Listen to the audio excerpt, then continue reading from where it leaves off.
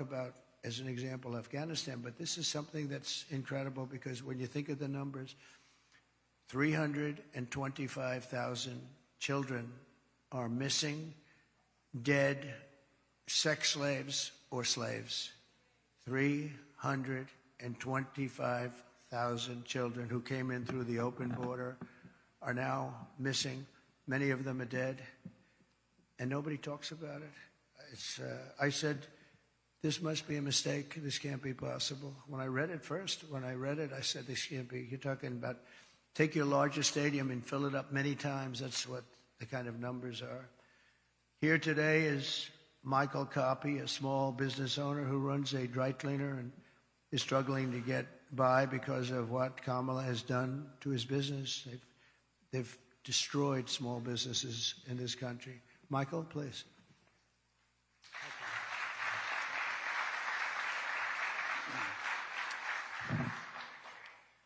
I just want to say thank you, Mr. President, for affording me the opportunity and the high honor of joining you here today and sharing my small business story with you folks and the American people.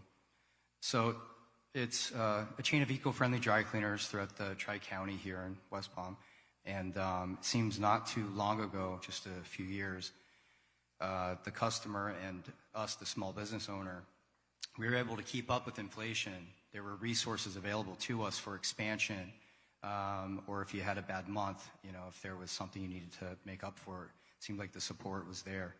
And now, just a few short years later, it seems like all of those resources have dried up. The support's no longer there. We had an expansion plan about 6 years ago that we had to pause because we have to wait for our customers now to catch up with the inflation, the supply chain issues still, because we as a small business, we can't double our price points, although the cost of doing business now is 2, 3, or 4 times what it was just a few years ago. So we've had to get creative. Our industry, probably 30% in the dry cleaning industry, never survived COVID. And just recently this summer, I was contacted, my wife and I, by another local dry cleaner here in West Palm. They were asking advice. So husband and wife been there for about 35 years. Their lease was up, and the landlord was doubling their rent, which would have meant that that's what they've been paying themselves for probably the better part of 20 years. So they had to make a decision. Do they hand the keys back, or do we get creative, work together, pool resources? And so what we did was we figured out the right price point for them, but we did their cleaning for them, at least until we figured it out. And so they were not able to pay their operations. They couldn't keep that going, but they were able to save their business by strategically partnering. And by the end of summer, I think I was contacted by about 12 other local dry cleaners saying, can you guys help us also, because we're going through the same thing. Thank you. And it seems now, so the delta between the reality of what inflation is right now and we have in front of us, the reality of that and the small business owners' capabilities, that delta is too great.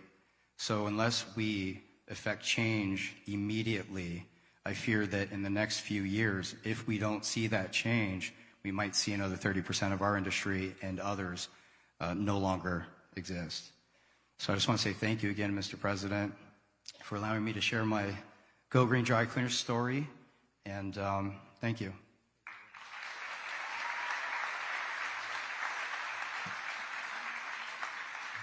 Thank you very much. We really helped a lot of people during the prime time of the China virus, and we helped a lot of people, and we did it intelligently. Then when they took over, they just threw money around like it was dirt. And as you know, the recent monster hurricane, Helene, just wiped out so much. If you look at the different states, North Carolina, Georgia, Alabama, South Carolina, Florida, Tennessee, it was just devastating, devastating. And the response was the worst since Katrina, but really a lot of people think it was much worse than Katrina. It's still, they haven't shown up. They're not in North Carolina. The people of North Carolina have suffered incredibly, and there's just nobody to help them. FEMA has been a total disaster. We had FEMA that was fantastic when we did this, because we had our hurricanes too. We had some bad ones, but we did a great job with it. It's not there. And then you see that they, originally blamed, and then they tried to take it back, but it was a little late. But they said that the money was spent on bringing illegal migrants into our country. They spent close to $1 billion, and these were funds, that were spent. And you have to say, I was in North Carolina recently, and I looked at devastation that was just unbelievable. There was nobody there from the federal government. The local people have done incredible things. Franklin Graham has done incredible things. He's been amazing. But there was nobody there. So we're pleased also to be joined by Christy Shamblin, person I know and I've gotten to know over the last year or so, the mother-in-law of fallen Marine Corps Sergeant Nicole G. Nicole made the ultimate sacrifice during the disastrous withdrawal. Not that we were withdrawing. I was going to withdraw, but we were withdrawing with dignity and strength and power, and we were going to keep Bagram, the big air base, because of the fact that it was so close to where China makes their nuclear weapons. 1 hour away. We should have kept it, and we didn't do that. But the way they withdrew, they took the soldiers out first. No, you take the soldiers out last. I went 18 months without one soldier. I spoke to Abdul, the leader of the Taliban. We went 18 months without one soldier even being shot at, no soldier being killed for 18 months. And then we left, and you had this group of incompetent people take over. Guys like Milley should have been fired. They should have been fired. Anybody that was involved with that disaster should have been fired.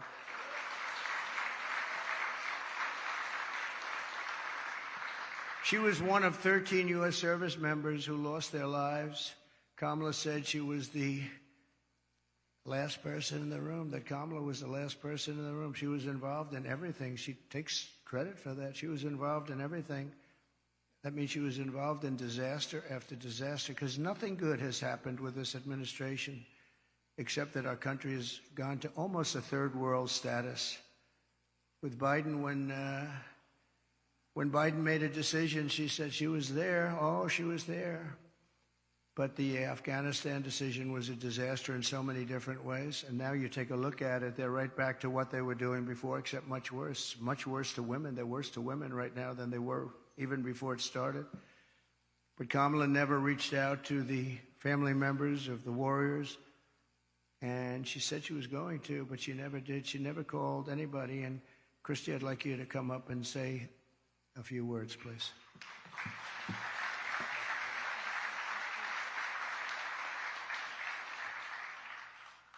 Hi, good afternoon, good morning. My name is Christy Shamblin, and my daughter-in-law was Sergeant Nicole Leanne G., and she was killed in the botched Afghanistan exit at Abbey Gate. She was the cornerstone of a very large family. And instead of planning family gatherings and holiday meals and Christmases and baby showers, our family and thousands of other families plan outings at funeral grave sites, and that is where we as a family celebrate my daughter-in-law at Arlington National Cemetery, because she is in the ground. Her story isn't unique to our family, she's just ours. There are thousands and thousands and thousands of wounded veterans who came home from that war, who need our help and who are ignored by our current administration. President Trump demonstrates peace through strength. I know what he told the Taliban when he was negotiating with them, because I've made it my business to know.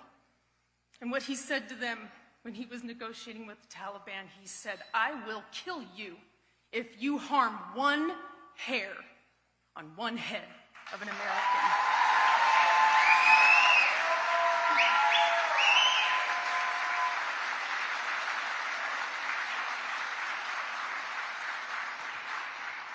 President Trump shows up, he reaches out, and he can fix our country, and we can all heal together.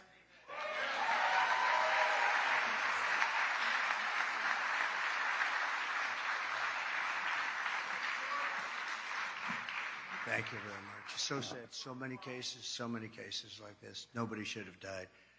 First of all, when they left, the soldiers should have been there. They shouldn't have been home watching, except for a small group, and many of them got killed, and large numbers. Nobody ever mentions the arms, the legs missing, gone, the face just obliterated. Nobody talks about them. I talk about them all the time. But I want to thank you, Christy, and we'll carry Nicole's memory in our hearts forever. The full consequences of Kamala's 4-year reign are almost too terrible to discuss or contemplate. We're coming to the end of a great campaign. I think we've had a great campaign.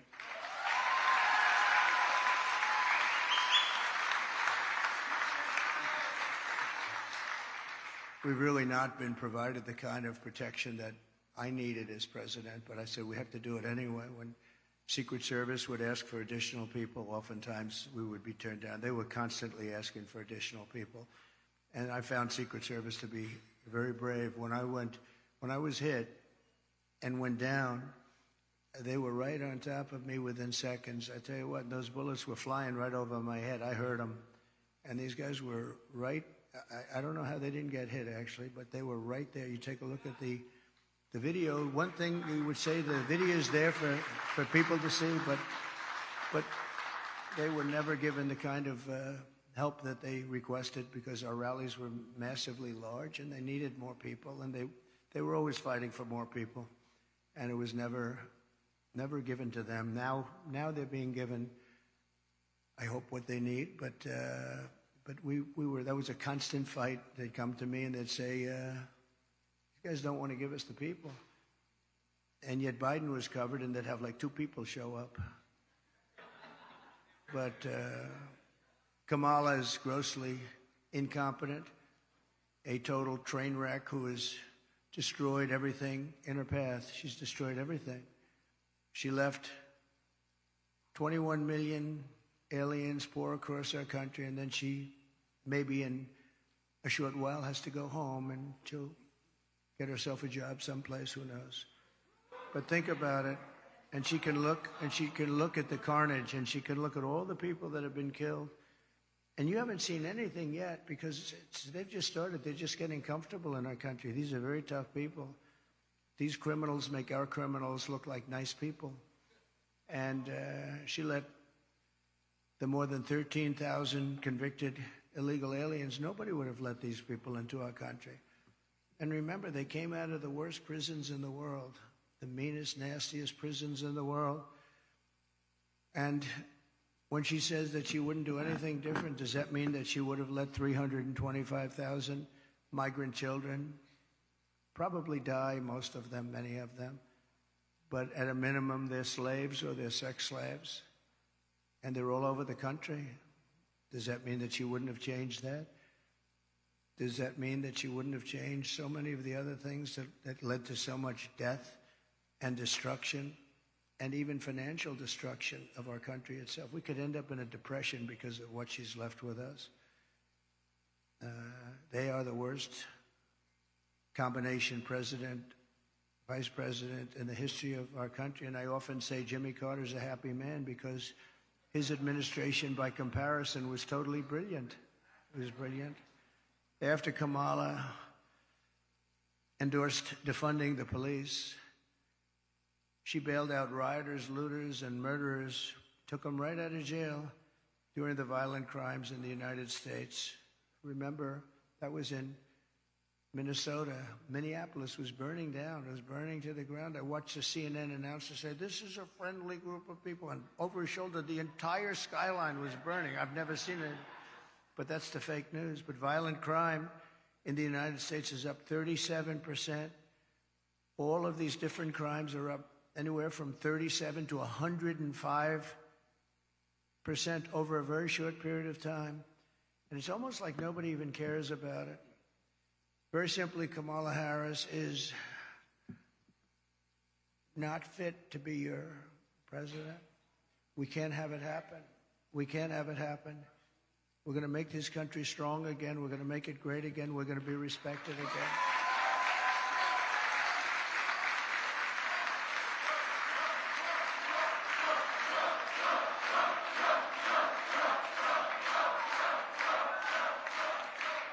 Her message has been a message of hate and division. And my message is about saving our economy, securing our border, bringing together the greatest and broadest coalition in American history. There's never been a coalition like this. Everybody's included. And on issue after issue, she broke it. They broke it together. But for purposes of this election, she broke it. Can't let her go. And I'm going to fix it, and I'm going to fix it very fast.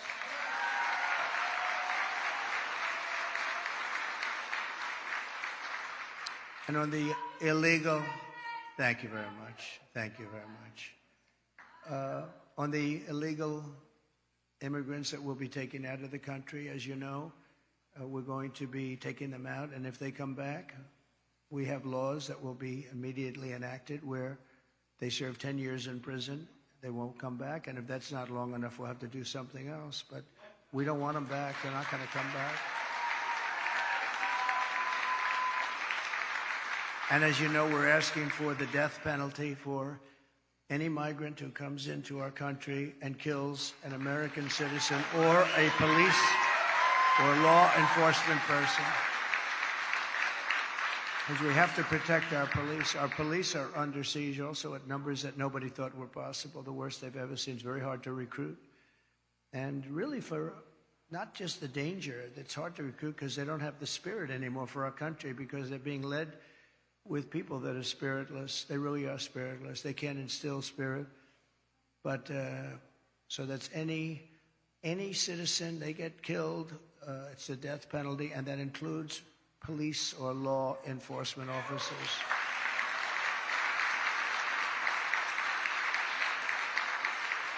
But we're going to revive our economy. We're going to use a system of very fair, very reasonable tariffs.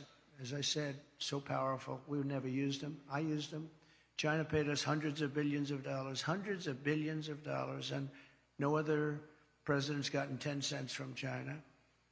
China had a free ride, but so did many other countries. European Union is taking advantage of us. They don't take our product, and yet we take their product all over the place. We take their farming product. We take their cars left and right, right? BMW, Mercedes-Benz, Volkswagen, millions and millions. They don't take our cars. I said to Angela Merkel at the time, Angela, how many Chevrolets do we have in Berlin? Why? I don't believe you have any. I said, you're right about that, Angela. Well, we're going to change it. But they don't take our product. We have a deficit with them of over $300 billion. Think of that. And people think of them as friendly, but they're very tough and very, very fair. I mean, look, they united in order to take advantage of the United States. That's why they united. That's why they formed their coalition. And that was done to take advantage of the United States. So we know how to take advantage of them. We're going to take it back. We're going to take it all back. Those countries, many of those companies will be coming back. They'll be coming back because when they're told that they're going to have to pay a 25% tariff or 50% or 100%, we saved our steel industry when I imposed large tariffs on China steel coming in. They were dumping steel here by millions and millions and millions of yards of steel like nobody's ever seen. Our steel businesses were going out of business. We can't lose our steel industry. If for no other reason, our own security. We need steel. If we'd go to war, we're not going to go to war. We're not going to have World War III. But if we ever go to war, you better hope that we have a steel industry, or those beautiful tanks and everything else that we need to make won't be made. The planes, the tanks, the whole thing. And I saved it by imposing tariffs. They were dumping it. I think they were dumping it in order to destroy. Every steel plant would have been closed if I didn't do what I did. And we happen to be taking in, billions of dollars. In fact, it's so good that Biden has been trying his best to end it, but he's unable to do it. Too much money. It's been too much money. They're paying a fortune. But I would have had it a lot different. And we'll get along with China. We'll get along with Russia. We'll get along with everybody. We had the fake Russia hoax, which took 2 years. And then they came out with a report that we did absolutely nothing wrong. And that was a stacked deck, too. The people doing it, they couldn't say there was nothing. We had nothing. They checked millions of phone calls, not one call made to Russia, not one call. It was a terrible thing they did to the country and actually put us in a lot of danger, to be honest with you. I didn't have somewhat of a relationship with Russia and Putin and all. We had to have it. And by the way, getting along with President Xi and Putin and Kim Jong-un of North Korea. If you remember when I met with Obama, his wife was very nasty to me the other day. Oh, that was not nice. She was very nasty. She said nasty things. I was always very respectful of her, but she got up there, which shows you how nervous they are about what's happening. But she was nasty 2 days ago. She got up and said some bad things she shouldn't have said. They were wrong, too. But we're going to turn our country around,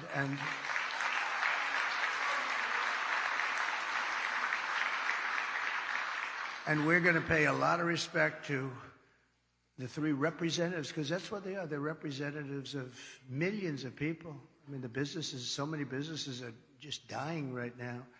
There are millions and millions of people. They're representative of, and our wounded and our hurt soldiers. We have to take care of them. They came back from Afghanistan. Boy, nobody talks about it. They just don't talk about it. But I talk about them, and we're going to take care of them. You know, we had the greatest success with the VA, the Veterans Administration. We had a 92% approval rating.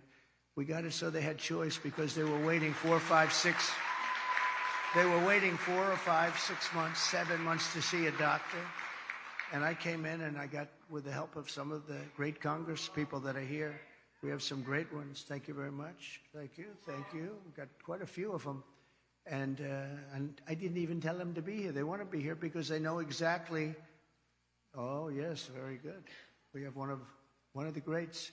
But they wanted to be here. A lot of people wanted. I didn't tell anybody to be here, actually. But they wanted to be. But we have to take care of our military. Think of this.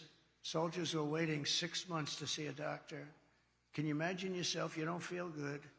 You could be cured with a pill or with a shot or with something very minor, like a minor operation, and after 6 months, you're now terminally ill. So I made it, and they've been trying to do this for 48 years. I made it. We call it choice, like school choice, which is also a very good thing, by the way.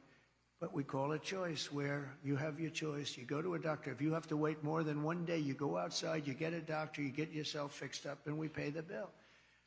And it's been unbelievable. I heard just the other day for the first time that Kamala and Biden are trying to destroy that. They're trying to make it so that you have to wait for 6 months again, back to where it was. We had a 92% approval rating, and now if they go back to that, you were going to have.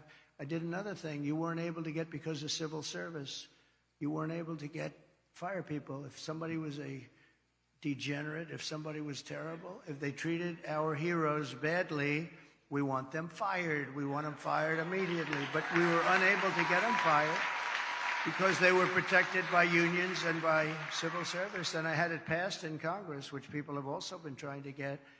And we were able to fire 9,000 people out of the VA and replace them with people that love our heroes, as opposed to sadists. We had sadists. We had sick people. We had sadists in there that really harmed our great people, our great veterans, and we were able to get rid of them. We got them out, and we replaced them with people that can love and take care of these wonderful people that served us so well. So we did good. We had a 92% approval rating. They've been in the 40s and the 30s, and now it's heading back in that direction, I'm afraid. I hear they want to dismantle everything. And it's almost like you'd say, why? Why would they do that? Why would they do that? And yet they'll spend, you can't say money, because they give away hundreds of billions of dollars to anybody that needs it, but they won't take care of our veterans. They won't take care of our people. They won't take care of our soldiers. They won't take care of our elderly. They won't take care of anybody, but they give every time certain people come to town. They walk away with $100 billion for countries that many people have never even heard of. So I just want to tell you, this is a campaign that's been long and hard. I've been on the road or campaigning for 58 straight days. I haven't taken a day off. I'm proud of that.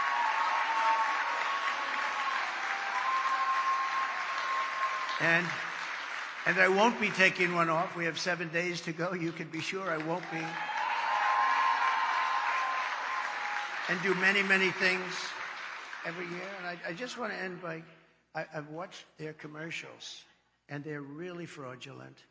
They'll say, he doesn't want to frack. I've wanted to frack always. They'll say, everything exactly the opposite. Oh, I want to destroy Social Security. No, they're going to destroy. I'm the one that saved it. And for 4 years, we made it even better. I'm the one, and I didn't raise ages. I didn't do the things that they're going to do because they're allowing millions of these people to go onto Social Security, Medicare. They're going to destroy it. She's going to destroy the whole country because it's not sustainable by any country. But the ads and the statements that they make are exactly the opposite. They will say, oh, I'm going to raise taxes. He is going to raise taxes. Just the opposite. I'm going to lower taxes, and I have done that, but I'm going to lower taxes, and she's raising taxes by 30, 40, and 50%. But they'll have a commercial. And I just say this to you because I hope people understand. These people lie. They lie. They're very disingenuous. And we are going to finish up our campaign. And it's interesting because I haven't taken any time off for a long time. I tell you who can tell you about that, all the people that follow us, including the people in the campaign, but including Secret Service, who has been working very, very hard. I will tell you, they've really been working very hard. And yet a couple of days ago, she took off, and then she took off again and again and again. I say, how many times? You know, you're running for president of the United States. You had, like, at that time, about 20 days left. How the hell do you take off, right? You got to work. You got to work. So she says her teleprompter broke. Yeah, well, she better hope it doesn't. You know, they break. And if you don't know how to do it without a teleprompter, you got a problem. And she doesn't know how to do it without a teleprompter. So I just wish they'd stop lying because the lies are vicious. And probably some people believe them. But the good news is 7 states, Republicans never lead in the early voting because for whatever reason, it's habit or it's a certain security they feel in going to the booth. They believe in principle. But we never lead in. I don't know if we've ever led in early. Every single state we're leading in. Every single state. At an early. And we don't need all of them, but at an early. And some states are in play that nobody thought would ever be in play. But I think people are seeing because, again, we're the party of common sense. We're the party of common sense. And we want to have strong borders. We want to have great elections. We want to have fairness. We don't do things like, we're not going to have men playing in women's sports. I mean, that's okay. So we're the party of common sense, and we're the party of fairness, and we have a coalition. Nobody's ever seen anything like, I don't think anybody has ever seen anything like what happened the other night at Madison Square Garden. The love in that room, it was breathtaking, and you could have filled it many, many times with the people that were unable to get in. But politicians that have been doing this for a long time, 30 and 40 years, said there's never been an event so beautiful. It was like a love fest, an absolute love fest, and it was my honor to be involved. And hopefully, you know, they started to say, well, in 1939, the Nazis used Madison Square Garden. Well, and you know what? But can you imagine it? In 1939, the Nazi, they would. But how terrible to say, right? Because, you know, they've used Madison Square Garden many times. Many people have used it, but nobody's ever had a crowd like that. And I tell you what, right now, nobody's ever had love like that. That was love in the room, and it was love for our country. It was really love for our country. So we're going to fight like hell for the next 7 days, and then hopefully...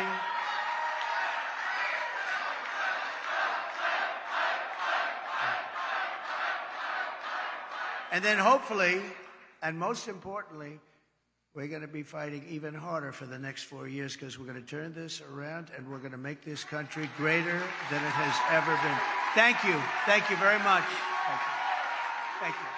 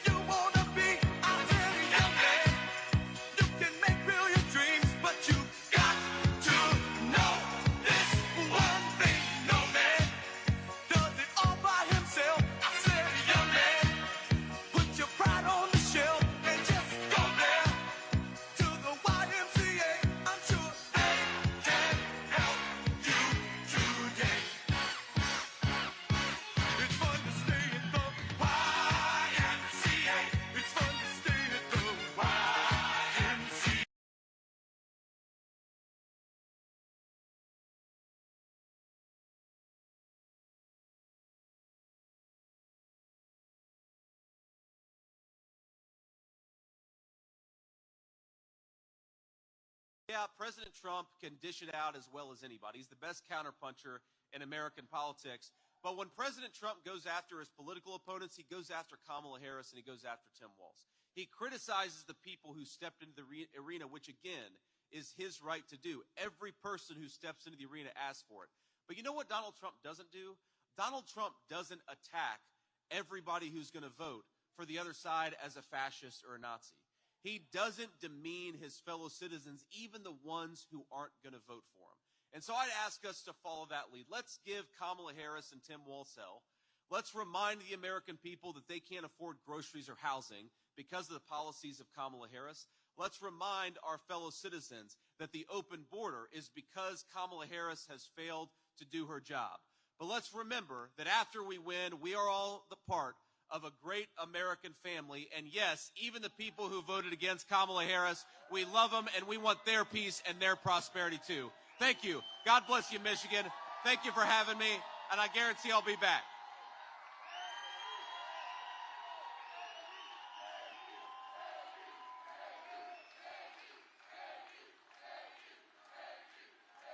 Thank you. Now, but before I hit the road, we do have a few reporters in the back, and I think we've got some local folks. So let's take a few questions from the local reporters. Yes, James Felton from WNEM TV5. We are the CBS affiliate here in Saginaw. How you doing, James? Good. How are you? Good.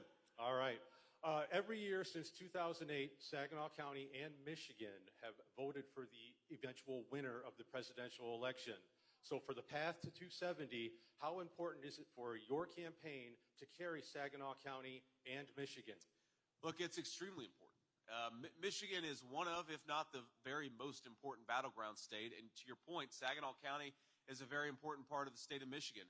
But I think the folks here in Saginaw County, our argument is very simple and very direct, is do you want to go back to the peace and prosperity of Donald J. Trump, or do you want to double down on the failed policies of the last 4 years? Because when you don't have to agree with everything that I say, you don't have to agree with everything that Donald Trump says.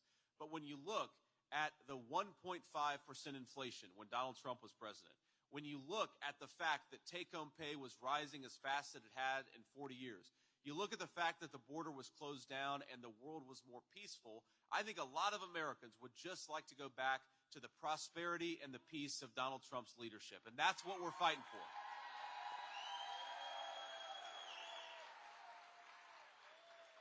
So I feel very good about Saginaw County. I feel very good about the state of Michigan. Of course, the voters will make the ultimate decision, but I think the voters of this great state are going to vote for change. They're going to vote for peace. They're going to vote for prosperity. They're going to vote for Donald J. Trump. Thank you. Next question. Hello, Senator. My name is AJ Jones, WCMU local public radio station. I have a question about foreign policy. Sure. This week, the Israeli parliament passed a law that would ban UNRWA, the United Nations Refugee Agency for the Palestinians. The Biden administration opposed that decision. Now, I want to give you the floor here. Would a Trump-Vance administration support Israel banning UNRWA? And as a follow-up, would you earmark any federal aid for humanitarian causes in Gaza as the current administration has? So, couple of things. First of all, of course, we want to save as many civilians, both Israeli and Palestinian, as possible. The most important way to do that is to end the war. And this is why I think that Donald J. Trump, I've never seen anything like it in American politics, where you've got the people in the United States who are a little bit more pro-Palestinian and the people in the United States who are a little bit more pro-Israel. I think they recognize, both of them, that Donald J. Trump is the best candidate because he's the candidate of peace and prosperity. And that's a big difference.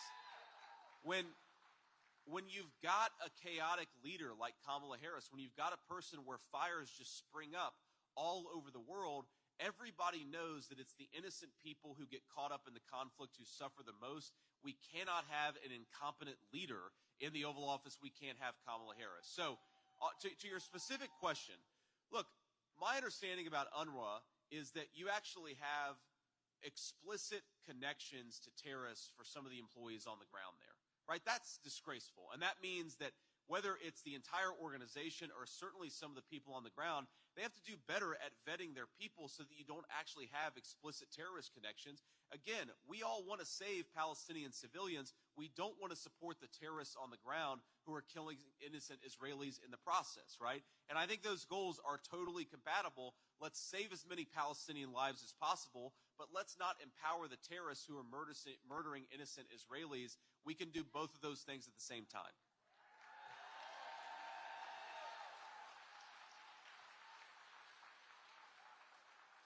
Next question. Hi, Senator. I'm Carol Thompson from the Detroit News. Thank you for taking a question. Given Elon Musk's large spending in this race, would a new Trump administration give preferential treatment to Tesla over the Detroit Big Three automakers? No, of course not. Look, I'm personally thrilled to have Elon's support, and people have to remember, Elon was a center-left Clinton Democrat 4 years ago, and now he's putting on dark MAGA hats because he's sick of the craziness and wants to get back to common sense. And I think that's why. And I think that's why Elon is supporting our candidacy. It's not because he thinks that we're going to do anything for him. It's because he thinks that we're going to make the American nation more peaceful, more prosperous, and more secure, and that's what we're going to do. Now, of course, look, I love the big three automakers in the state of Michigan. I want the big three automakers to thrive and to survive, but they're not going to if we keep on forcing electric vehicles made in China down the throats of American consumers and American workers.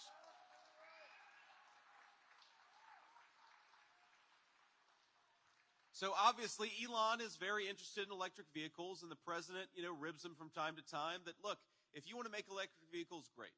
We don't want to force anybody to drive anything. That's the whole point. But our belief is that the way to empower the American automobile industry is to let consumers decide and let Michigan workers do what they do best, which is make great automobiles. Next question. Hi, Senator. Simon Levy, New York Times.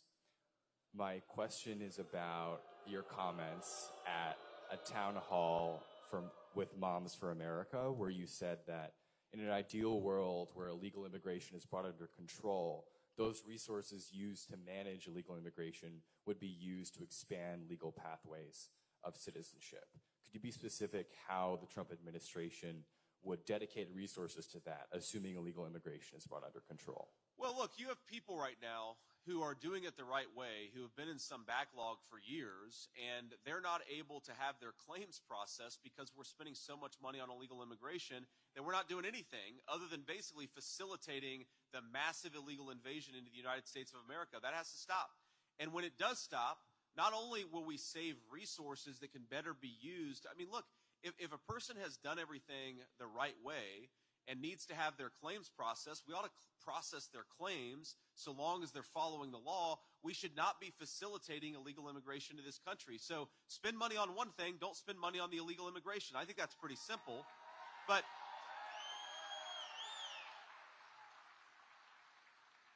the other thing we have to be honest about is that we are actually spending ourselves into bankruptcy by spending on illegal aliens instead of American citizens. And this is a very serious problem. Kamala Harris, it's so interesting. One of the many lies of their campaign is that she says Republicans are going to go after Social Security and Medicare. You know what's going to bankrupt Social Security and Medicare? Giving it to illegal aliens, which is exactly what she's promised to do. It's very simple. Now, I've seen estimates from anywhere between $100 billion or $400 billion. That's the amount of money that we spend on illegal aliens in this country every single year. We're talking about Medicare fraud, Social Security fraud. We're talking about housing benefits, welfare benefits. Why can't we have a United States government, an American leader that focuses on the people who have the legal right to be here? Why can't we do that? I just don't get it. And I don't understand. And I don't understand why Kamala Harris thinks that it's racist for the American people to have a border. I don't understand why Kamala Harris thinks that she ought to accuse her fellow citizens rather than solve the problems that she created. I don't know, I've never seen a campaign in the history of the United States of America that when confronted with a massive problem like the illegal immigration problem of Kamala Harris, instead of saying, you know what, I screwed up, I'm going to fix it, Kamala Harris attacks her fellow citizens and tries to silence them. I think it is disgraceful. We ought to have an American leader who, when the American people are drowning in illegal immigration, says, you know what, we're going to help you and we're going to solve the problem rather than attacking you for noticing the problem. And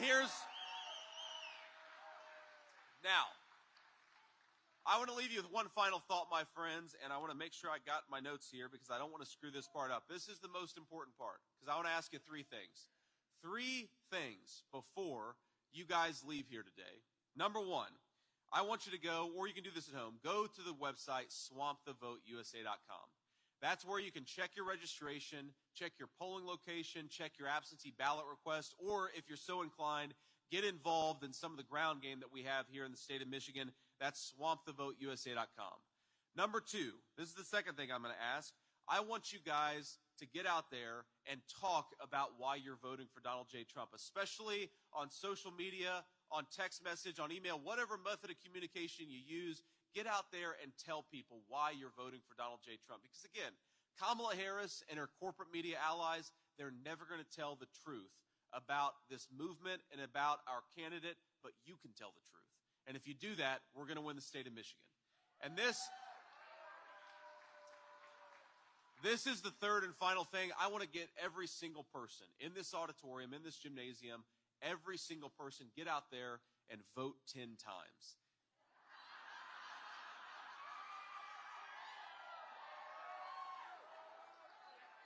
Now, our friend from the New York Times is going to be headline news later that J.D. Vance comes to Saginaw and encourages mass voter fraud. Here is the legal way. The legal way to vote 10 times is take yourself to the polls and get 9 of your friends and family to go along with you. That's the legal way. Because I think, the stakes, the media tries to make this much more complicated than it is. We're trying to make sure that our fellow citizens have leadership that is fit to serve in the White House. We want our fellow citizens to be able to afford groceries. We want our fellow citizens to be able to afford housing.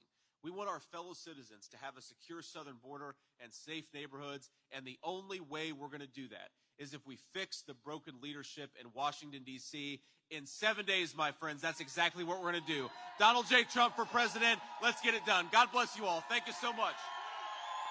Hello, Detroit auto worker, let me thank you for your time.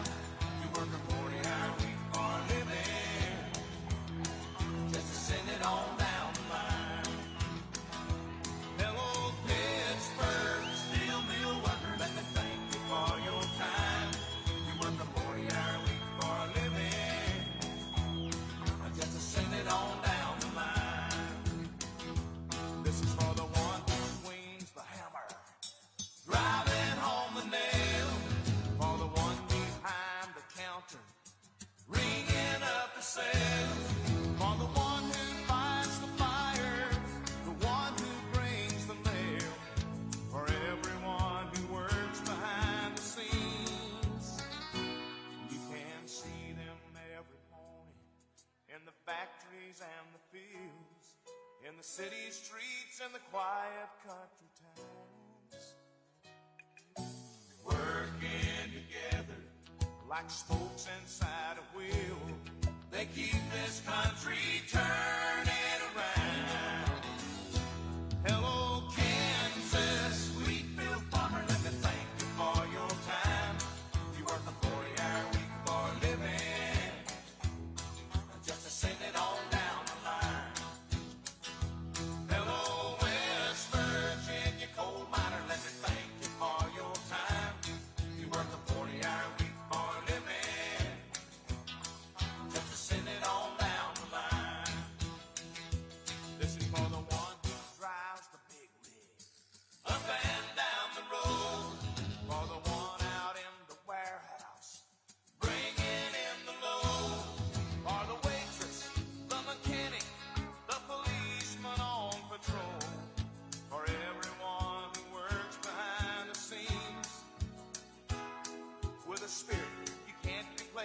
with no machine.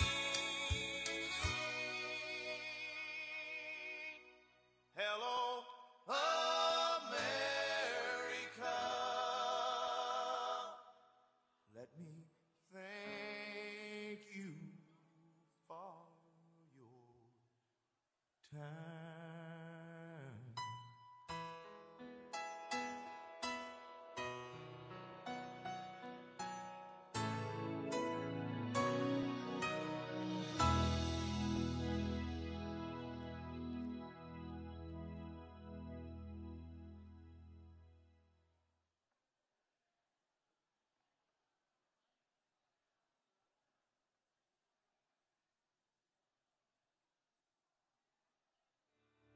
American girls.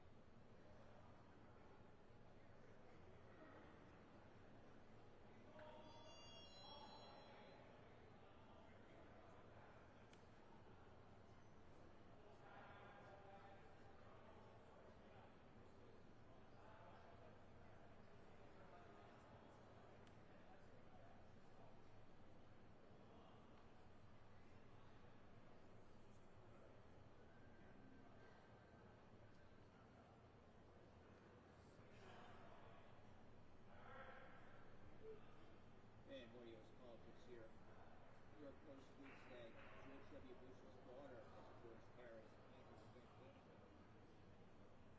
Wall Street Journal reports that Elon Musk's XAI software is running at a value of $40 billion.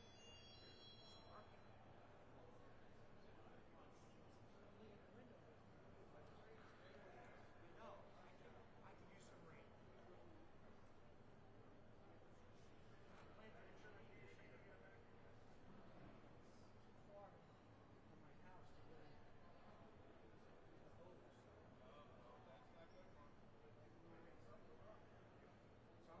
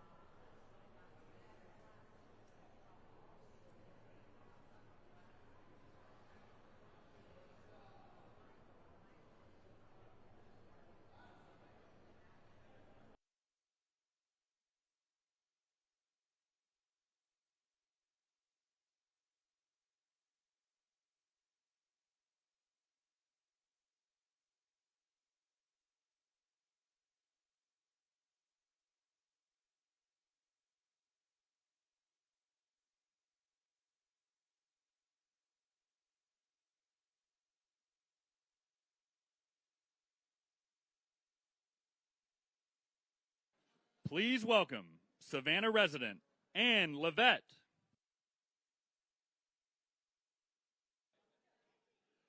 Please welcome the Mayor of Savannah, Van Johnson.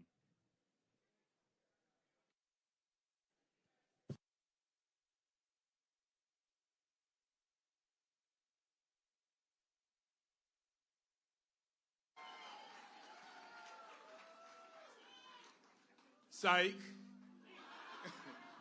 Y'all thought I was Ann Levette, right? Y'all stuck with me. Good afternoon, Savannah. I'm so happy to see you. I'm so happy to see that you're still locked in, and I'm so happy to see you are engaged. I hear Madam Mayor in my ear somewhere over here. I can't see her, but I know she's there. I get to be the mayor of the greatest city on earth, Savannah, Georgia. Don't you agree?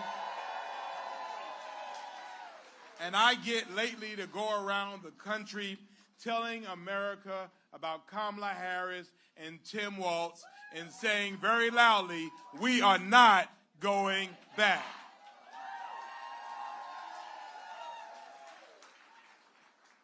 And I particularly like it when I'm home saying that, right? Because we're Savannah smart. We are Savannah caring. We are Savannah engaged. We are Savannah active. And beloved, we are Savannah strong, right? And so I'm so glad to be here again, supporting Vice President Kamala Harris and Governor Tim Walz, our next President and Vice President of the United States of America.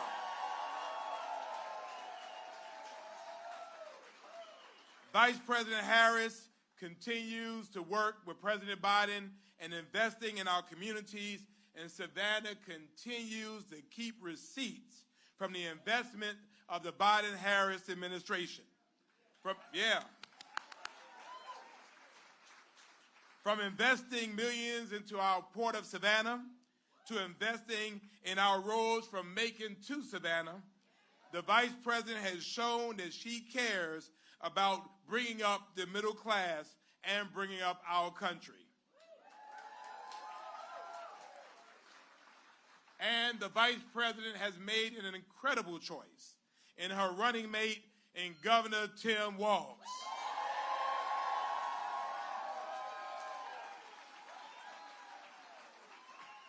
Governor Walz and I had the opportunity to spend time together in Savannah. He came when the Vice President came, but he had to leave. But he promised me over at Sandfly Barbecue, he said, I will be back. And today, he is back. And it means so much to me to have him here again in our beautiful city. Governor Walz has spent his entire career serving our country. He has served our students as a teacher. Shout out to teachers. He has served Minnesotans as their congressman and governor. And he has served the American people as a longtime member of the National Guard. Armed Forces, make some noise. All right. I hear you, Army. I hear you. And as Vice President, Tim Walz will continue to protect and serve the American people. Us. All of us. Everybody say all of us. All of us. All of us. And this is in stark contrast to the other person. I don't even want to call his name. Who has spent his entire life in service of one person, himself. This person will strip away the historic investments that Vice President has helped to secure that has led to the creation of over 400,000 good-paying jobs right here in Georgia. We're not going back. He will gut housing protections for black and brown people, just like he took advantage of them as he made billions off the backs of hardworking Americans. We ain't going back. And he will roll back caps on out-of-pocket prescription drug costs and the $35 insulin cap, which benefits 1.9 million Georgia seniors and others on Medicare.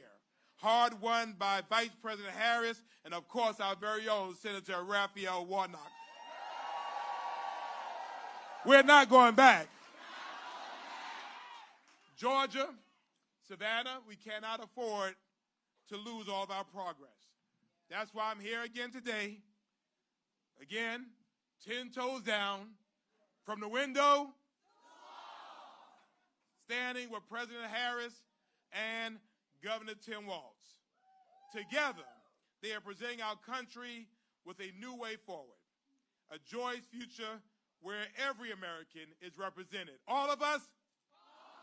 All of us? Now, I know we're tired, but we only have 7 days. I like that. Thank you, whoever said that. I hear you. We have just 7 days. 7 days. Walk together, children. Don't you get weary. We've come too far. We've worked too hard. We've prayed too long. We've knocked on too many doors. We will not get tired now because we can't go back. And so for the next 7 days, I need you to reach deep, reach long, stay up late, stay out long, knock on doors, talk to your friends, talk to your family and your neighbors. If you have not been out to vote yet, raise your hand.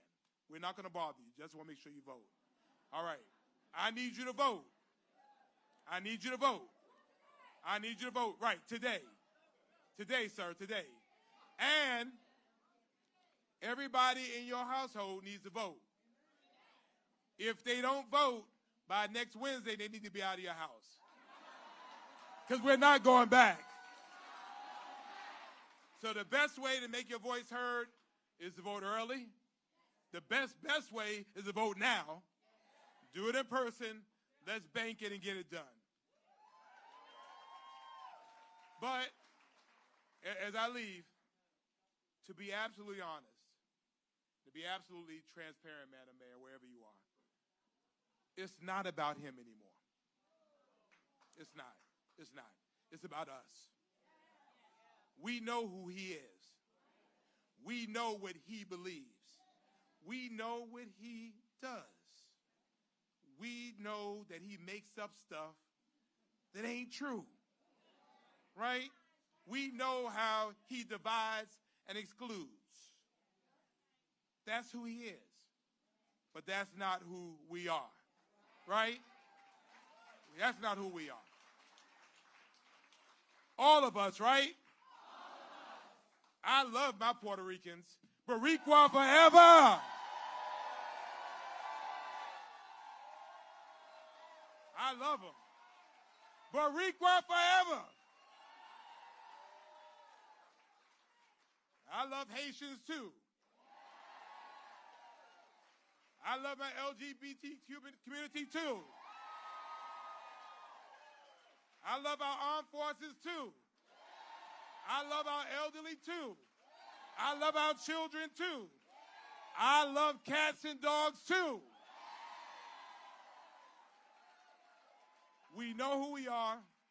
We know what we believe. But most importantly, we know what we must do. Our vote is our fight. And when we fight, when we fight, God bless you all. Let's make it happen.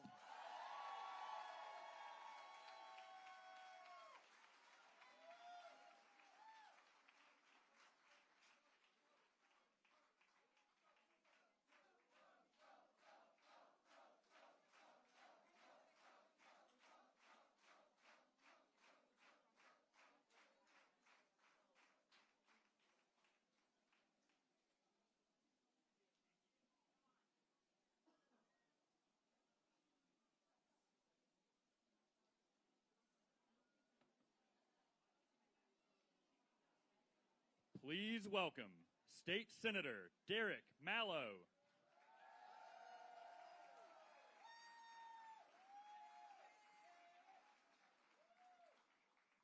I'm so glad to be with all of you today, all of my few closest 100 friends in this room today at Victory North. I'm Derek Malla. I'm state senator for District 2. I'm a fifth-generation Savannaian. I grew up right here in the great city of Savannah, and most importantly, I grew up on 36th and Waters Avenue. And if you know Savannah and Chatham County, I'm so Savannah, I'm a graduate of the Herschel B. Jenkins High School at 1800 East Durant Avenue. But I'm also an alumni of the illustrious University by the Sea, and that is the Savannah State University. And as our first president said, Richard Wright, tell them we are rising. And rising we are. Because this election will be won in the streets of Savannah and the suburbs of Chatham County. It will be won in Liberty County, Bullitt County, and Bryan County, and all the way up and down that two-lane road that I talk about all the time, I-16 and across 95. So I'm proud to be here today supporting Vice President Harris and Governor Walz because they grew up just like you and me, the folks here in this room. Vice President Harris came from a middle-class household where buying a home was a pathway to financial stability. Governor Walz is from a middle-class family in rural Nebraska where being an educator was a family business. Y'all know I love my teachers. Vice President Harris and Governor Walz understand the struggles that families in Savannah, Georgia face, in the state of Georgia and across these United States of America. And because I love public educators, I remember my fifth grade school teacher, Miss Barbara Williams. And when I was in her math class, she would tell me, you have to show your work. And she would say, baby, I'm from the show me state. You got to show me. And so that's why they identify with us, because they have been where many of you are sitting today, and they are charting a new way forward, a new vision for America's working families, where the middle class won't just get by, but will actually get ahead.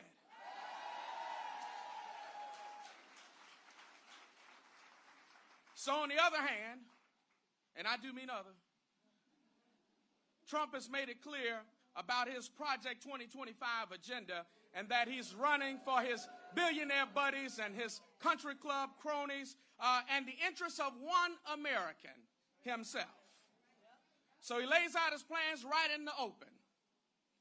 From rolling back voter protections for black and brown folks, to gutting reproductive freedom, to cutting taxes for the top 1%, all of us should be concerned about Trump's extreme Project 2025 agenda. So the choice is simple. My grandmother told me a long time ago, when folks show you who they are, baby, believe them. So the choice is simple. Go backwards to the chaos and darkness of a Trump presidency, or chart a new way forward with Governor Walz and Vice President Harris in the White House.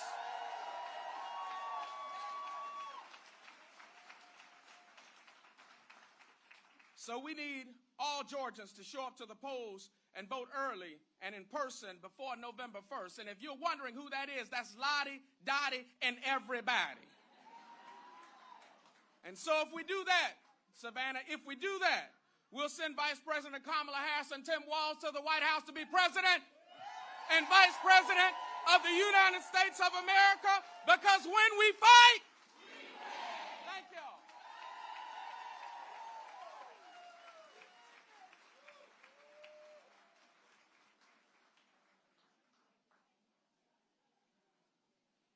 Please welcome State Representative Ann Allen Westbrook.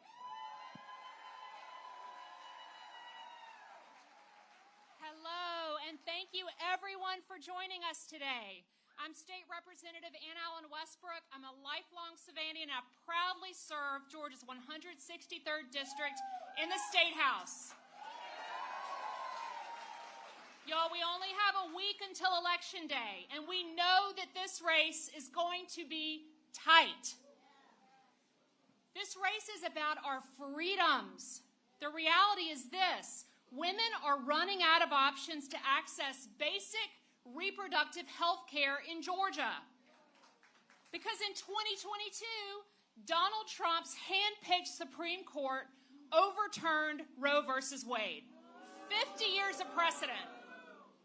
And since then, Savannahans and Georgians have suffered under an extreme abortion ban. Women in Georgia have lost their lives because of Trump's abortion ban. And yet Trump claims everyone wanted Roe versus Wade overturned. Well, let me correct the record. The women of Georgia did not want to be banned from getting the care they need.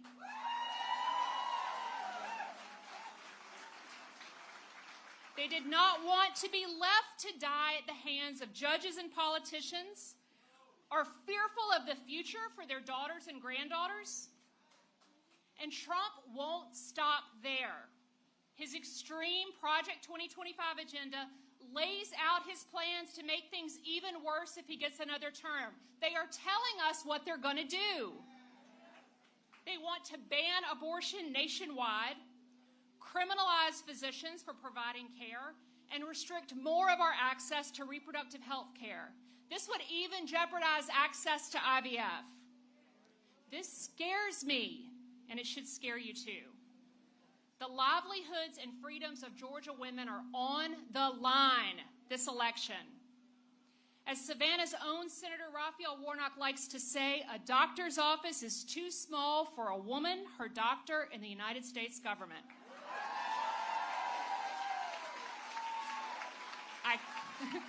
I could not agree more. Vice President Harris and Governor Walz agree too. They trust women to make their own health care decisions. They will fight to codify the right to reproductive freedom across the nation.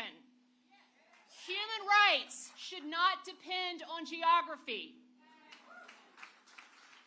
They will make sure that parents can choose when and how they want to start and grow their families. Savannah, the road to the White House runs right through us. We have the power to restore reproductive freedom for families in Georgia and across America. Georgia delivered for America in 2020, and next week we will deliver for America again. We will not be silent. We will make our voices heard, and we will fight, because when we fight,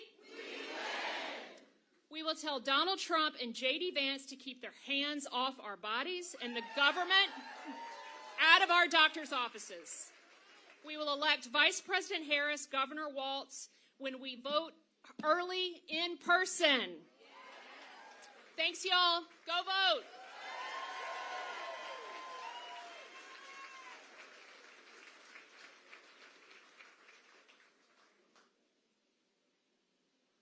Please welcome Chatham County Commissioner Aaron A. Whiteley. What's up? Uh-oh, mic check. Y'all, see, the mayor and the senator then broke the mic. I can't even use it. Let me try it again. What's up, Savannah? Y'all all right? Yeah. Well, as you heard, I am Commissioner Aaron A. Whiteley, proud County Commissioner of the 6th District, the South Side. Anybody from the South Side in here? Yeah, I see y'all. We're in the building, y'all. Now, I'm also a proud coach, and I coach with the Pit Bulls Athletic Organization right here in Savannah. Now, thank you. Yeah, thank you for that. Y'all don't know what it's like to have to deal with parents. Now, over the years, I've been blessed to be able to coach basketball, track and field, and baseball. And it's been a privilege in doing that. Now, as a public servant and as a coach, I couldn't be more prouder than to stand here in support of Vice President Kamala Harris and Coach Walz. Y'all say Coach Walz with me, right? Yeah. Now, we know they're getting ready to lead our country forward. And as I can say this, I know y'all are going to stand with me. We're not going back, right? We are not going back, baby. All right, so Vice President Harris and Governor Walz are fighting for all of us. Somebody say all of us. That's right. Now, Vice President Harris's long track record as an attorney general, as a U.S. senator, as a vice president, it makes her most qualified as a candidate to lead our country. It's the most qualified candidate in this race. And she is the fighter that we all need in our corner. That's right. Now, Vice President Harris, she chose quite the fighter to have in her corner with her. What do you think, huh? And that fighter is Coach Walz. Now, I can tell you firsthand, I can speak of the empathy that it takes as a coach, the compassion and the grit that it takes, and even stress management that it takes to be a coach. So I'm sure she's made the right choice in Governor Walz. Now, coaching is not just about having a game plan. Coaching is about teaching the next generation about teamwork. It's about determination. It's about being a part of something bigger than yourself. And luckily, we have the chance to elect a true leader and coach in Governor Tim Walz. Isn't he awesome? Yeah. Now, Governor Walz has the experience and leadership that this country needs to address the many issues that we all face right here in our community and in communities throughout the country. Now, meanwhile, Donnie Thumbs, also known as the Cheeto, Donnie Thumbs, he's running to enact his extreme and dangerous agenda in Project 2025. And we know that that'll roll back Americans' rights and freedoms, and it'll also hurt the American middle class. It'll, most scarily to me, it'll threaten our democracy. Well, y'all know what I'm about to say, right? We're not going back. So they could take that Project 2025, and I won't say what I was going to say. I don't want them to get mad at me.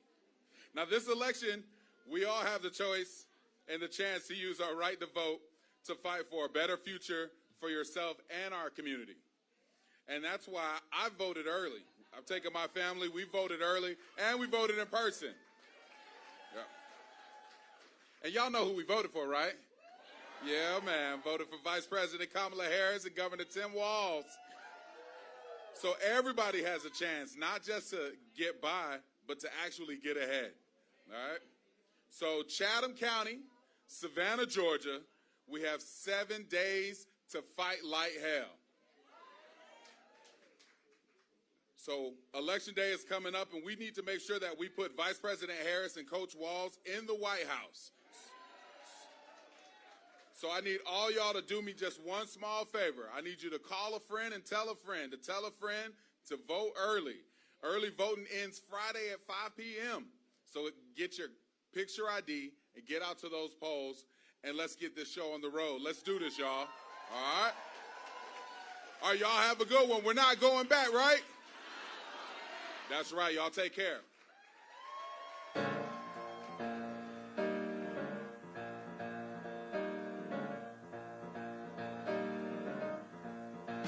You better think about what you're trying to do to me. Think, let your mind go, let yourself be free. Let's go back, let's go way on, way back when. I didn't even know you couldn't have been too much more than 10. I ain't no psychiatrist, I ain't no doctor with degrees, but it don't take too much time to see what you're doing to me. You better think about what you're trying to do to me, yeah. Think, let your mind go, let yourself be free. Oh, freedom, freedom, freedom, oh, freedom, yeah, freedom, right now, freedom, freedom, freedom,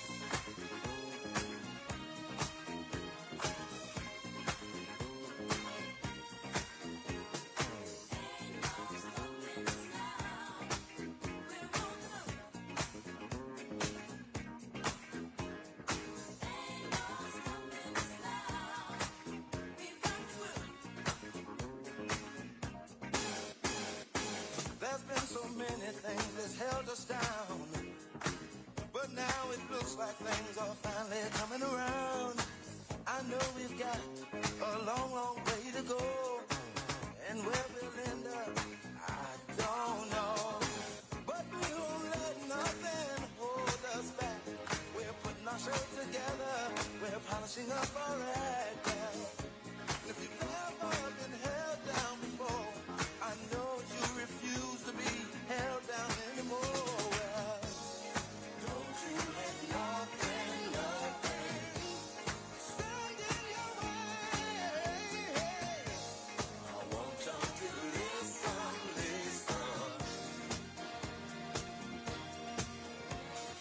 Ain't no stopping us now. We're on the move.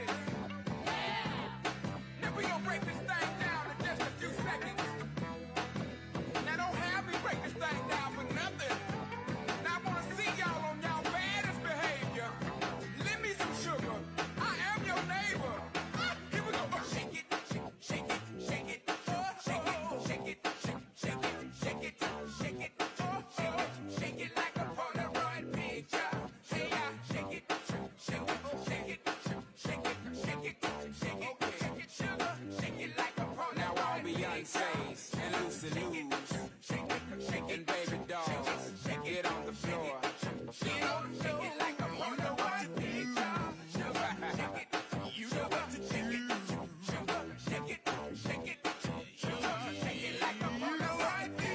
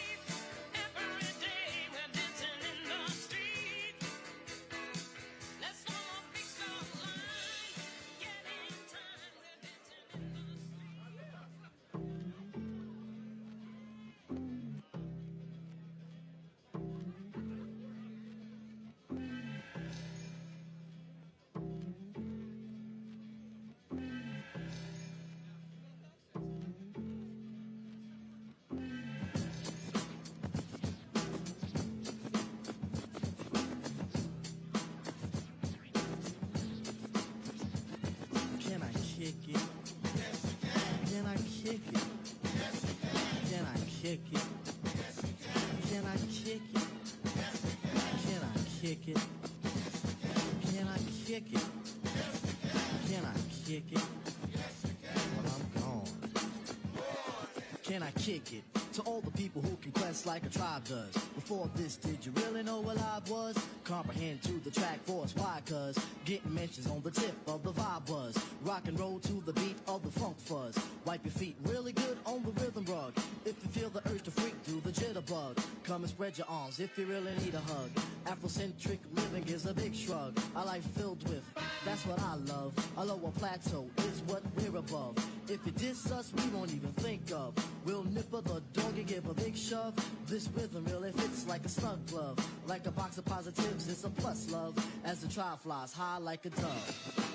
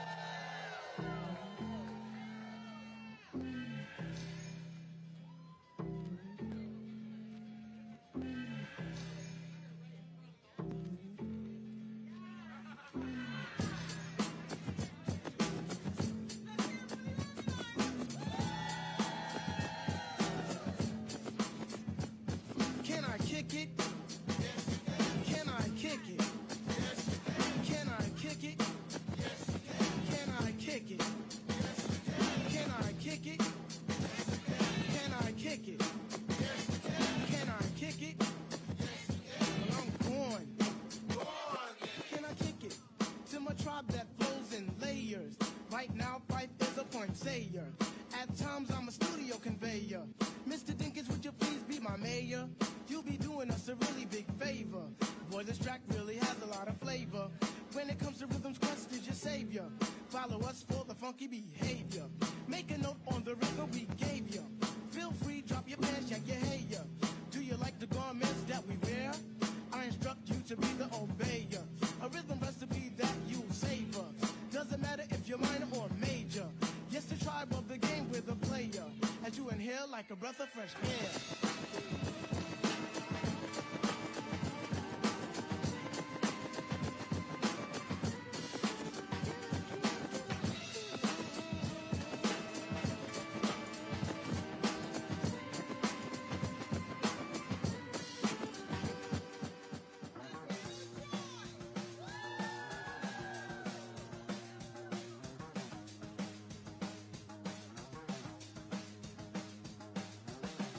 Driving on the right side road.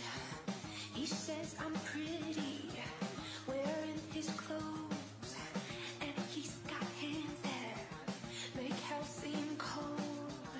Feet on the dashboard, he's like a poem out of shower, out of shower. And he laughs at all my jokes, and he says I'm so American. Oh God, it's just not fair to him to make me feel this much. Go anywhere he goes, and he says I'm so American. Oh God, I'm gonna marry him if he keeps all this up. I might just be in la la la la la la la la la. God, I'm so boring, and I'm so rude. Can't have a conversation if it's not all about you. The way you dress and the books you read. I really love my bed, but man, it's hard to sleep when he's with me. When he's with me.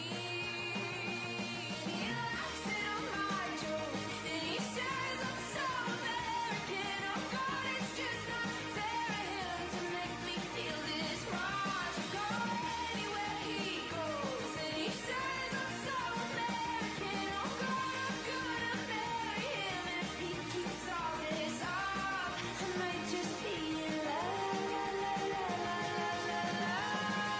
I apologize if it's a little too much, just a little too soon. But if the conversation ever were to come up, I don't wanna assume it's stuff. But ain't it wrong? I think I'm in love. He laughs at all my jokes, and he says I'm so American. Oh God, it's just not fair to him to make me feel this much. Go anywhere he goes, and he says I'm so American. Oh God, I'm gonna marry him if he keeps all this up. I might just be in la la la la la la la la. Sorry. Coming out of my cage and I've been doing just Please fine. welcome Gotta Savannah resident Ann Levette.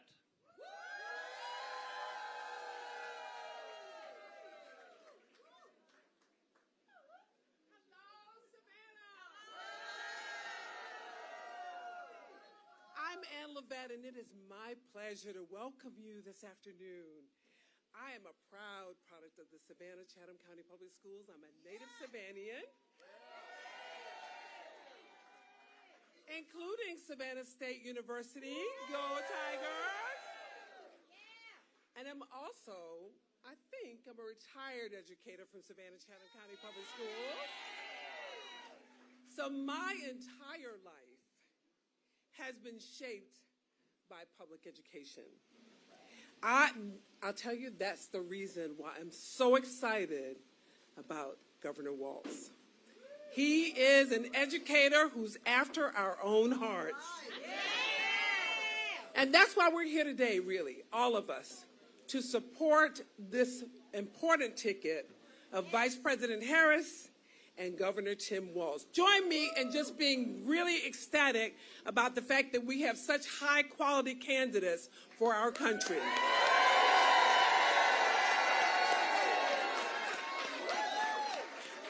So public education is the great equalizer.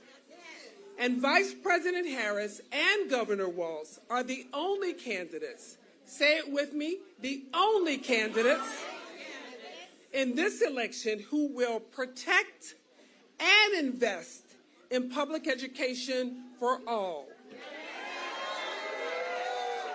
Now, I'm sure you know that Governor Walz was a public school educator just like me. After spending nearly 2 decades as a high school social studies teacher, Governor Walz knows exactly what it takes for our children to thrive and succeed, which is why he and Vice President Harris will fight for our public schools. They will fight for students' rights. They will fight for teachers' rights. They will fight for parents' rights. They will fight for all of our teacher and staff organizations. We have more than enough reasons to support Vice President Harris and Governor Tim Walz.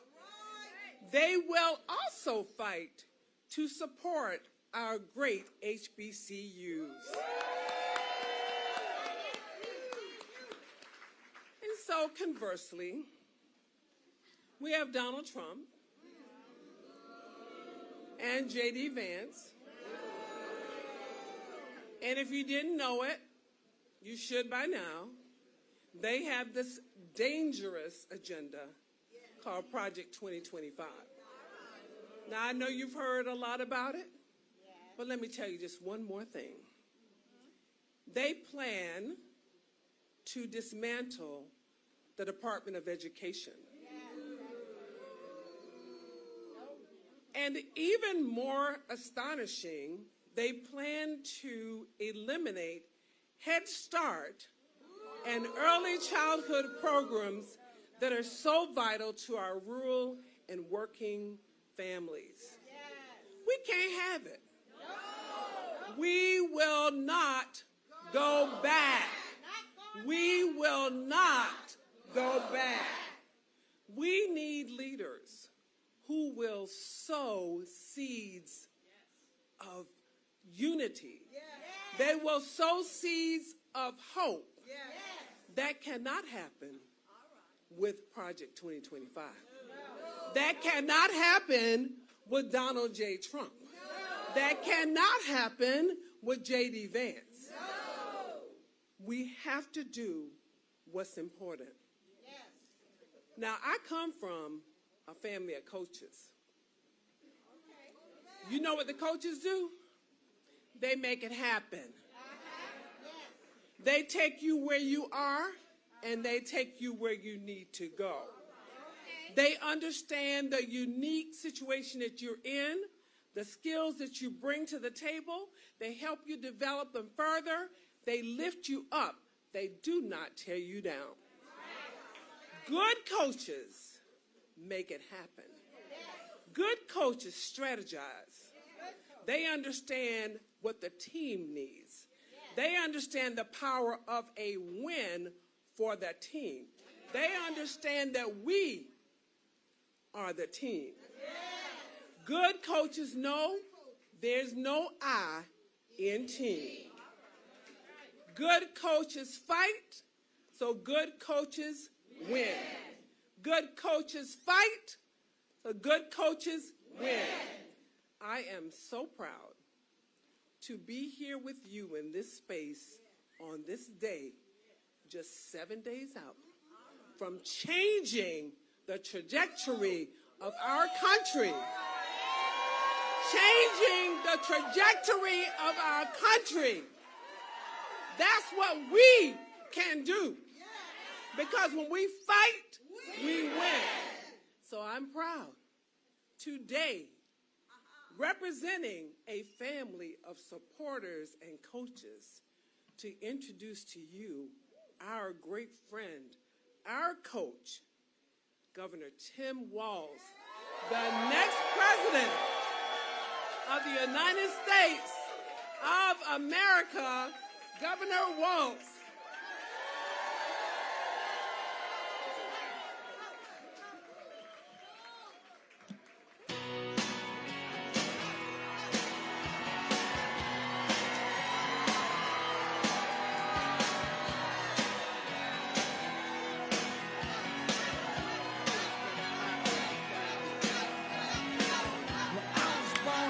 Wow.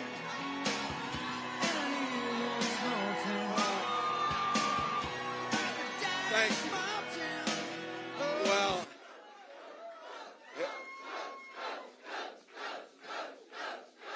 it is good to be back, Georgia. It is good to be back. Wow.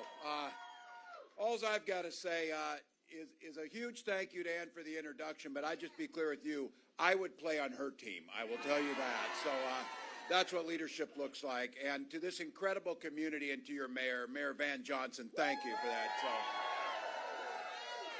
all of you, thank you for the warm welcome, and thank you for the sign on Gus. I am grateful for that. I am grateful. Look, you can. Gus turned 18 2 weeks ago. He voted last Wednesday. He voted. So. Look, we got a Tuesday afternoon, and all of you are here, and I continue to say it. This is why I remain so optimistic. You could be anywhere doing anything else. You're here because you love this country deeply, so thank you. All right, here we go. Final week of the race, folks. 7 days. Folks are still making up their mind. You know that. It's hard to believe, but they're still doing it. And I know you've heard from people in your life this version of what's going on with them right now. Well, I can't really stand Donald Trump personally, but I think the economy good, when he was in. I think the economy was good. Look, people are trying to rationalize voting for this guy.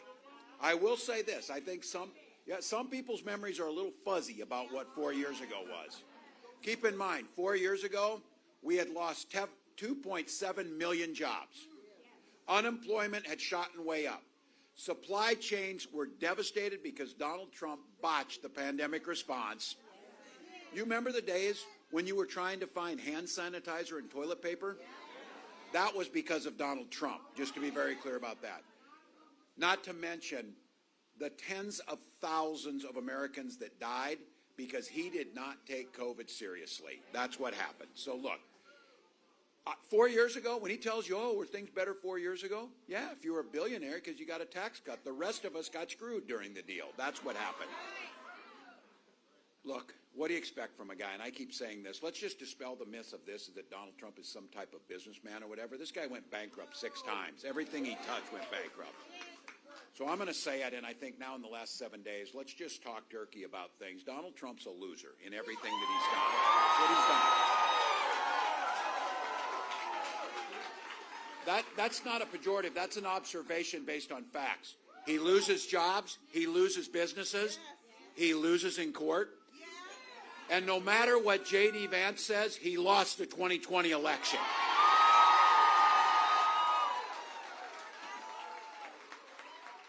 Now, I know some of you feel a little bit of anxiety these last 7 days. The news media, they want you to click on things because all of a sudden, exciting news about the election. So you click on it, so they can make money or whatever. Look, don't take any of that. Don't take any of that. You know what the antidote is to the anxiety you're feeling? Go out and vote for Kamala Harris. That's right. Vote. We got it. We don't. You got it. That's our power. That's our power.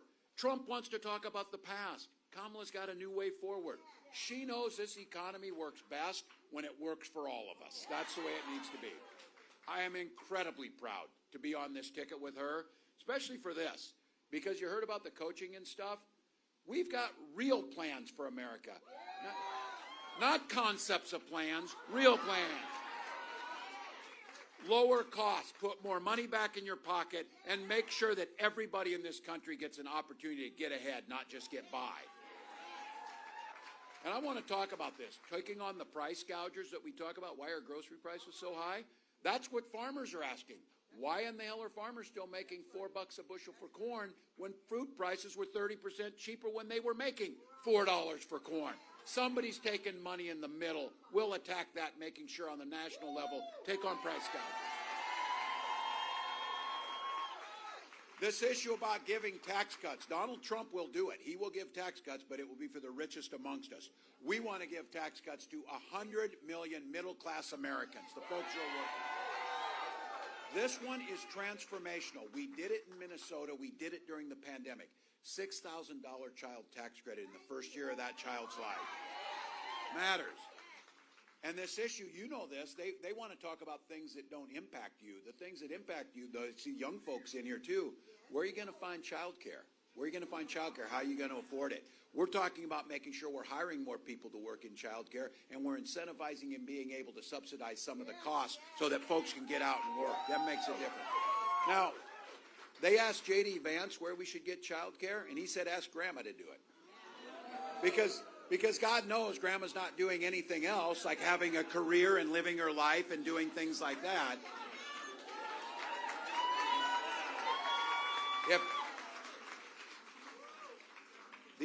We should offer classes to these guys to learn how to talk to women so they can get this right, because they don't know how to do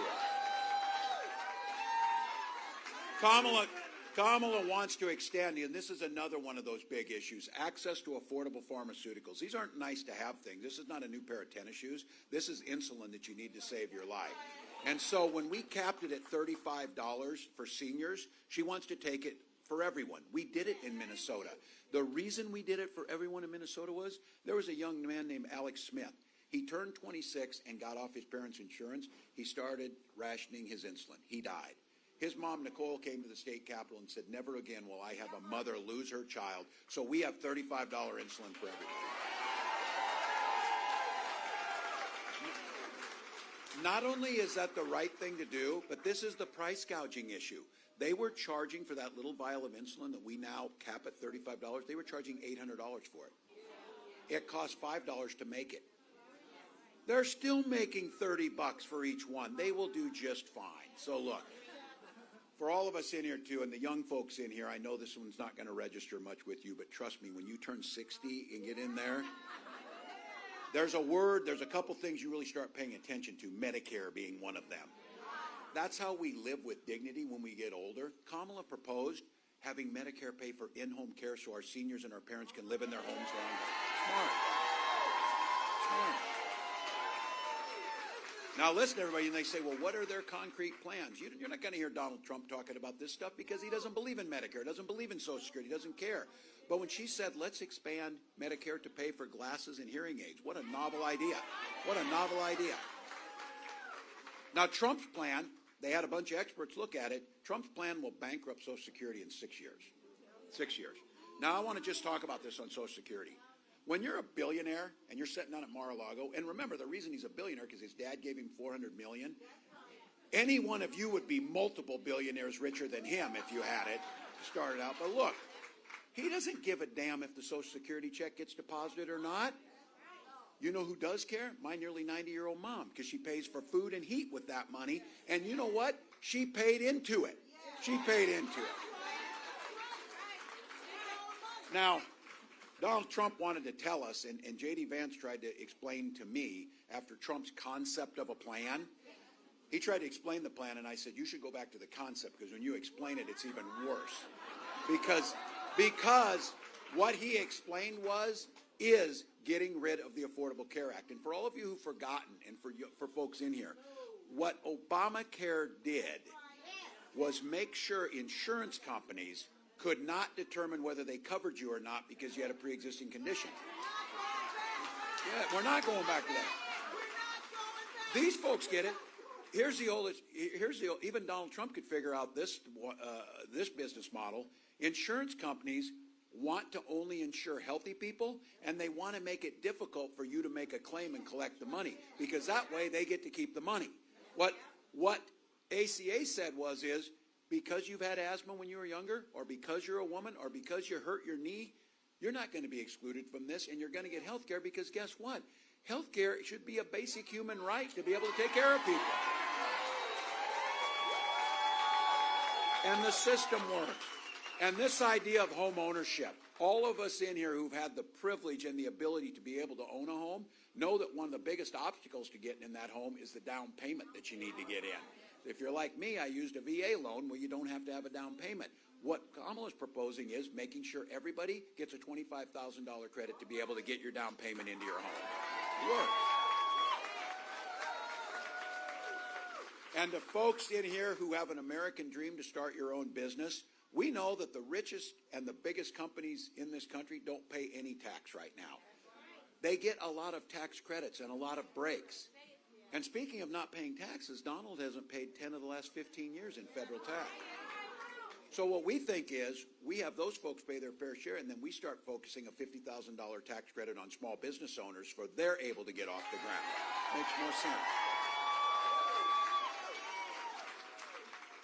But not Donald. He wants to give another tax cut to his buddy Elon to make sure, yeah, even more. At your expense. He's got a plan that no one agrees with. Remember during COVID he didn't want to listen to medical personnel? He told you to inject bleach. Well, his same acumen around epidemiology applies to business. He thinks if he's going to do his tails tax, which he wants to tell you are tariffs, and China's going to pay for them, China's not paying for them. You're paying for them. $4,000 a year. $4,000 a year out of your pocket. All right. You would think after nearly 80 years he would have learned what a tariff is, wouldn't you? It's an 80-year-old man. He should have learned this thing. Did I say he was nearly 80? That he was nearly 80? That's all right. So he's nearly 80. He said, I'm not nearly 80. It's like 18 months away. He's nearly 80. Look, some of you in here, and I know there's folks in this room, we know that our system of government was never perfect, but it was better than any other one ever concocted. And it meant working together. And let's just acknowledge, the Republican Party over the years contributed much to this country. And the parties that kept their word. When those old Republicans talked about freedom, they meant it. That's not who this guy is. When this guy talks about freedom, freedom to have government in your doctor's office, in your school library, in your bedroom.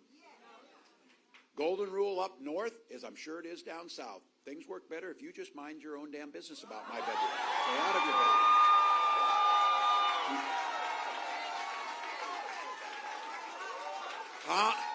Kamala knows when she talks about freedom, freedom for you to make the decision, not politicians. Because I will be damned if we need Donald Trump concerned with our bedrooms. I'll be damned if we need that. He needs to worry about his own on this. You know that. Look, other things on freedom. Freedom to make those health care choices.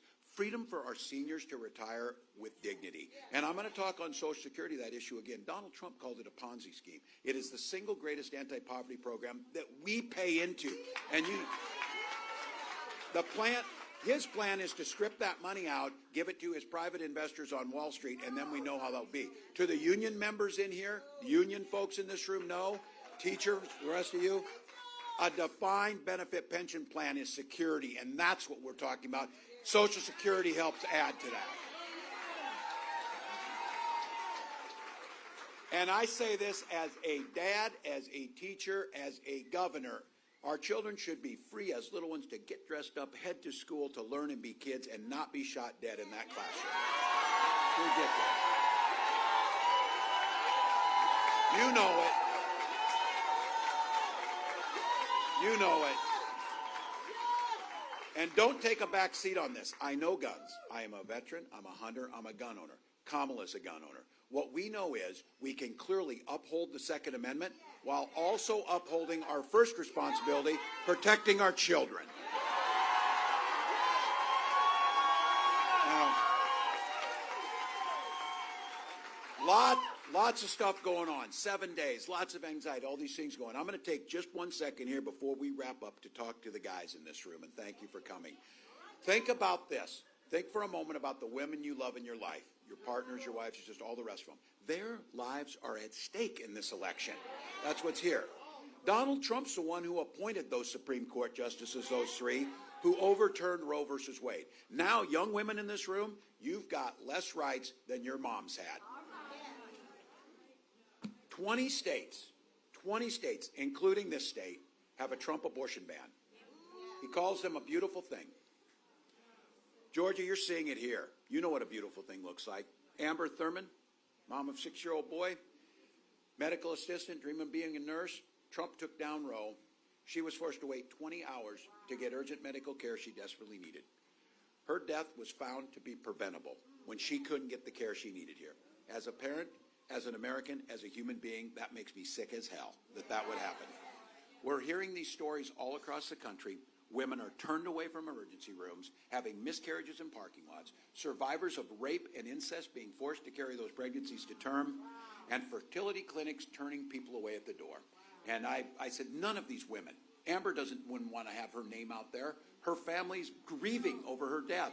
But we're out here because we know what they've done could be worse. For Gwen and I, we struggled for years to have kids. We used fertility treatments. We finally had that beautiful daughter, and I have to tell you, I will be damned if I'll allow any politician, let alone Donald Trump, make that decision for your family.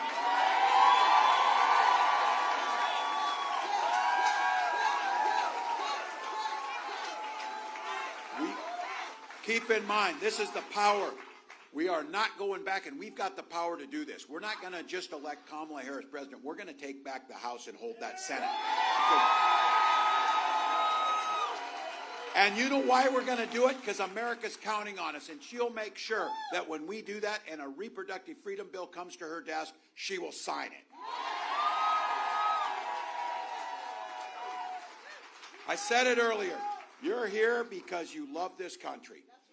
But I'm just going to say it. That can't be said about all candidates in this race. Trump last week called this country the garbage can for the world. Literally trash talking this country. Look, folks, it doesn't get much simpler than this. Donald Trump does not love this country because he is incapable of loving anything other than himself. That's what it is. Kamala, I, and all of you, we believe this is the greatest nation on earth. She believes in the founding promise just like you, and she's ready to fight for it. So here's the deal, folks. 1 week from today, we're going to win this thing. We are going to win this thing. I can feel it. We are joyful, optimistic, and momentum's on our side. But I've been through enough of these, and I've been through enough of them in life. We're not taking anything for granted. So now it's time for a little bit of a pep talk, Fico. This thing is tied, and you know it. It's tie game. 2 minutes left on the clock. The good news is we've got the damn ball. We're driving that thing down the field. We got the best quarterback in Kamala Harris leading the way. And the team in this room is the right team to win it. All right, those of you who've played these things and know, and to the football guys in here know, end of the fourth quarter, easy to get tired, easy to start doubting, easy to maybe say it's not worth it. But I'll tell you what, this is where champions dig deep. This is when you say there's too much on the line and too many people are counting on me. We're going to push through this thing. So we're going to keep pushing this down the field, 1 inch at a time, 1 yard at a time, 1 phone call at a time, 1 door knock at a time, 1 vote at a time. Look, you are in a unique position where Savannah and this part of Georgia and the state of Georgia could not only make the difference for this state, but for the entire country and the rest of the world when we win this thing. Get that cousin to the poll. Get that person who says, oh, I'm just really not into politics. Too damn bad. Politics is into you. So go get it done. If you can go to KamalaHarris.com, give $1 or $2, it matters. But the most important thing here is vote, vote, vote. Look, you know it. In-person voting till November 1st, you can get it done. If you've got a mail ballot, drop it in the mailbox. Don't wait anymore. If you're looking to vote in person, iwillvote.com/GA to get that done. Take your ID with you. And I know you all have at least one person you can take to the polls. This thing in Georgia might be won by 1 or 2 per precinct. I was asking last time, how many did we win by last time? And somebody said, ask Trump. He was trying to find those ballots. 11,000. Let's win by more than 11,400 this time.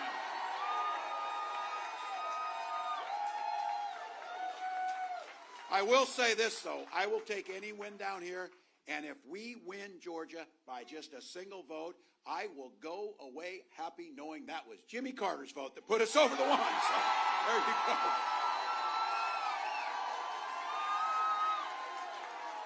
So, folks, make a plan to vote. Make a plan to get somebody to vote. If you can volunteer, we've got great teams out here. Knock a couple doors, call people. This takes your anxiety away because you're in the fight. You're making it happen. And for all of you, you're here because you believe in the promise of America. Even some of you younger people, you're going to be on that porch in your rocking chair someday, and there's going to be a little one at your knee and say, what did you do in 2024 to save democracy? And you're going to say, every damn thing I could do. Every damn thing I could do. So look, folks, we know what's up. We got this group here. Kamala says it, when we fight, we win. Right now it's when we vote. We win. Let's win this, Georgia. Let's go.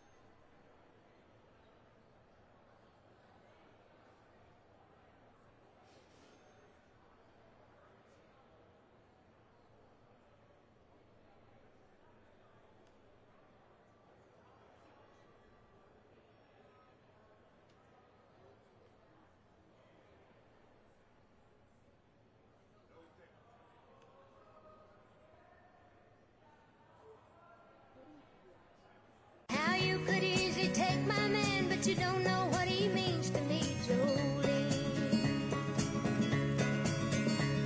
Jolene, Jolene, Jolene, Jolene. I'm begging of you, please don't take my man. Jolene, Jolene, Jolene, Jolene. Please don't take him just because you can. You can have your choice of men, but I could never love again. He's the only one for me, Jolene. I had to have this talk with you. My happiness depends on you and whatever you decide to do, Jolene. Jolene, Jolene, Jolene, Jolene. I'm begging of you, please don't take my man.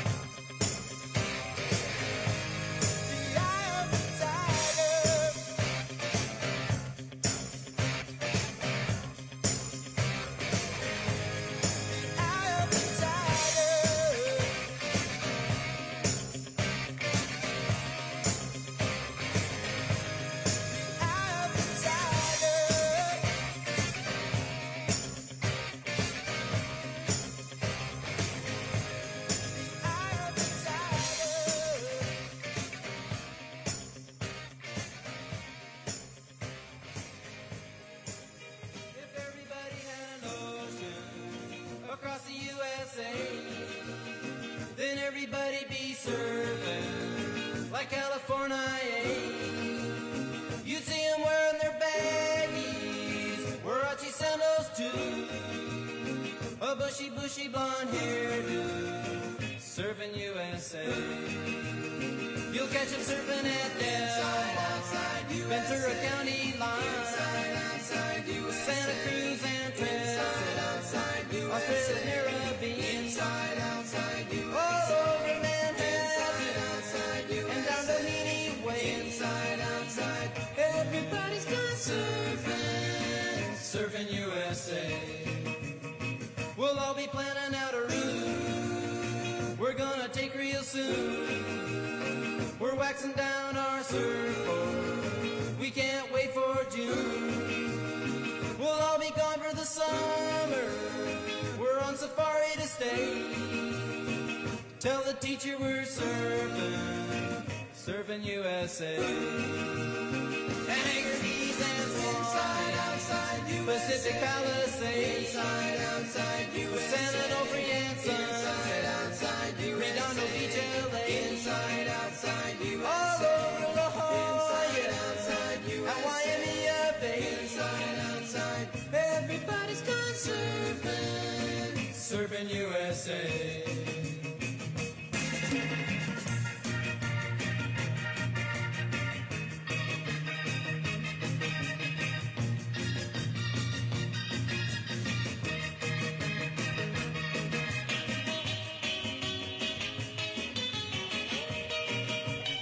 Everybody's gone surfing, surfing USA. Everybody's gone surfing, surfing USA. Everybody's gone surfing, surfing USA. Yeah, everybody's gone surfing, surfing USA. Yeah, everybody's gone surfing. Come on over, baby, whole lot of shaking going on. Yes, I say, come on over, baby, baby, you can't go wrong. We ain't faking, whole lot of shaking going on. Well, I say, come on over, baby, we got chicken in the corner. Woo, huh? Come on over, baby, well, they got the bull by the horn. We ain't faking, whole lot of shaking going on. Yeah, let's shake, baby, shake it. I said shake, baby, shake it. I said shake it, baby, shake it. Let's shake, baby, shake. Come on over, whole lot of shaking going on. Oh, let's go.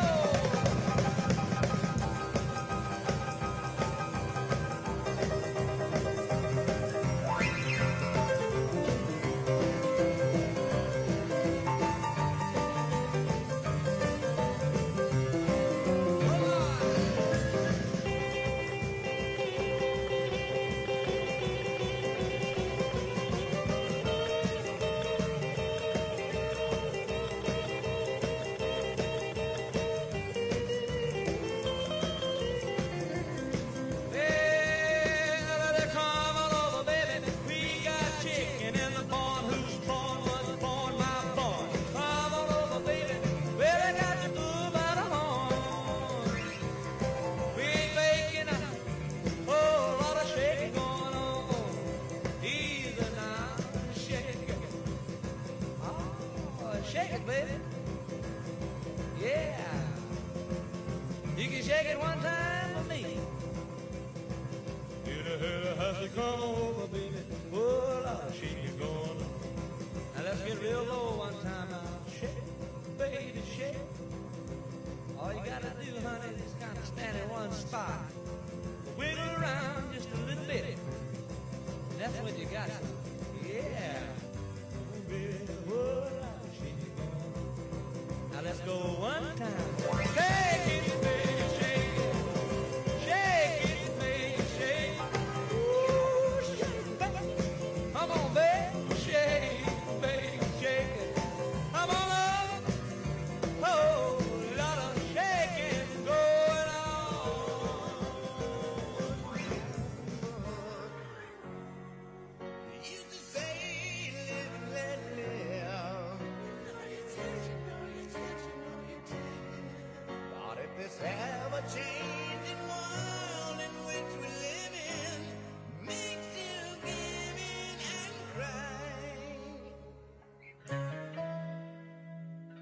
Say, live and let die.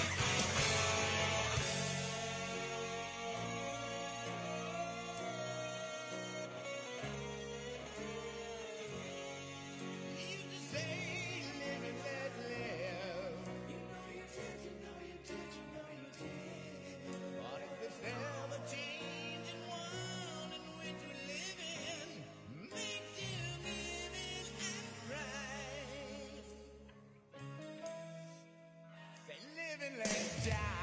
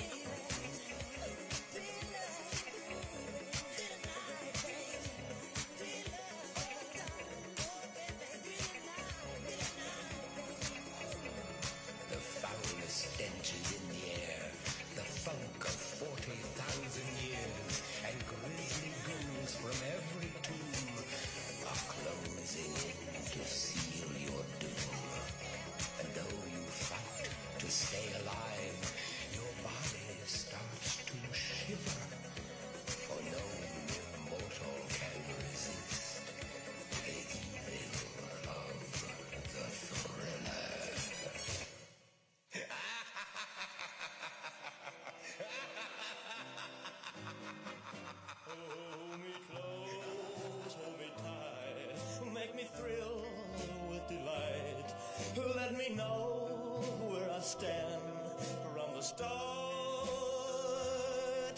I want you, I need you, I love you with all my heart. Every time that you're near, all my cares disappear. Darling, you're all that I'm living for. I want you, I need you, I love you more and more. I thought I could live without romance until you came to me. But now I know that I will go on loving you eternally. Won't you please be my own? Never leave me alone, 'cause I die every time we're apart. I want you, I need you, I love you with all my heart. Well, I thought I could live without romance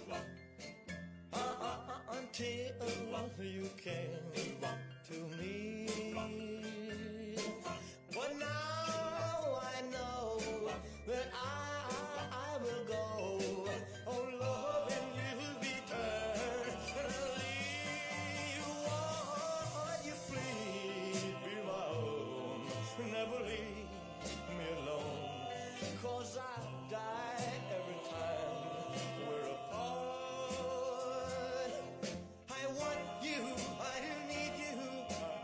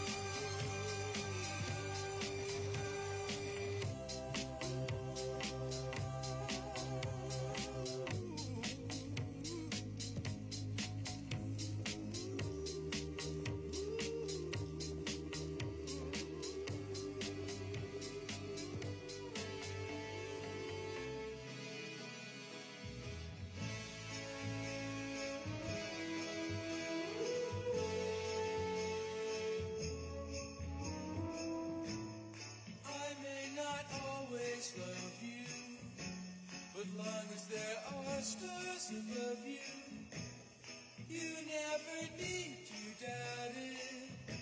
I'll make you so sure about it. God only knows what I'd be without you. If you should ever leave me, well, life would still go on, believe me. The world could show nothing to me, so what good would living do me? God only knows what I'd be without you.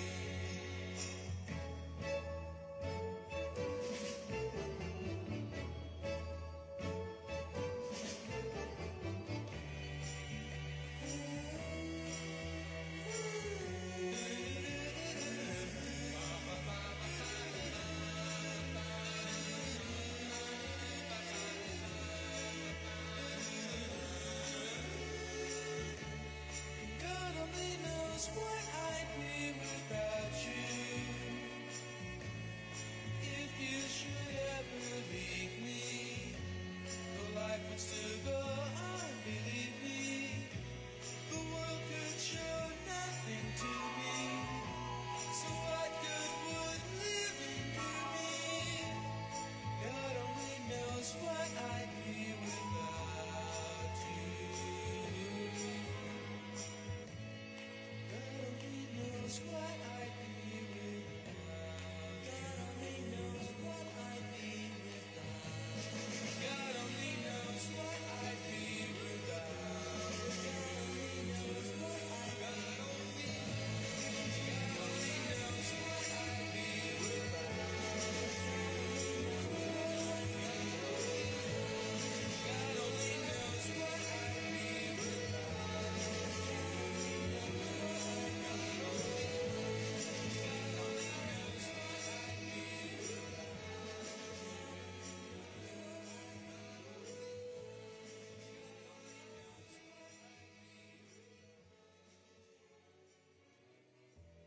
Heavenly shades of night are falling. It's twilight time. Out of the mist your voice is calling. 'Tis twilight time. When purple-colored curtains mark the end of day, I'll hear you, my dear, at twilight time.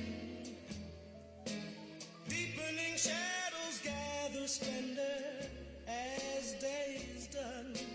Fingers of night will soon surrender the setting sun. I count the moments, darling, till you're here with me.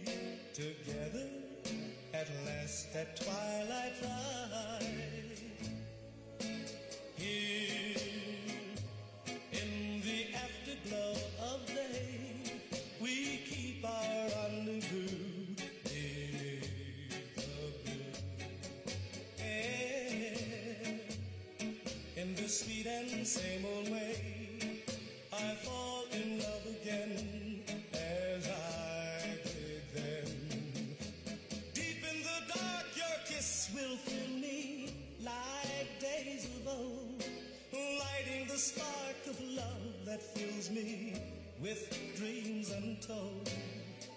Each day I pray for evening just to be with you. Together at last at twilight time.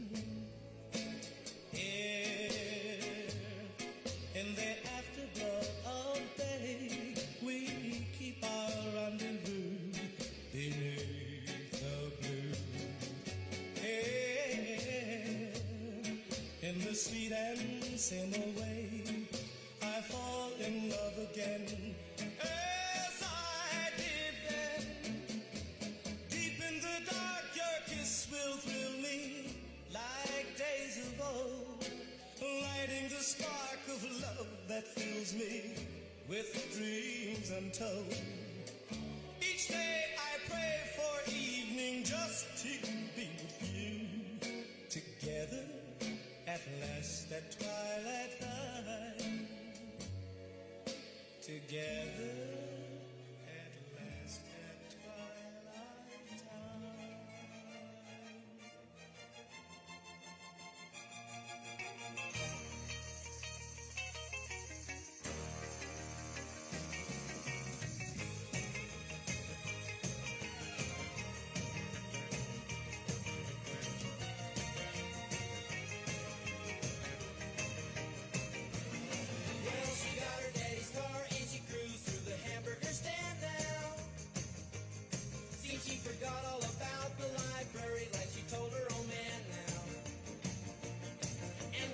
radio blast and goes cruising just as fast as she can now. And she'll have fun, fun, fun till her daddy takes the T-bed away. Fun, fun, fun till her daddy takes the T-bed away. Can't stand her 'cause she walks, looks and drives like an ace. You walk like an ace. She makes the Indy 500 look like a Roman chariot race. Like an ace, like an ace. A lot of guys try to catch her, but she leads them on a wild goose chase. Like an ace, you drive like an ace. She'll have fun, fun, fun till her daddy takes the T-bed away. Fun, fun, fun till her daddy takes the T-bed away.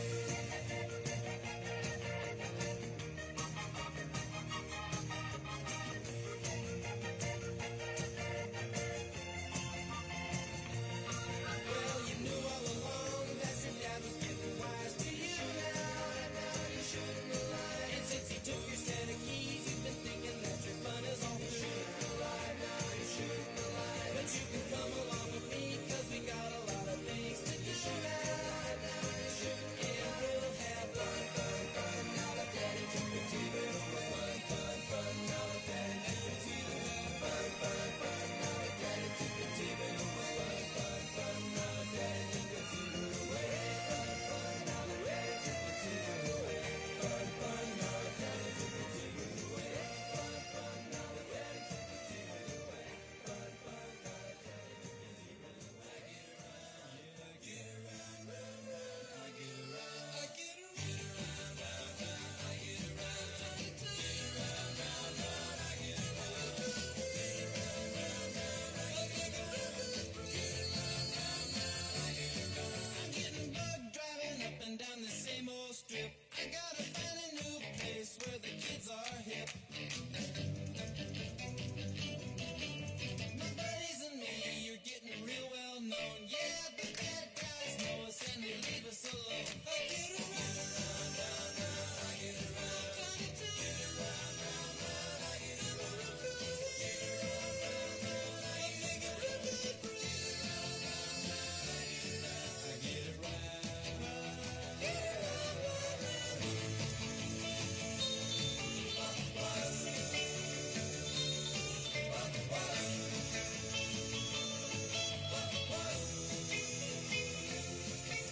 We always take my car 'cause it's never been beat. And we've never missed yet with the girls we meet. None of the guys go steady 'cause it wouldn't be right to leave your best girl home on a Saturday night. I get around, round, round. I get around, get around, round, round. I get around, get around, round, round. I get around, get around, round, round. I get around, I get around.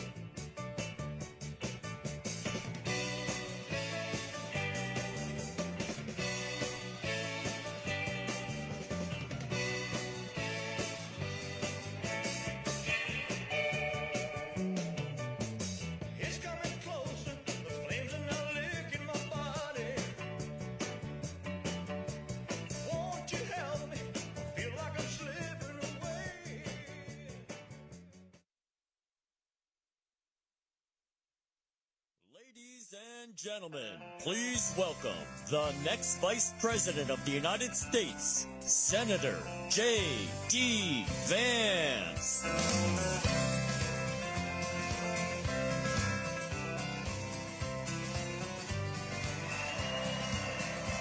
Why don't we liberate these United States? We're the ones who need it most. Let the rest of the world help us for change, and let's rebuild America. Thank you. It's a hell of a crowd.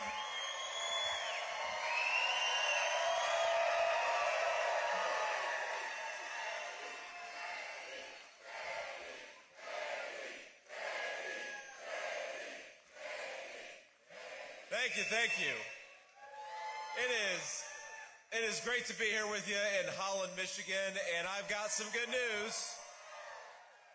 In 7 short days, we're going to make Donald J. Trump the next president of the United States. That's pretty fun.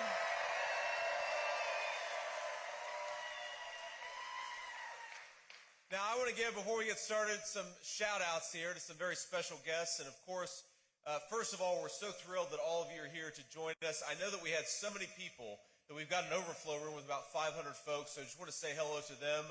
Sorry you guys couldn't get in, but get out there and vote, and let's help us win. And the next time we come back to Michigan, we'll do it in a bigger venue. I want to thank, first of all, we've got Congressman Brian Mast of Florida. Brian, where are you at? Where's Brian at? Brian's backstage. Give Brian a big round of applause. Thank you, Brian. There he is right there. All right, we got State Representative Matt Hall. Matt, where are you at? Thank you, Matt, for your leadership. Appreciate what you're doing. The great Michigan GOP, Pete Hoekstra. Pete, thank you so much, man. Diane, lovely to see you. We've got members of President Gerald Ford's family here. Say hello. Ford family, thank you guys, beautiful crew. And we've got, of course, the beautiful family. There's too many of them to name, but the beautiful family that owns this business and is hosting us today. Thank you all so much for having us. You're great people, and we're thrilled to be here.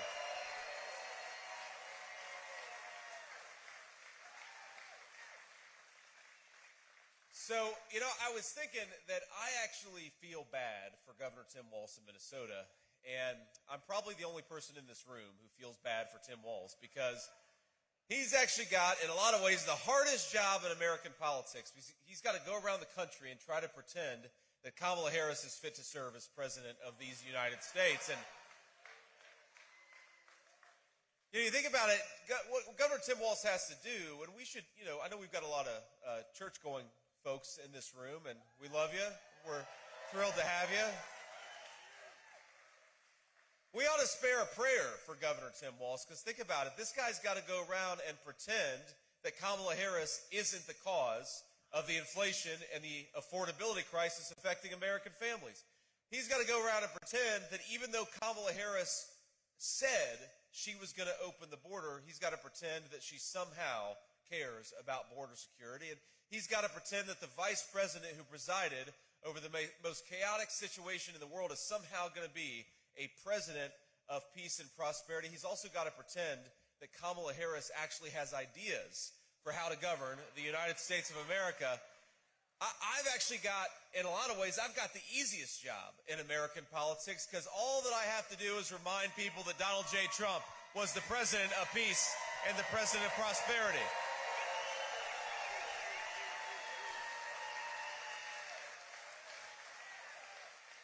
I get to remind people that when Donald J. Trump was president, inflation was at 1.5%. That's pretty good. I get to remind people that when Donald Trump was president, we had the fastest rising take-home pay in a generation in the United States of America. And I get to remind the American people that when Donald J. Trump was president, the border was secure and our country was safe.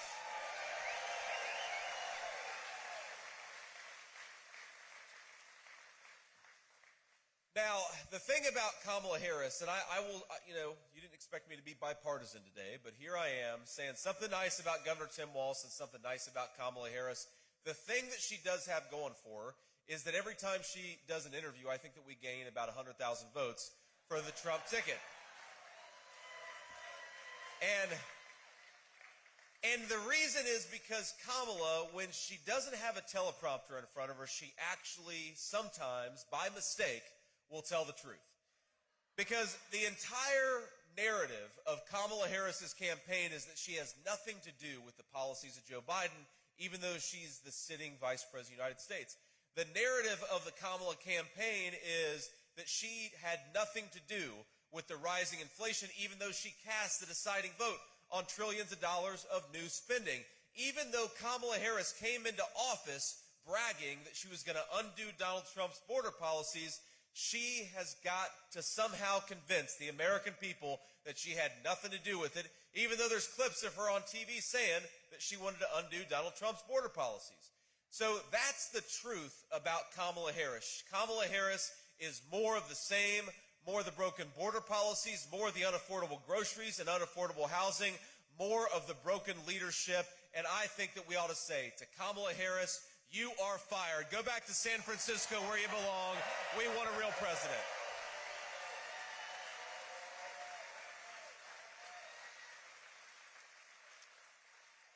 Now, of course, we're going to do that in 7 days, but it's funny, Kamala Harris sometimes gives us a little bit of help along the way. And that's what's so interesting is, the media says that she only does softball interviews, right? So she'll do an occasional interview with a tough journalist, like one or two, over the course of the whole campaign.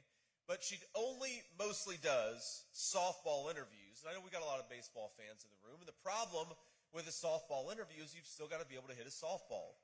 And I don't know that Kamala Harris could hit a T-ball based on what we've seen from some of these interviews. Because, again, she is trying to run away in her scripted speeches as far away from the record of the last 4 years as possible. She's trying to pretend that she's the change candidate, even though we know she's the candidate of more of the same broken policies. And yet a couple weeks ago, she gave an interview on The View. And in that interview, she kind of admitted that she's been lying to the American people for the past 3 months. Now, you will never hear me complain about running for Vice President of the United States. It is the great honor of my life to stand here in this beautiful facility in front of all of you and to ask you to make me your next Vice President. That's an incredible thing, and we're thrilled about it. And I'm having fun.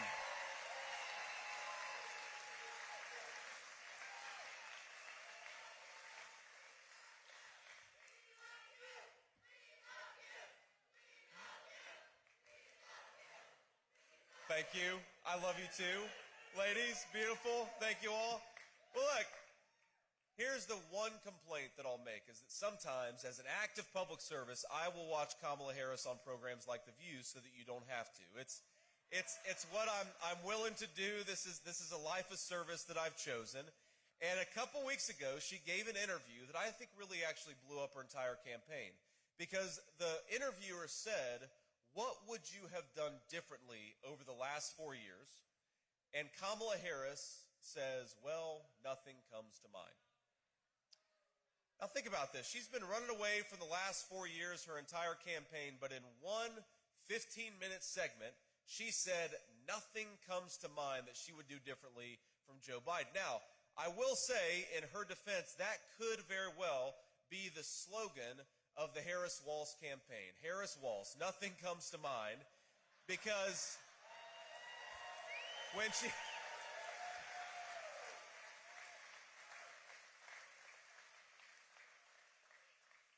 But we know that when Kamala Harris says she's going to fix the border, and you actually ask her, well, how are you going to fix the border? She'll say, well, nothing comes to mind, right? We know that our fellow citizens are struggling to buy groceries, struggling to put food on the table, struggling to afford housing. What is Kamala Harris's answer to those problems? Nothing comes to mind. And this is true of nearly every problem we're confronting as a country, and we can laugh and we can have a good time. And by the way, I think that we're having a lot more fun on the Trump campaign than the Harris campaign is having right now.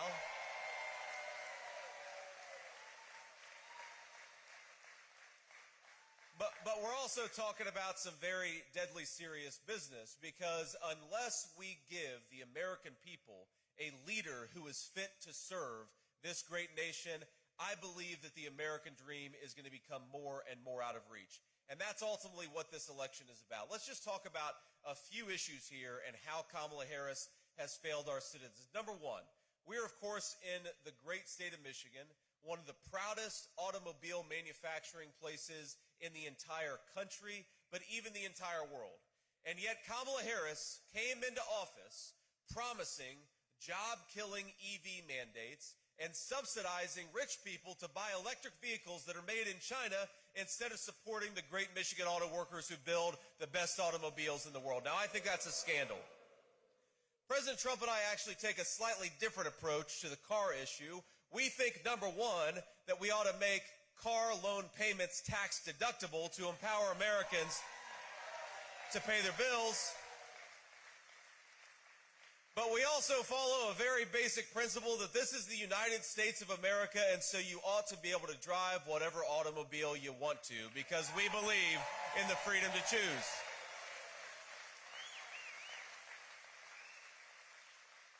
We've already seen multiple automobile plants just in the last couple of years headquartered in this great state that have shed hundreds or even thousands of jobs. I believe Stellantis laid off about 2,500 workers. I believe Ford has laid off about 1,500 workers. The Michigan automobile manufacturing industry is suffering because we've got a leadership who looks out for Chinese-made EVs but doesn't look out for Michigan auto workers. And I make you a promise. When Donald J. Trump is back in the White House, Michigan auto workers will have a friend and a fighter in the Oval Office. We're going to make Michigan car making great again.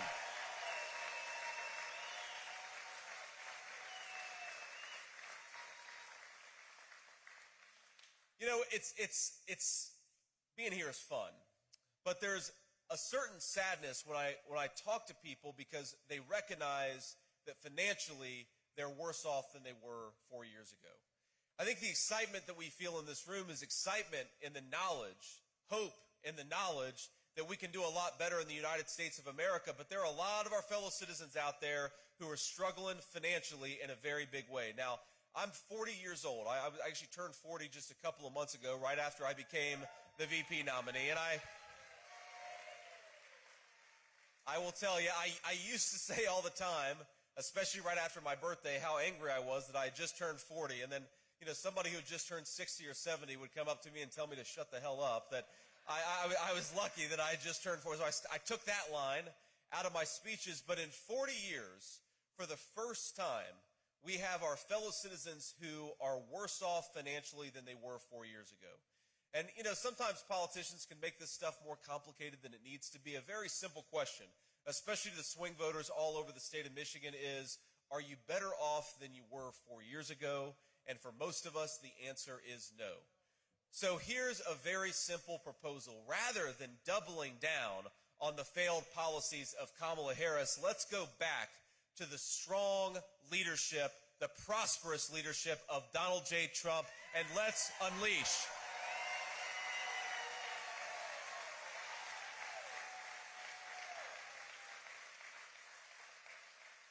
Let's unleash a golden age of prosperity, the likes of which this country hasn't seen.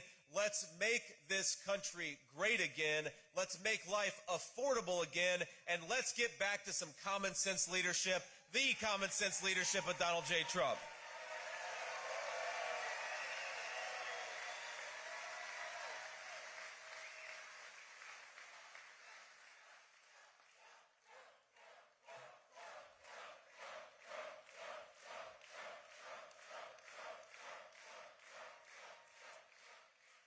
So for the swing voters at home, I just want to walk through a few of the ways in which things have gotten much worse for the common people of our country. 25% increase in grocery prices in the state of Michigan.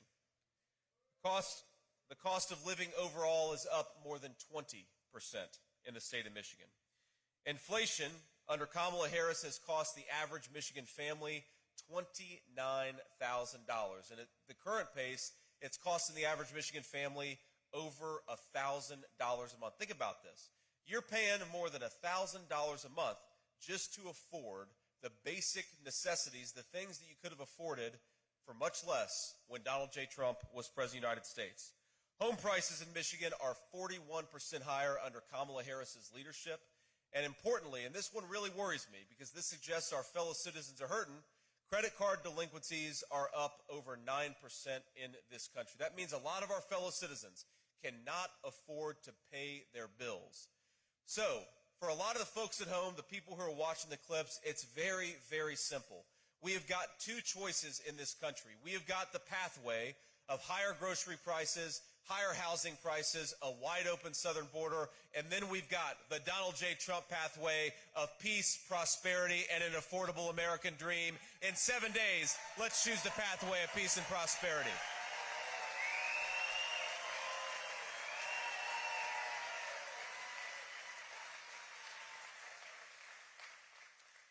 You know, I want to tell you a little bit about my own background here because I think it illustrates some of the frustrations that a lot of folks are feeling. You know, I was raised by my grandmother. My mother struggled with opioid addiction for a big chunk of my early life, and I'm proud of my mom because she's about to celebrate 10 years clean and sober, which is a great blessing for my family. Thank you.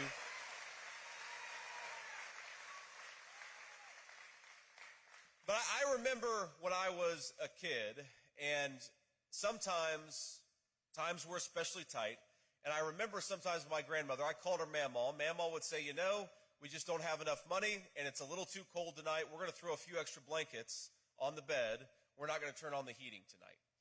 And I know there are a lot of Michigan families, and I know it gets even colder in Michigan than it does in my home state of Ohio, a lot of Michigan families who are going to be worried about whether they can turn the heat on in the middle of a cold winter night.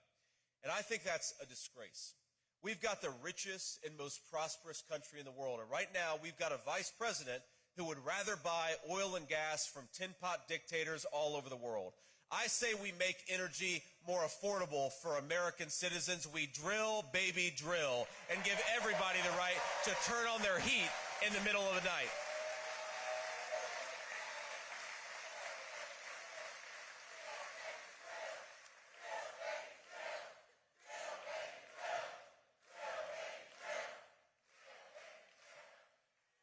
You know, it's funny, when the media sometimes they'll ask Kamala Harris, they'll say, well, what is your exact plan to lower the price of groceries and housing and all the things that have gotten more expensive thanks to your policies?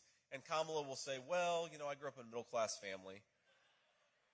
Or they'll say, what is your plan to close down that southern border that you bragged about opening just 3.5 years ago? And she'll say, well, you know, I worked at McDonald's, and I made the hash browns, and I was very good at it.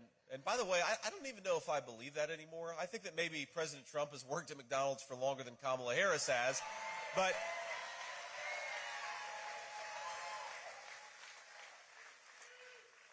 what does it say about Kamala Harris? And what does it say about the kind of vice president she has been and the kind of president she would be that she cannot answer simple questions about what she plans to do as President of the United States? And one of the things that I think it says is that Kamala Harris is not so much a candidate as representative of a broken machine in American life. She doesn't so much want to be the president. She wants to just follow orders, I believe, from the same people who have broken our country over the past 20 years. Think about it. How can Kamala Harris, who is a member of the political party that has governed this country for the past 20 years with the brief interruption of 4 years of Donald Trump's leadership, how is it possible for her to stand on a stage and blame Donald J. Trump for the very things that she has done? You do that when you don't have any ideas, and you do that when you have no idea what you want to do as President of the United States. And set to the side any policy disagreements that we have with Kamala Harris. I am terrified about having a person like that sit in a room with Vladimir Putin and Xi Jinping if she cannot answer friendly questions from the friendly American media. How can we possibly expect her to negotiate on our behalf in front of the world's worst people? We can't.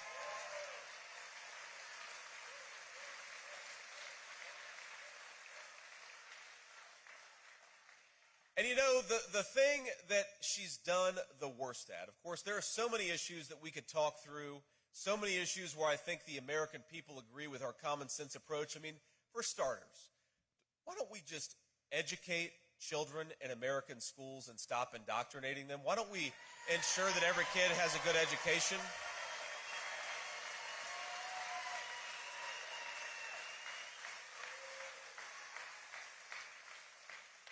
When we've got $1.7, $1.8 trillion deficits every single year, why is it that Kamala Harris wants your tax money to fund sex changes for illegal immigrants? That's pretty crazy.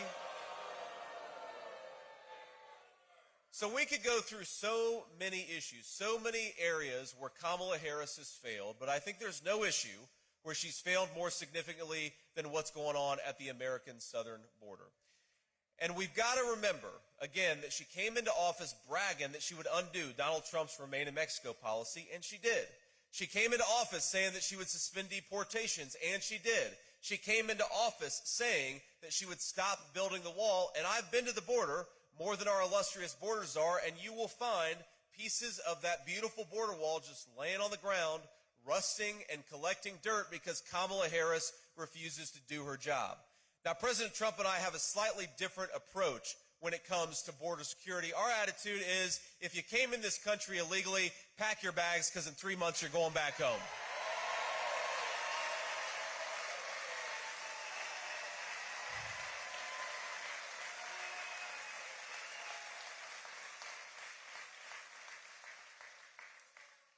There are 425,000 illegal alien criminals in the United States of America today.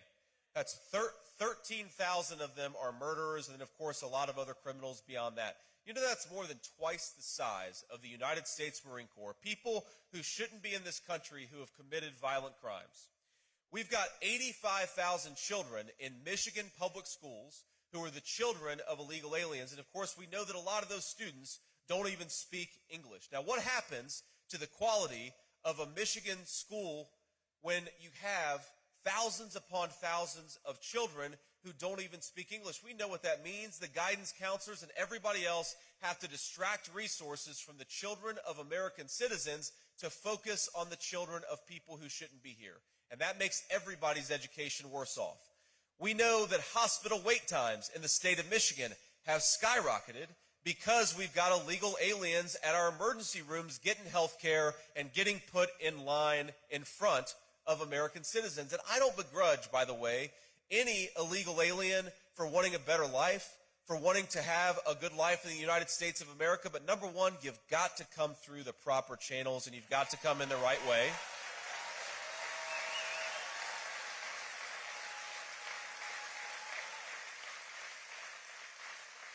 And number two, the interests of the American people. That is what the American president serves. We've got to have an American president who puts our citizens first, puts their interests first, and spares their compassion for the kids in the United States of America that don't have good health care, don't have good access to education because Kamala Harris won't do her job.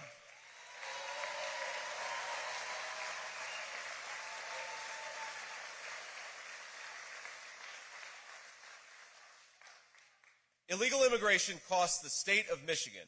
Now, I'm not talking about federal money because there's a lot of federal money between Medicare fraud, Social Security fraud going to illegal aliens, and certainly we know the housing and welfare benefits that illegal immigrants collect. Michigan is spending $1.1 billion per year to deal with the border crisis of Kamala Harris. And I think in so many ways this election is very simple. It's a very simple principle that when Donald Trump was president, things were going pretty well, and now that Kamala Harris is running the country, things are going pretty poorly.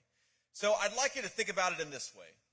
Kamala Harris, when we're talking about the border, Kamala Harris broke it, and Donald Trump will fix it.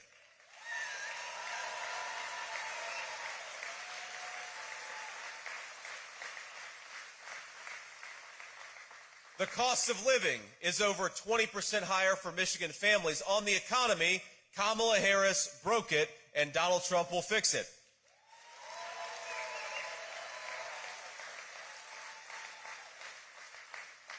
We've got a record number of our people dying of fentanyl overdoses that was imported by the Mexican drug cartels. I think that we ought to use the U.S. military to go after those drug cartels and stop the flow of this poison into our country.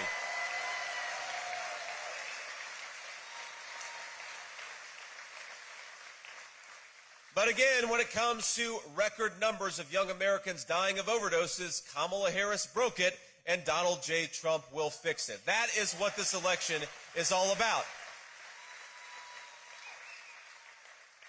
Now, look, you don't have to agree with me on everything. You don't have to agree with everything that Donald Trump, every policy viewpoint of me or President Trump. You don't have to agree with everything that we say. But I think most Americans, most fair-minded people would look at the past 4 years, compare it against the successful leadership of Donald Trump and say, look, Donald Trump built a great economy. He secured the border. He did so many good things. Kamala Harris broke it. Now let's put Donald Trump back in there to fix what Kamala Harris has broken.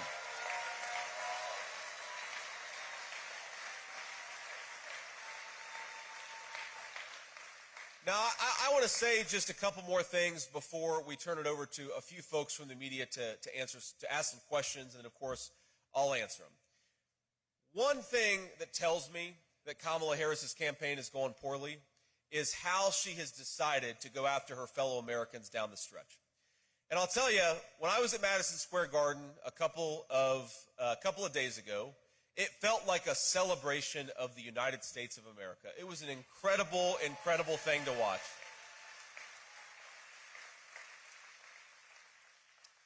You know, my kids were there, my wife was there, my 7-year-old told an inappropriate joke to Donald J. Trump, which, you know, luckily the president took it in stride.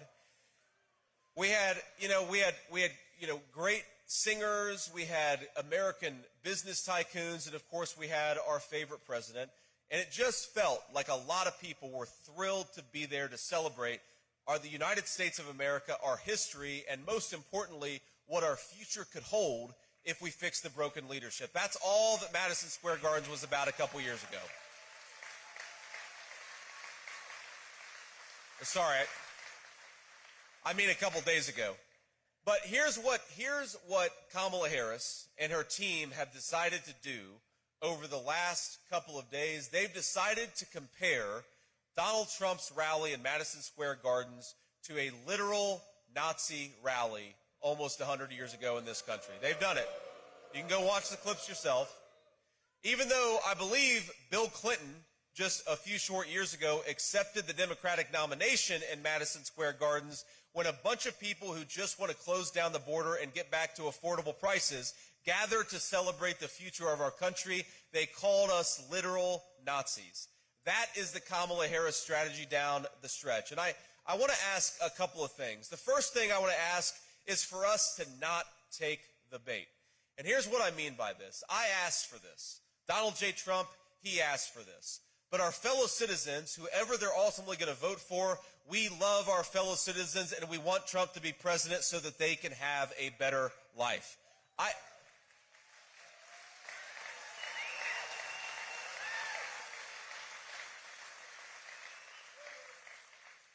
don't care that Kamala Harris and Tim Walz attack me, and I don't care that they criticize us for this policy view or that policy view, but I think it is disgraceful for a person who wants to lead this great nation to call half of her fellow citizens Nazis because she disagrees with their politics.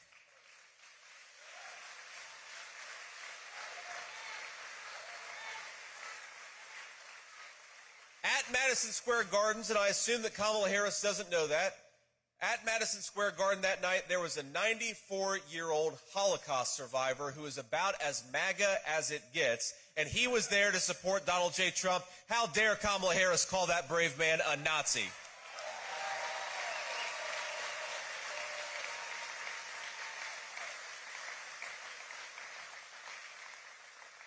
How dare she attack the citizens of her own country for daring to tell her that she's done a bad job? How dare she call her citizens, her fellow citizens, racist for wanting to secure the southern border? How dare she call us fascists for wanting more affordable groceries for our children? Kamala Harris, if you want to look at the face of disloyalty to the United States of America, look in the mirror. Don't attack your fellow citizens for loving this country enough to fight for it.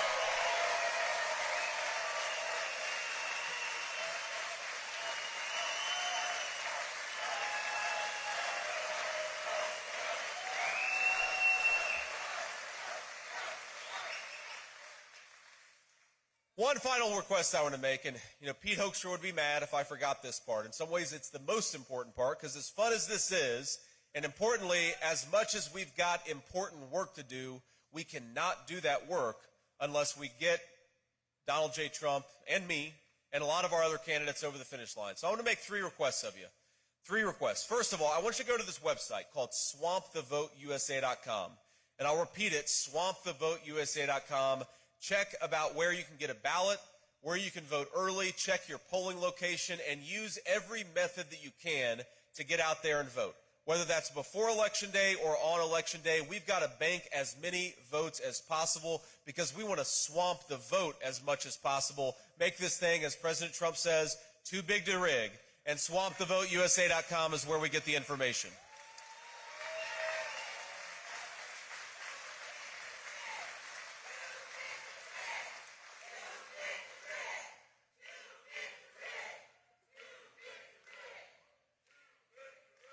The second request I want to make is for everybody, and I see a lot of you got your phones. Take out your phone and take a photo before we wrap. And again, we'll have a little bit of time because I'm going to take some questions from reporters and post on social media, send texts around, make some phone calls. Just talk about why you're voting for Donald J. Trump.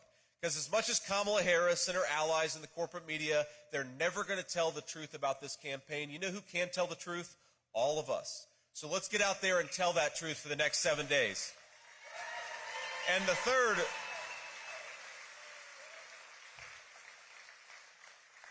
third request I'm going to make is that I want every single person in this beautiful facility, every single one of us, to get out there and vote 10 times.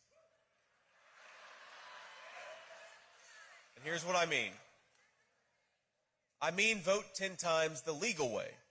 And the way to do that is to take yourself to the polls and then take 9 of your friends and family with you. Let's all commit to doing that because this state is within victory, but only if we get out there and work for it.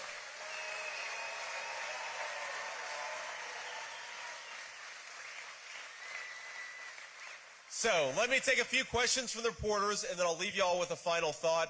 But I really appreciate y'all being here. And now, we'll do what Kamala Harris refuses to do, which is just take questions from the American media. Sir. Yeah, Senator Vance, Sam Lancer from Fox 17, the local Fox affiliate here.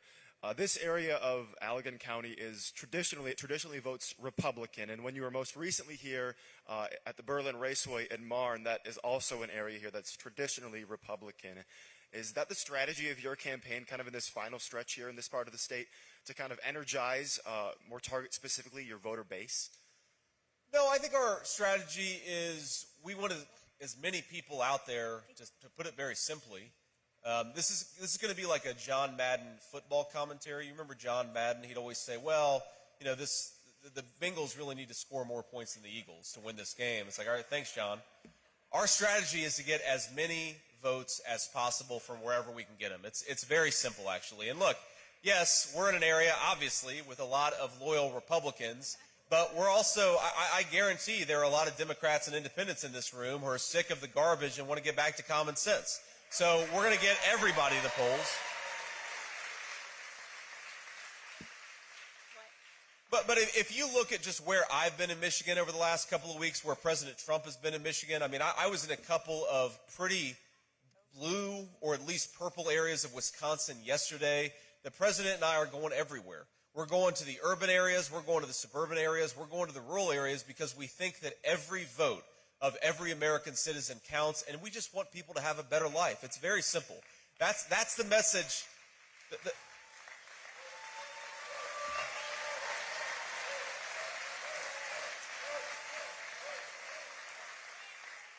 The message of our campaign is that the American people could have such a better life if we just fix the broken leadership in Washington, D.C. Kamala Harris broke it. Donald J. Trump will fix it. That's why we got to win in 7 days. Thank you. Next question.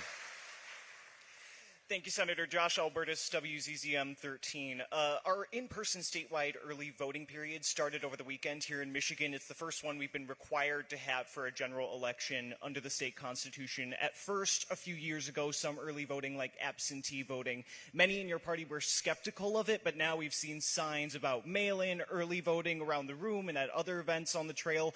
What do you think may have been the turning point have been for portions of your party in this year's campaign to embrace it? And what would you say to people who may still be skeptical about those systems? Well, look, I understand the skepticism because I think a lot of Americans would rather have election day rather than election season.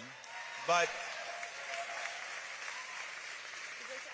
as President Trump has said, it is what it is. And you can't have one campaign trying to take advantage of every opportunity to vote, that being the Kamala Harris campaign. If that's going to happen, then the President Trump campaign has got to take advantage of every opportunity to vote too. And that's all that's happened, is I think that, you don't have to agree with the particular change, but you've got to accept the rules as they're actually set for the game. And the rules for this game is that we need to bank as many votes before Election Day as we can. So get out there and vote early, vote often, and that's simply our message. Next question. Hi, Senator Vance. This is Elizabeth Mitchell from the Daily Signal. Former President Trump has said that he would ban transgender procedures for minors without parental consent. Would the...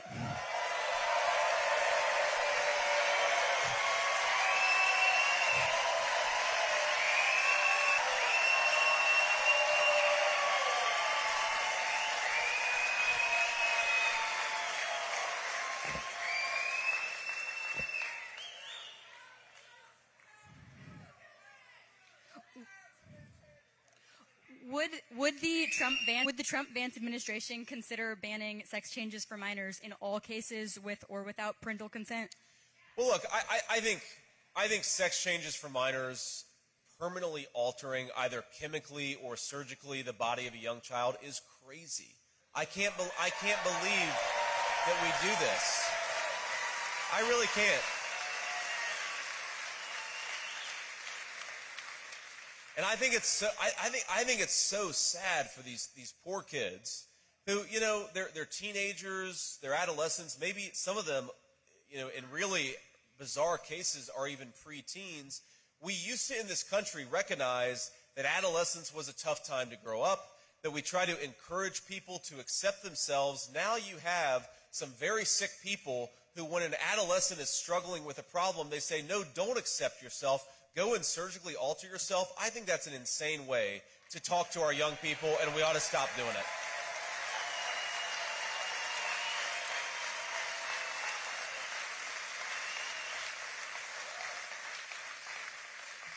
We'll do one more question. Senator Vance, Rick Albin at Wood TV. Across the 7 battleground states, you and Donald Trump lead. But many of those states, at least 5 of those, are below single digits. Sure. 3/10, 8/10 in the state of Michigan, 2/10. It's one of the closest races that I've seen in a long time covering presidential races. How concerned are you that those margins are too small and hard to defend? I am extremely concerned that those margins are too small, which is why I'm here telling everybody to get out there and vote as much as you can. Get your friends and family to the polls. This is not, it raises a good point. I mean, knock on wood, because I'm a little superstitious here, but look, we are in a very, very good place in this race. I really do believe that Donald J. Trump is going to win the state of Michigan and become the next president of the United States.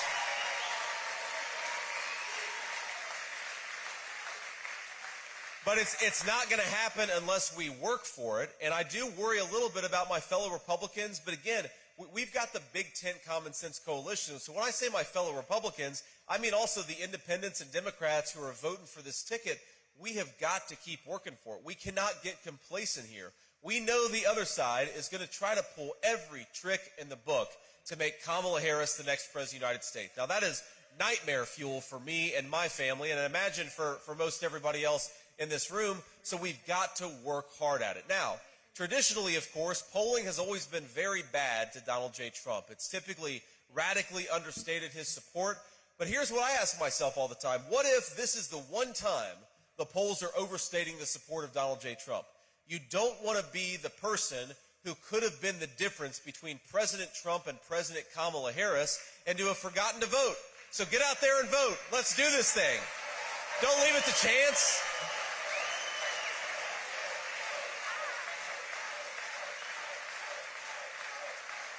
Because here's what it's ultimately at stake.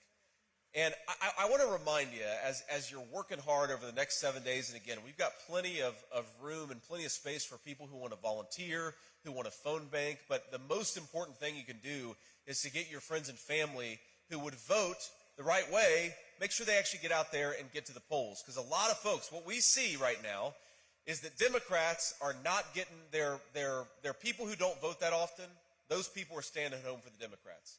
The people who are going to vote for Donald Trump but don't always vote all the time, we got to make sure they get out there and get to the polls. That's really the name of the game.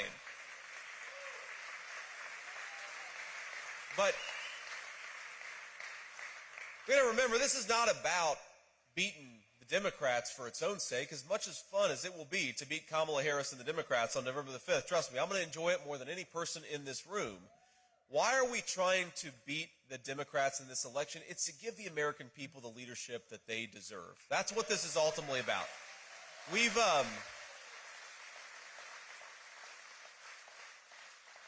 I've met a lot of people on the campaign trail in the last few months, and I've met, there are a lot of stories that have really stuck with me, but there are a few things that I want to point out to you to try to maybe give you a little bit of a reminder about what we're fighting for here. So I was in Valdosta, Georgia a few weeks ago. It was actually before Hurricane Helene hit, and the hurricane hit Valdosta pretty hard.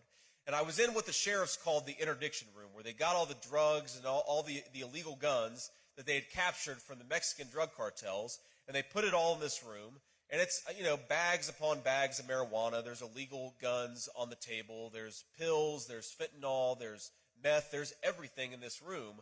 This small Georgia community overwhelmed with drugs, trafficked, thanks to Kamala Harris's border policies. And I looked on the table. There was something out of place. It was Sour Patch Kids and Nerds candies. I said, what is that? That doesn't look like drugs to me. And the sheriff said, yes, sir, that actually is drugs, because the Mexican drug cartels have figured out that if they disguise the illegal drugs to look like child's candy, they can traffic it into our country much easier. And we all know, especially those of us who are parents and grandparents, know that what's going to happen is one of those packets of candy is going to find its way to a playground in the United States of America. A child is going to open up a piece of candy and pay for that with their life. And that is what Kamala Harris's border policies are doing to this country. I mentioned that my mom struggled with addiction.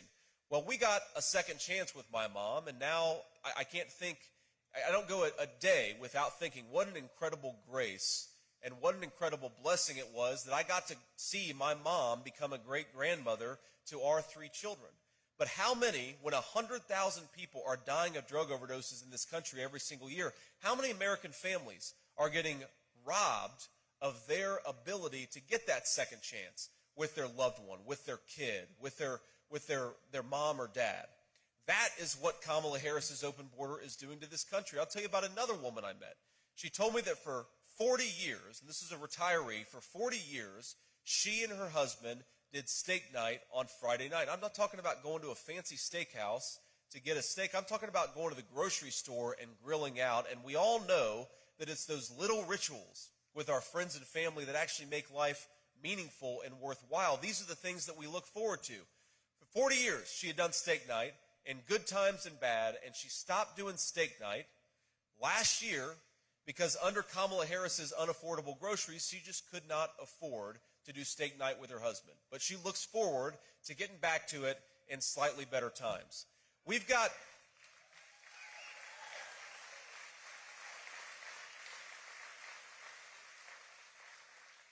our fellow citizens are losing their loved ones to drugs that are coming across the southern border. Our kids are growing up in communities that are less safe. our retirees are unable to afford family rituals like steak night because of the broken leadership of Kamala Harris. What we get an opportunity in 7 days, my friends, is to give the American people a president who will fix what Kamala Harris has broken. We got 7 days to go. Let's get it done. God bless you guys. Thank you for having me. We'll see you soon.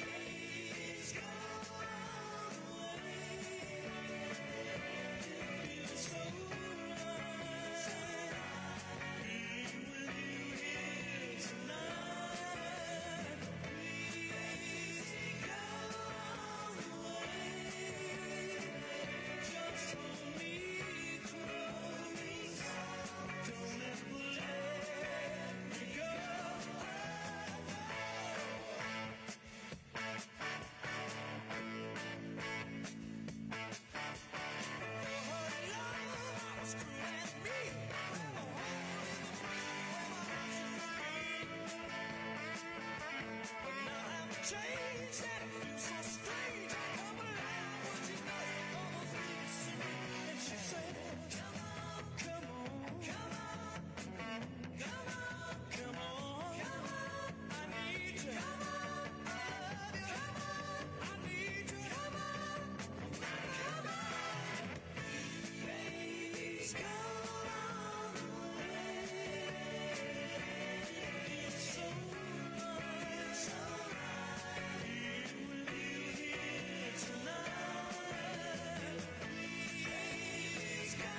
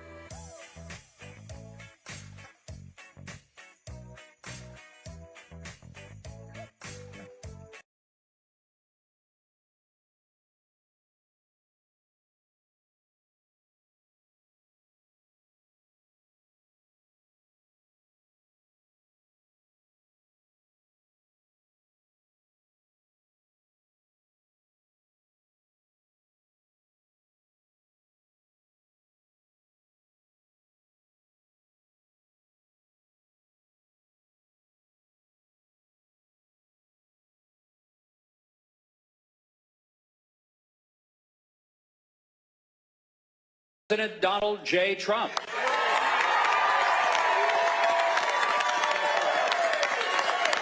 Thank you, everybody. Thank you.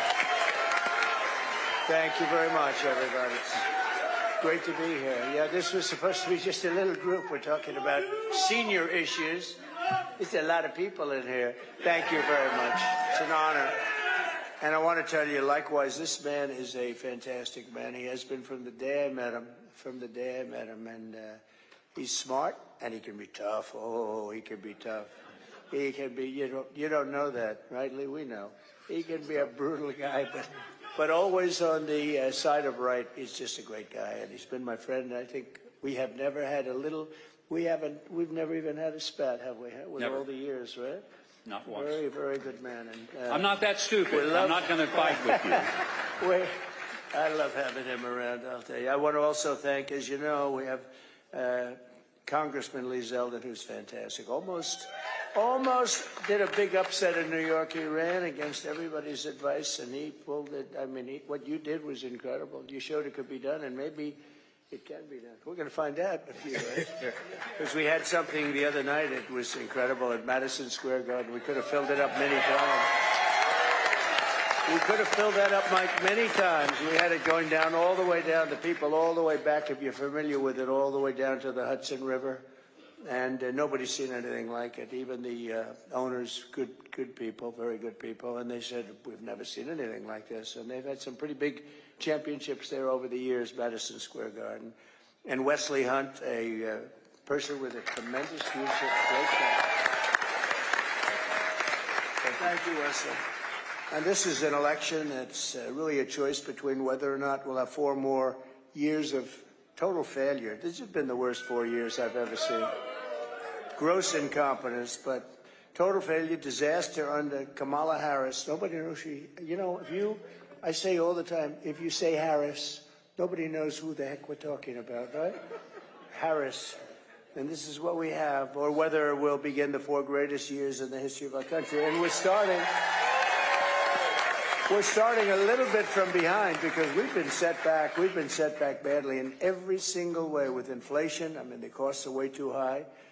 And inflation's still higher than it's supposed to be with all that they've done to try and get it down. But they use the number, Mike, 20%, but it's probably 40 or 50% if you really look. Look, interest rates with us were 2%, and now they're 10%, and you can't get the money. They don't include interest rates. That's a big deal if you're buying a house or anything else. And so many other things they don't include, just like they don't include in their crime statistics the places that have the worst crime. We had that during the debate where David Muir of ABC said, no, I said, crime is through the roof. He said, no, sir, it's down. Crime is down. The next day they release it. I said, it's up 45%. And it's up. We have tremendous migrant crime. If you look at just that, it's been a disaster, a very dangerous crime. It's terrible what's happened at our border, what they've done to our country. At the border, Mike, I think it's interesting to say because every poll has inflation and the economy is the #1 thing, and third is the border. I don't think it's that. I think inflation's horrible. It's destroying people. It's a country buster. But I don't think it's inflation. I don't think it's the economy. I think the #1 thing is the border, that millions of people are being sent into our country. It was announced last week, you saw that, by the Border Patrol, which, by the way, endorsed me. They endorsed me so nicely. They've endorsed me every year, even though they're not supposed to. I think they're not supposed to, and they said, we have to do what we have to do. But we had the best border ever in the history of our country, and now we have the worst border in the history of the world. This is the worst border. There's never been a border like this. They have open border. Anybody can come in. When I heard they were going to do that, we built 571 miles of wall. We had another 200 miles, far more than I said I was going to build. We had another 200 miles that could have been put up in 3 weeks. It was all there, laying there, waiting to be lifted. Could have been put up in 3 to 4 weeks. And they said, we don't want to do it. And I said, wow, that's strange. If they don't want to do it, that means they must really want open borders. But I can't imagine wanting open borders. Who would want open borders? But they want open borders. Who would want men playing in women's sports? They want it. Who would want transgender operations for almost everybody in the world? They want them. This is a sick group of people, I'm telling you, and there's a great evilness. You know, we want to come together as a country, but there's a lot of evil there. There's a lot of, you'd say, why do they want it? And so there's basically three reasons. Number one is they're stupid, which they're not, because I can tell you in Lancaster County, which we know very well, they found 2,600 fake voter registrations. You heard that? It's a big story. Well, where is it now? I think we have a very good DA, and he's probably going to do his thing, and I hope he will, but it's all written by the same hand. Okay? Maybe that's just coincidence. Maybe everybody has exactly the same handwriting, right? So we just found that. That was one. And then we have in York, I remember York easy to remember because I used to lift weights for about a week. Then I realized I don't want to do it. I realized I don't like it, Mike. And York was the barbells and all that stuff. I think that's moved to China, along with a lot of other things. Maybe we'll bring it back. We're going to tariff the hell out of them. We'll bring it back. I'd love to bring it back. No, it's I like to build things. So I'm building a gym. I'm building this gorgeous gym in my house in the basement of my parents' house, and I'm putting it up. And I couldn't sleep at night. I was so excited. It was really beautiful. I'm really good at that. And then the barbells came, and I said, oh, this was no fun. I liked building the place. After it was built, they sat there for a long time. But I remember they came from York, PA, right? And it was big stuff. But the other reason, I mean, if you think, the other reason would be that they really would like to sign these people up to vote, right? And that's crazy. And the third reason would be they hate our country. Because who would want to have millions of people coming into our country? Many of them are murderers. Many of them are terrorists. Many of them are gang members from the street, MS-13, and almost worse. You know, the Venezuelan gangs are almost worse.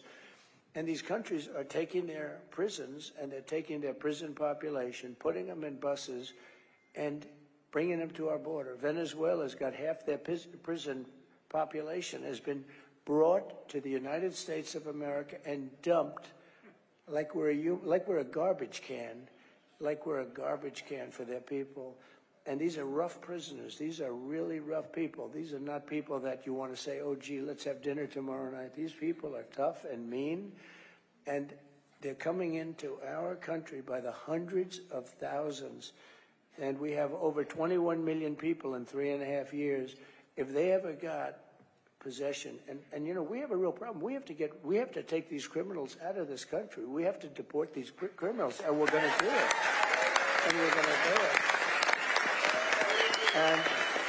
And I know this is very much a senior oriented little meeting, but Mike and I were talking. I think this is the biggest senior issue.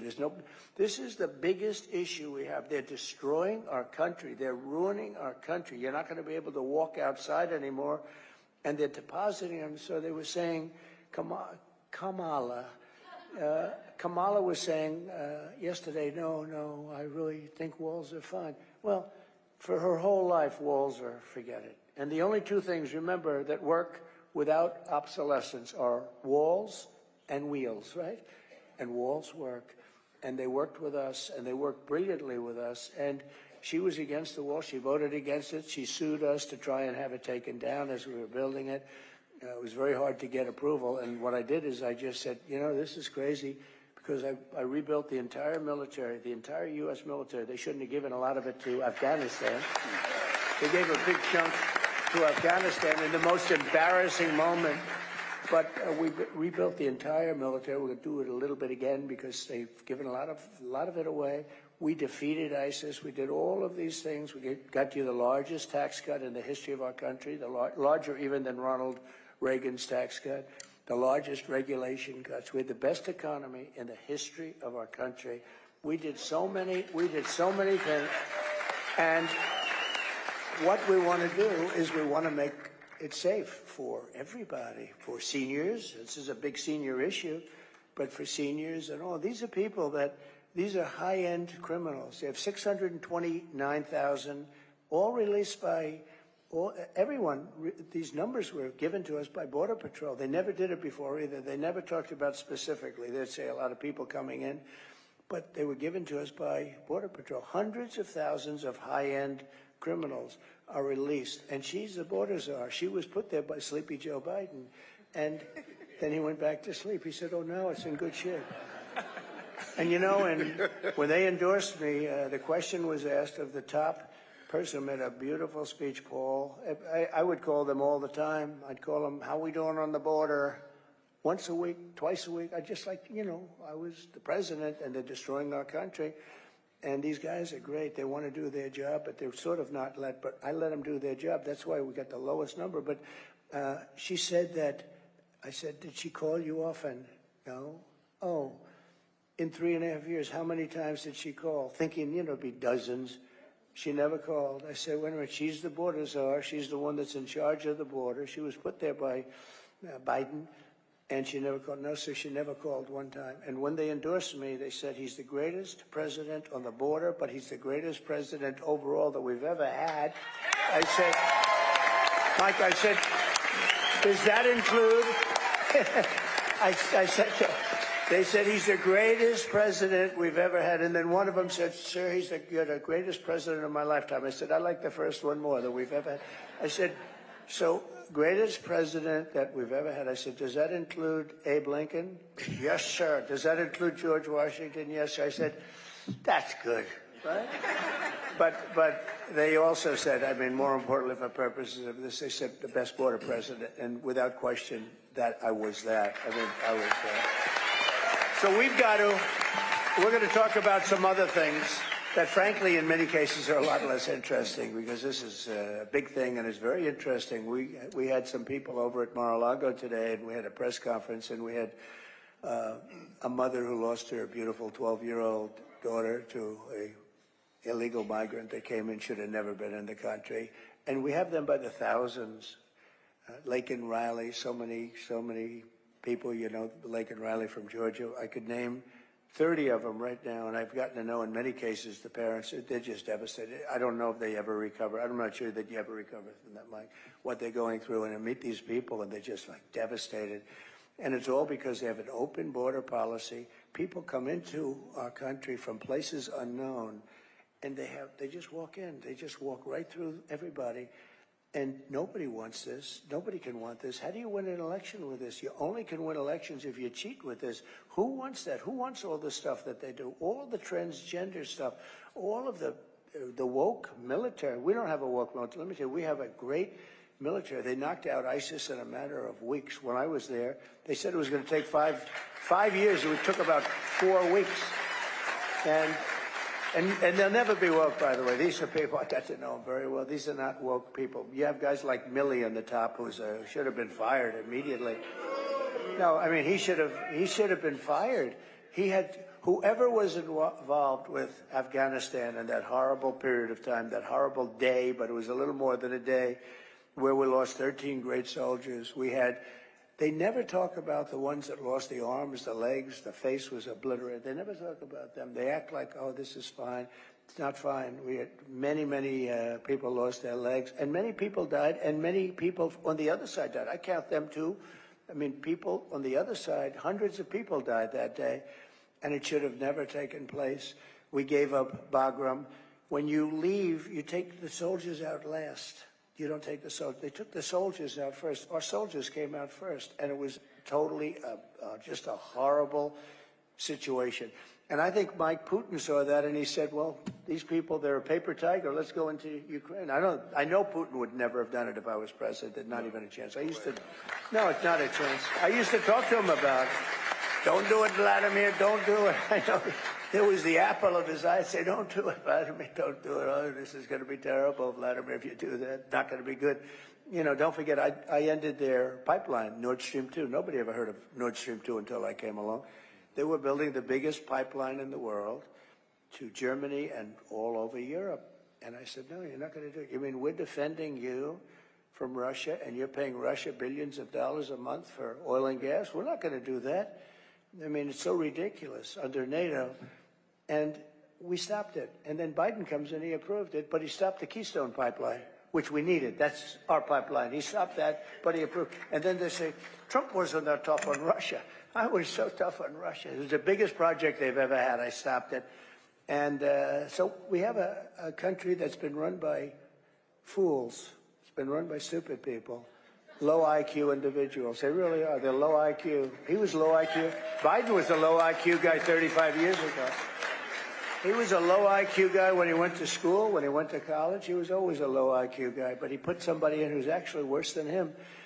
And if we put her in office, this country's finished. I really believe it. This country is finished. One of the reasons the stock market's going up, Scott Bessent, who's one of the biggest, most respected people on Wall Street, he's a very brilliant guy. Of course, if he said differently, I probably wouldn't be saying this. But he said the only reason the stock market's going up is because everybody on Wall Street thinks that Trump is going to win the election.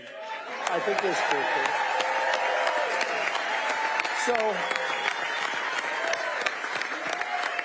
So we have to keep you safe. In addition, from a medical standpoint, Mike, we have to keep them safe physically from these people that are coming in. And we're going to do I don't like doing this, but we're going to do the largest deportation in the history of our country. We're going to get all of these criminals out. And it's not going to be easy. And, you know, I say that, and you know who has the record? Dwight Eisenhower. And I call him a moderate, but he hated to see people coming in from other countries and violating our borders. He was right. But he was a very big deporter. He deported people when they walked into our country. He'd take them out. And he has the record. And I don't, it's not a record that I want either. We all have a heart, but we have no choice. Now you have also, and you also have others, and we'll also finish that. No, we're going to put up sections of the wall that would have been put up in a matter of weeks. It could have, you know what they did with this wall? Much of it they sold for 5 cents on the dollar for scrap metal. And we're going to have to buy it again, but we're not going to pay 5 cents. We're going to pay a lot. It was very expensive. This was a wall designed specifically for it. In fact, I often talk about it. I never liked the panel on top. You know what it was called? An anti-climb panel. It looked beautiful when you had but when you put the panel on top, it didn't look as good. And I said, why do you do that? They said, it's anti-climb. I said, I don't believe it is. And we actually had mountain climbers and drug climbers. We've got a couple of them. It's unbelievable. They can carry a 100-pound sack on their back. They can go up that thing. You and I could never do that, I think. You and I could. No, they go up it like it's nothing. And actually, the anti-climb panel worked. So I said, good. So it was built specifically out of steel, concrete, and rebar, and hardened steel, very hardened concrete. So we built so many miles of it, and it worked. And we had the best. And by the way, Mexico did pay. They paid a big price. They weren't able to pay for the wall, but they gave us tens of thousands of soldiers. I said to the president, you're letting these people into our country. You have to give us soldiers to protect us while we're building the wall. I can't do that. I can't do that. I said, if you can't do that, then I'm going to put tariffs on every product that you make, and we're going to charge you 25% back. And he said to me, like I said, I'd love to do that. That's what happened. Millions and millions, maybe billions, but millions and millions of dollars they spent on, they gave us, and I said, free. I don't want to pay for your soldiers. I want it free because they're coming through your country, into our country. And we did a lot of things. We did great things. And very important was the rebuilding of our military. But in part of the rebuilding, I said, look, this is an invasion into our country because you couldn't deal with Congress. You had guys like Mitch McConnell and others that were just absolutely terrible. I tell you, he can be Republican. He can be. I'm a person that says it like it is. And guys that were really not on our side very much. And I will tell you, I said, this is an invasion of our country. I'm going to take it out of the military because the military had a tremendous, I was able to get tremendous amounts of money to rebuild our military. We have jets that were 50 years old.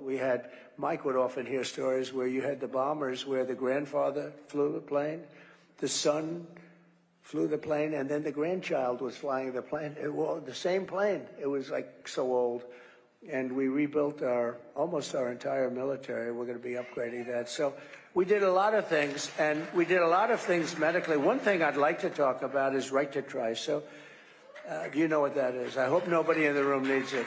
But we have the best labs, doctors, technicians, but our laboratories are the best for new medicines and everything. They're really amazing. And but you can't get it approved. I mean, and rightfully, you can't get it by the FDA. They can't stand me, by the way. I used to push them. I got it down from 12 years to 5 years, but they need certain times. I mean, they do need. I want everything to be rushed, but you can't necessarily do that.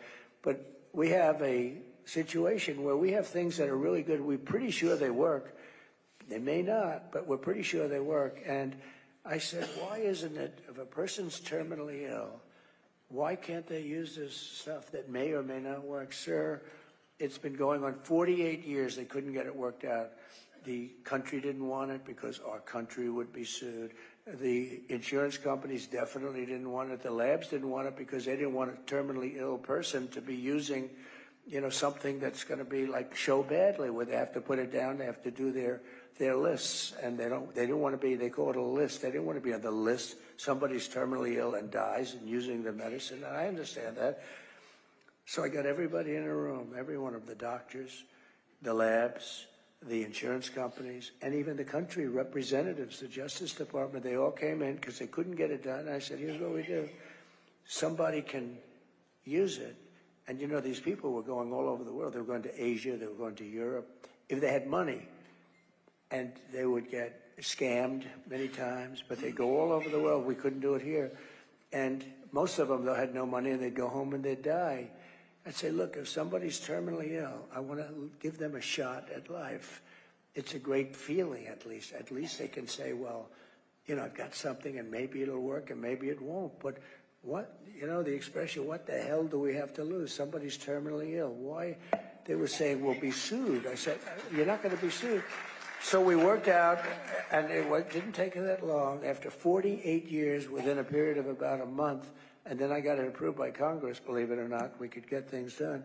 But think of this, we got it approved, and everybody agreed. Anybody that signed that document, you wouldn't sue anybody. If something happened to your family, the family would sign, the person would sign. No liability for anybody, and you have the right to try. We have saved thousands and thousands of people, and it's very interesting. Some of the biggest proponents of it now are the people that fought it the hardest to get it, like the laboratories, the medical companies, because it actually showed that it worked. People are terminally ill, and in many cases they came back, they had absolutely no problems, they have no disease, they have no anything. It's called right to try. We did that. Nobody thought we could get it approved. We got it approved. They signed a waiver of liability, and which in business you sort of do. But I got everybody into a room. I said, we got to do this. And we've used, I have a person who works for me was saved because of that. A very great person that works for me was saved because of right to try.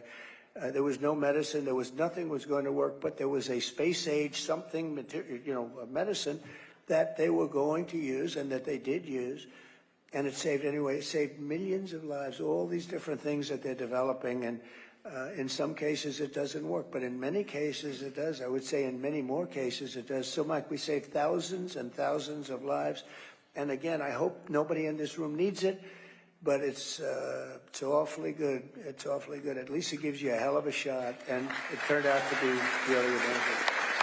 So I'd like to ask Mike to now take over and go around the room. I'd love to hear from Ed and Ted and everybody, and we'll see how we're doing, okay? Thank you very much. Thank you. It's a great honor. Thank you. Thank you very much. Well, Mr. President, you certainly just gave us a good reason to be happy about next Tuesday. You reminded us why you've been fighting for the people. And every one of these folks who are here at the table are here because they live in this area. They all come from different perspectives, but they have a unique understanding of what's needed in this country and why we need you to be back in the White House. And I'm going to start with Donald Clark. He's a retired police lieutenant. He served 32 years, and he did a variety of roles from patrol officer, field training officer, K-9 officer, was on the SWAT team. I think it's interesting, Donald, you were in the police business 32 years. You've been married 36. You might tell us which was the hardest of those two careers, but I want you to speak specifically. Don't do it. You can get yourself in trouble. He wanted to be cute. I've done that. Don't do it. Say, I love my wife very much. The police was... You'll be careful on this. Good answer. But speak to the issue of crime. Would you go back into police work today knowing the kind of challenges police officers face that maybe weren't faced then? And then as a retiree, how difficult it is to live on retirement income given the economy that we currently have? I'll be totally honest, I would not want to go back and work on the street again. I spoke with a lot of my colleagues, and the biggest thing that is really challenging now is it's burnout, the inability of retention and recruitment of the officers that we need due to the lack of respect and hatred towards the law enforcement prevalent in our big cities today. Coupled with that is the lack of support from administration, budget cuts, and the lenient and soft on crime policies of the district attorney's office in those cities. In turn, a trickle-down effect into the surrounding communities comes down from this. And just because Philadelphia has it, now all of a sudden Upper Darby has the same issues. And then with this, it's forcing law enforcement to do more with less. And the one thing I always told my officers when I was on in roll call was, everybody showed up to work tonight, everybody goes home tonight. And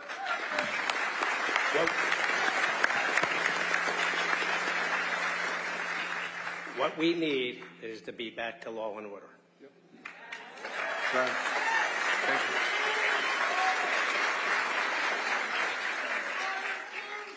you. Now that I'm retired, and I retired in 2020, and I do have a good pension, but it is a fixed income. My wife, who is a registered nurse, Lori, she retired in 2022. But with the unstable economy, the high cost of living, high inflation, we were not comfortable with what we had put away for our savings for retirement. So Lori took another job, and actually she just retired last week. But we were not comfortable with what we had in our savings, and we weren't sure how far it was going to go. And if less things changes with this economy right now, I don't know if I'm going to have enough when I do, if I'm going to live that long. So it's terrible. Thank you, man. Thank you, Mr. President. Dr. Maribel Valdez was born in Puerto Rico and came to the United States. Came to the United States when she was 17 and got her doctorate in occupational therapy. She spent nearly 40 years as an occupational therapist, working primarily with the elderly in nursing homes, rehabilitation centers, and home health. In private practice, she was a Medicare and Medicaid provider for occupational therapy services. So Maribel, you have had a lot of experience working with Medicare, both as a provider and now as a customer. Would you mind speaking to your experience working with the 1-800 Medicare hotline? Mr. President, I just wanted to tell you that I moved here in 1981 from Puerto Rico, and I want you to know that Puerto Rico stands behind you, and Puerto Rico loves you.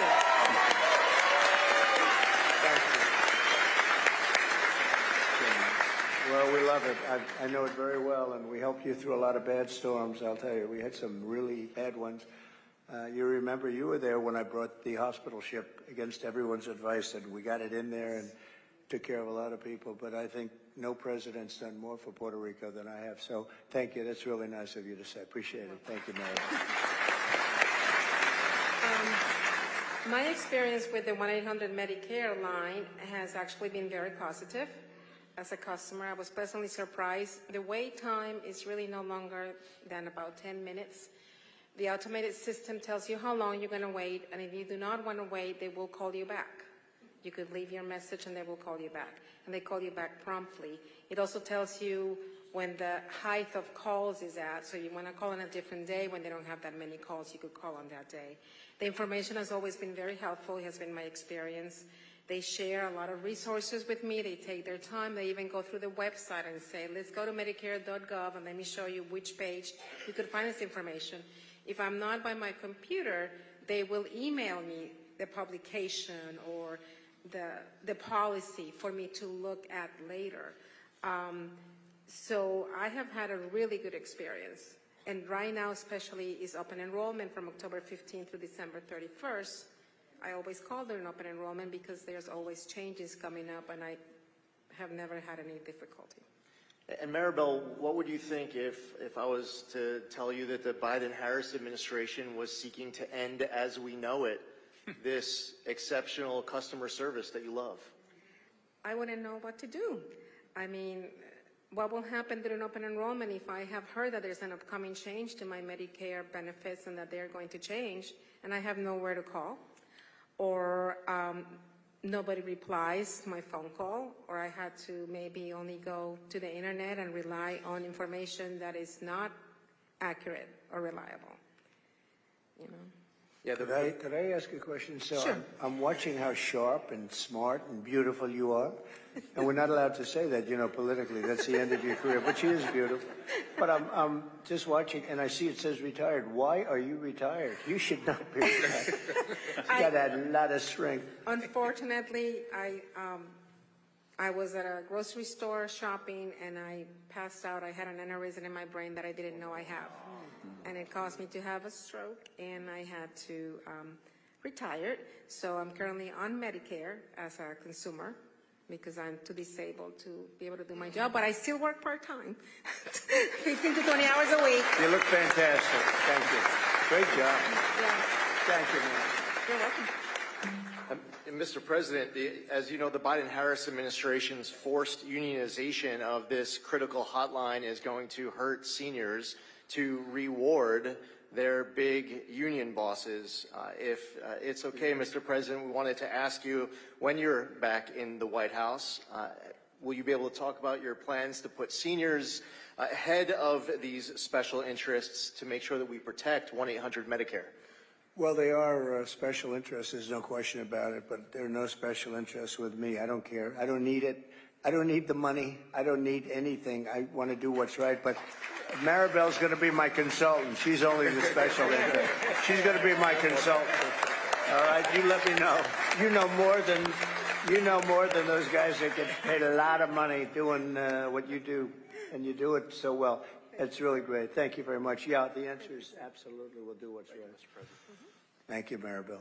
You're welcome, sir. I love the idea that you're going to use her as a consultant. I think that's smart, and it's like it. also one of the reasons that people recognize that you listen to people who are actually in the middle of something. We have a couple with us here today, Joe Rooney and his wife Beth, both of whom have been military aviators. Joe, a Marine Corps pilot, career. The Marines are here. We're in good shape. He retired as a lieutenant colonel in the Marine Corps. He's then flown for Delta Airlines for many years in private sector. His wife, Beth, pretty remarkable life. 24 years as a naval aviator, the very first U.S. Navy female jet test pilot ever. Retired as a commander. Very impressive, both of them. They've served our country honorably and very significantly, and I think I'll just ask them as a couple to express, in terms of speaking to the president, tell him which one of you is the better pilot. That's what we really want to know. I'll answer that. My husband has retired, and I'm still flying. No question. There you go. Great. What do you hope from the president in terms of policies that will affect people who are retired, whether they're military or private sector? But you've both done your service for this country. I'll start out, if that's okay. And if you don't mind, I'll make a quick digression. Mr. President, have you ever seen the movie True Grit? Yes. John Wayne? Yes. So it was my honor to live under you and help get you elected 8 years ago. and then I watched those 4 years. And I have seen what's happened in the intervening 4 years to everything that was done with you leading up to the calamity of Butler, PA. And I hope you don't mind me saying this, but you have true grit, okay? Thank you, Joe.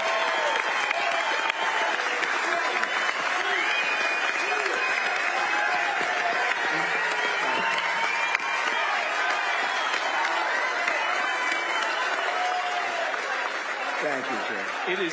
It is our honor to do all we can. I live in Montgomery County and Abington Township, and the GOP in Montgomery County and Abington Township is working every day from now through November 5th to get you elected. And we're doing it. So, Joe, thank you very much. That's really nice. I know I digress, but I honestly mean it. And my wife will add some more. But you asked about how we can help seniors. Mr. President, for 4 years, you showed us what a strong economy looks like. A strong economy helps seniors. A strong economy helps people on fixed income. A strong economy helps people who are below the average amount of money or maybe struggling, and we have them in our own neighborhood. What a strong economy we need is low energy prices, and I know you're all for low energy. We need an all-of-the-above solution. We need nuclear, we need natural gas, we need coal, we need electrical coming from wind, and we need it from water and everywhere else that we can get it. But it's all of the above. That will lower our prices for food prices, gasoline prices, the prices that seniors and fixed income people pay in the wintertime, and basically it's going to lower inflation, which is the tax that cripples us all. And we had that before, and we'll have that with you. From what I understand of the Harris plan, it consists of two things. One is divide people, and the second one is raise taxes. That doesn't solve anything, and any economist will tell you, you tax things, you get less of it. You lower the taxes on things, you get more of it. And the other thing I'd like to say, and folks, I hope you understand this, Tim Walz is the governor of Minnesota. Minnesota is one of only 10 states that tax Social Security income at the state level. So she chose him. So for all of us in Pennsylvania, we don't have that right now. What can we expect? That is anti-fixed income. That is anti-senior. And I'm afraid that that's what we may look forward to.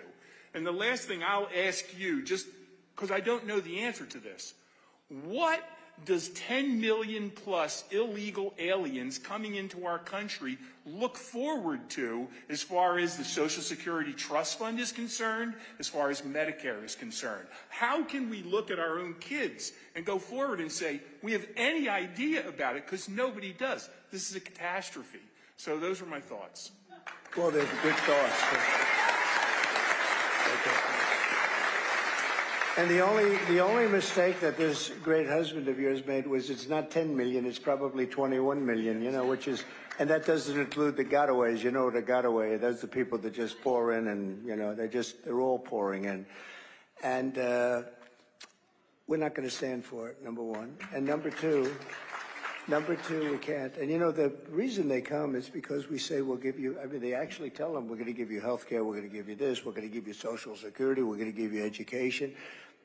We have a community in Springfield, Ohio, with 32,000 illegal migrants were put into a 50,000 person community, and you can't get into the hospitals, you can't get into the schools, you can't do anything. It's a disaster. And it's all got to, it's not sustainable. It's not, you had a nice community, Springfield. And now it's, you heard about this, Mike, 32,000 illegal migrants. Now, they sort of made it legal by playing cutesy with the law, but they're illegal migrants. And it's just not sustainable. This is happening all over the country.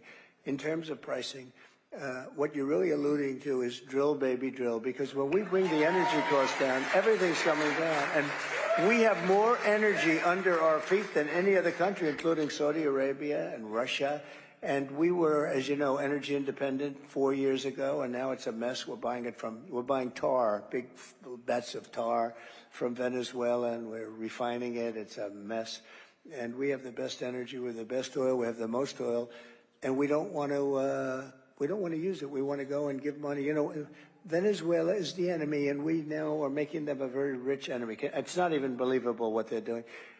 They don't know what the hell they're doing, but we're going to drill, baby, drill. We're going to use our stuff. We don't need anybody else's. And we're going to open up Anwar in Alaska, which is as big as Saudi Arabia, they say, the biggest in the world. I got it open. Ronald Reagan couldn't do it. Nobody could do it. For 60 years, they couldn't do it. I got it done.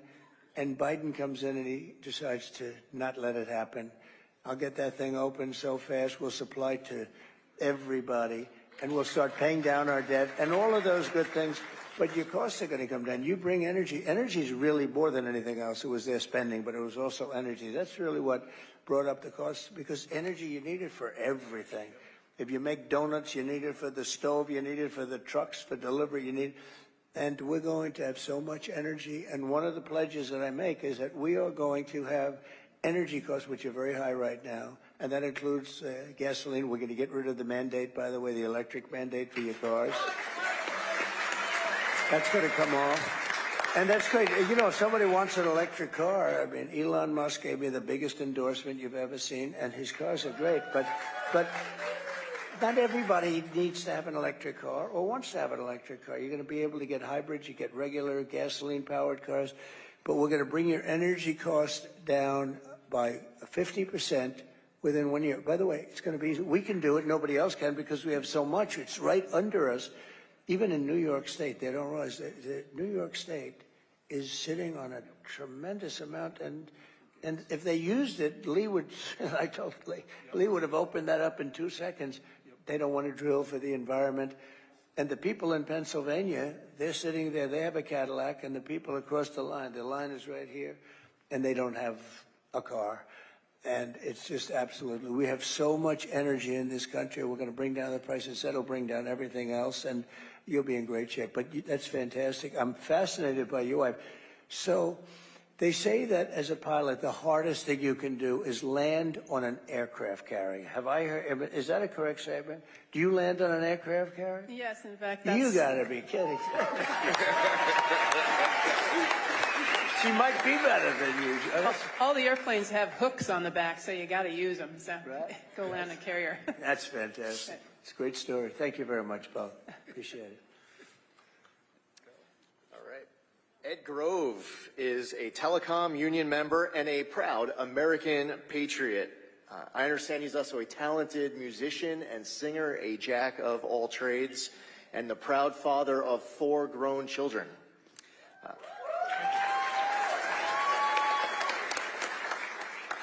Ed, you're a longtime telecom union member, and we see a lot of unions acting far more political than they ever have in the past. And it's interesting that it seems like a lot of union leaders are not aligned with the rank and file. In your personal opinion, do you see this where union leaders, with regards to political matters, are in conflict with their leadership? First of all, thank you for having me. Thank you. Thank you very much, Ed. It's a great honor to be here. Yep. My personal opinion, of course, I can't speak for the unions, but there is a silent majority. Political stuff we really don't care about. Being represented is what matters most to us. Personally, I just don't believe union bosses speak for all union membership. I support Donald Trump because he supports keeping manufacturing jobs in-house. Good. It was proven in your first term. Thank you for that. Thank you. You also take care of the American worker instead of going overseas or out of country to do so. Very much appreciate that. Thank you. Thank you very much, Ed. Very nice. I appreciate it. Lee is alluding to the fact that the Teamsters took a vote and 61%, this is nationwide, 62% of them support Trump. Yes, they do. And they have a very good head. They have a man named Sean O'Brien who's a great guy. He's the head of it. And but he released those numbers, which is something I appreciated very much. And the firefighters, the same thing. They support me, the rank and file, so we have a lot of the unions beyond that. I think the auto workers in Detroit, we're going to bring back a lot of plants into Michigan. We're going to bring them back very fast. And you probably read, Mike, where I killed. They were building a giant plant in Mexico, sponsored and owned by China. And I let them know, and that would have destroyed Michigan. This plant would have made as many cars as all of Michigan. This was going to be the largest plant in the world, and I let them know, you build that plant, and we're going to put the biggest tariffs on those cars you've ever seen. And, you know, that was about 2 weeks ago. They've just announced they're not going to build the plant. That's a great thing, isn't that good? Now, if they want to build it in the U.S., that's okay, Ed. If they want to build it, Mike, in the U.S., that's okay. But they're not going to build it in another country and send the cars in here and destroy all of that. That's what's happening. That's what's been happening for 50, 60 years. So they just announced, China just announced they're not going to build the plant. I'm very happy about that. Thank you very much, China. Absolutely. Thank you, sir. Great honor. Thank you. Mr. President, I want to introduce you to Dr. Kathleen McGuire. She is just to my right here. She has a very esteemed academic career in gerontology, but I think she brings something else to the table, not just the academic study of gerontology, but more importantly, she cared for her own mother for 2.5 years. And Dr. McGuire, if you could express, when you went from the academic side, studying and teaching others about gerontology, and then taking care of your mother, what were the big challenges, and what kind of assistance did you find from the government when you were trying to be the caregiver to your own mom? Thank you. I appreciate being invited here. The challenges were not being able to navigate the system, not knowing how to navigate the system. Yes, I taught the class, but it's different when it's your own family member. You can tell everybody else how to do this, make sure you give them resources here, but if you don't know it yourself, that's even more difficult. When you live that experience, living with my mom, and I'll tell you, it was very challenging, and I'll tell you a little bit about her history. What happened was that she was living alone in the Pocono Mountains, on a mountain, 100 miles away from family. She was a widow, trying to keep up her house. And according to the Department of Human Services, she was not able to get any assistance because she was not under the federal poverty level. Even though she was on a fixed income, getting Social Security, and she had an Advantage plan, which was also more money. She had one big asset, and that asset was her home. So she was asset rich and cash poor. All right? So it was difficult. She wanted to live there, and she wanted to die there. But it was more difficult. She had to make difficult decisions. Do I pay my taxes, which she had to pay her taxes. She had to pay association fees. She had to pay utility bills with, what, $1,400 a month, maybe? She had to pay for food, maybe. And she had to come up with a decision. What do I do? Do I maintain my home or do I eat? She chose to maintain her home rather than her well-being. She decided, well, as her health deteriorated, we brought her back to my house in Bucks County, Upper Southampton, rather than Lower Southampton. Not far from Mickey D's where you were, yes. That's right.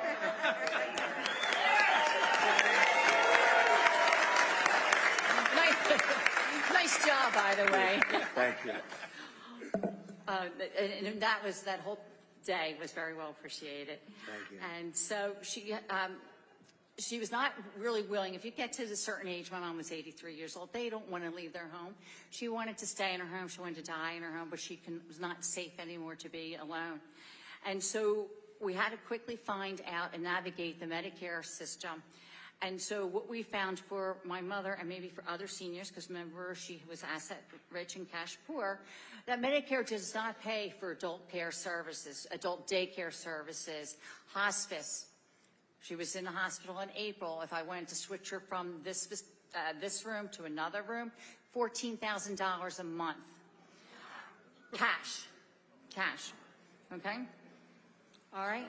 She came to us and she didn't have there was no respite care. That is not covered. Home care assistance is not covered, and you have to have basically 4 hours of service from these,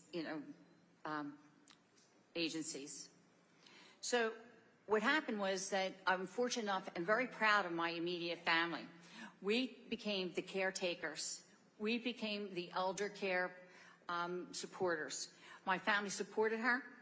It was challenging sometimes. It was a team effort.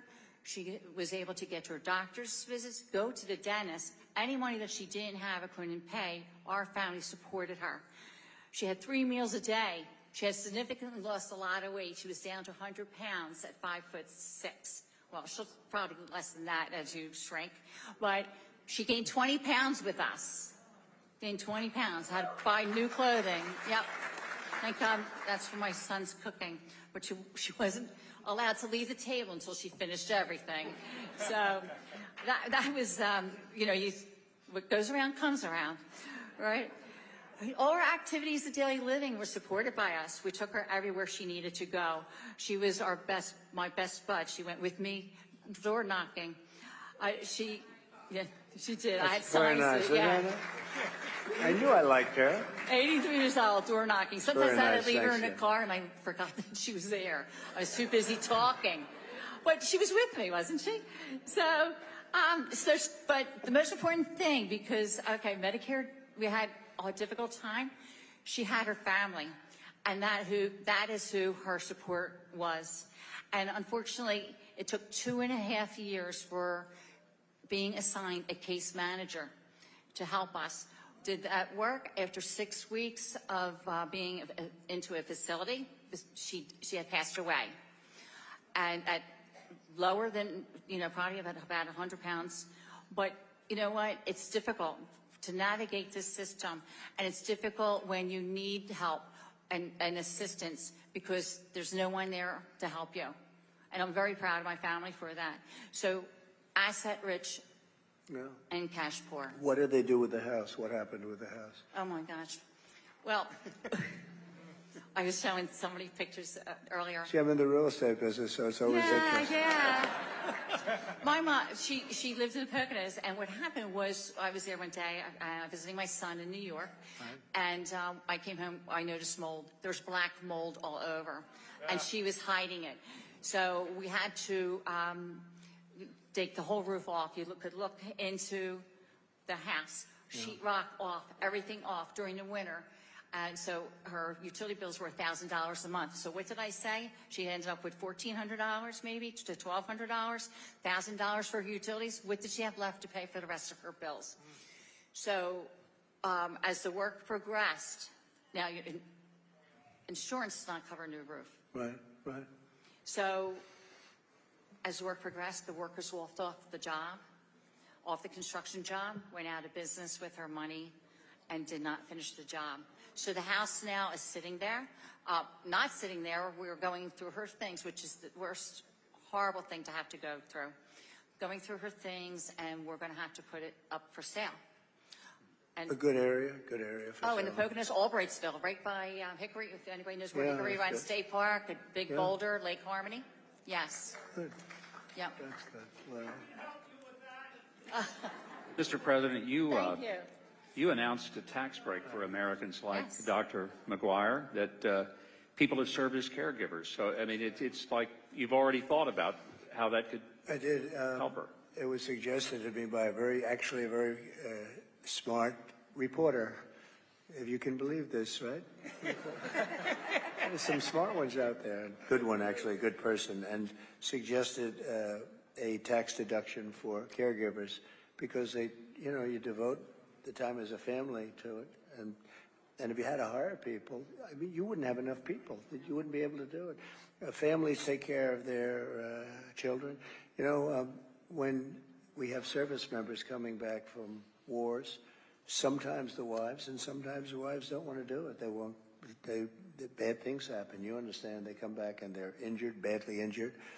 The mother takes care of the son and has to take care of the son for a long period of time. It's very sad when you see it happening. They go out to war and they come back and they have problems, difficulties. And so I want to make it so that we're getting tax credits for those people that take care of people, because honestly, if these people, a lot of them are called angel moms, and they're called a lot of different things, but they're beautiful names, actually beautiful names. They're beautiful people, And not everybody's like that, to be honest with you. But when we have people like that, I think they should be given that tax credit that we talked about. I mentioned it the other night at Madison Square Garden. It's great. If some families are, the caretakers have to leave their jobs as well. Right. I'm on a Social Security. I'm over Will you be age. able to finish the house yourself? Will you be able to? My husband, who's behind me, and my children will probably finish the work, and we're trying to. Well, if you need a little extra, am I allowed to do this? Because I'm not in office now, so I could do it, but you'll come to me a little bit, okay? You'll call up Mike Wilson. So if you need a little extra, we'll help you out, okay?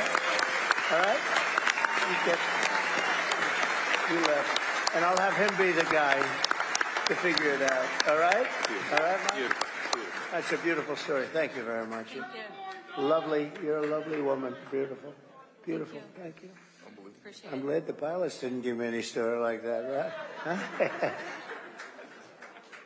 Thank you. Well, good luck with it.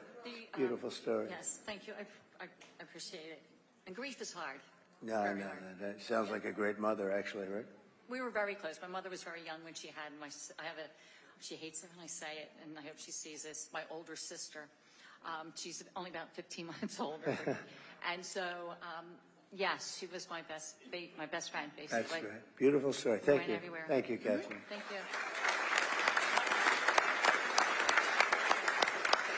Mr. President, as I introduce our last panelist here, it's a little closer to our heart with Wesley, fellow Army veteran, as I introduce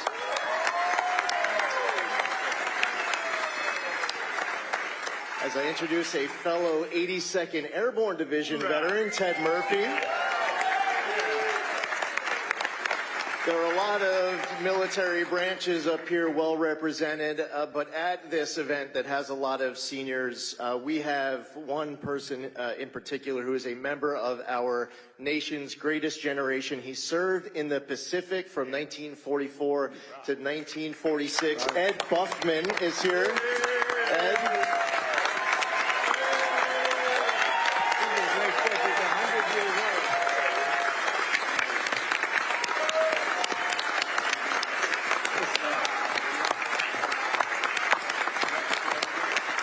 He was great. Thank you, Ed. I saw Ed backstage, by the way. He looks like he's like 60. Ed is crazy. He's got the best skin. I said, what do you do with your skin? It's so beautiful. Look at you. He's got good hair. He's got the whole package.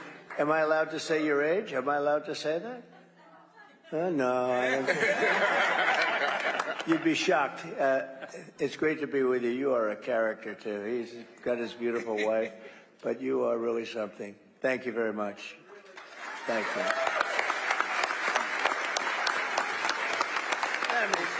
Mr. President.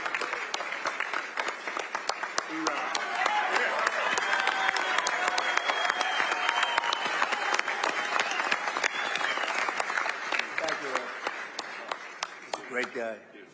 Mr. President, it was an honor to be with you in Normandy for the 75th anniversary of D-Day, and I remember sitting filled with World War II veterans, and they were all hollering after you, trying to get your attention. The amount of love with all of these veterans there at that moment. I've had the opportunity. I signed up in the military when President Clinton was in office, serving with different commanders-in-chief. There has never been a commander-in-chief who has had the back of our military service members like President Trump.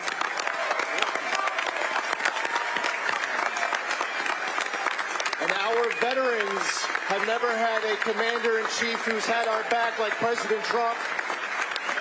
Thank you very much. Very nice. Thank you very much. And we need to get you back next Tuesday. Thank you very much.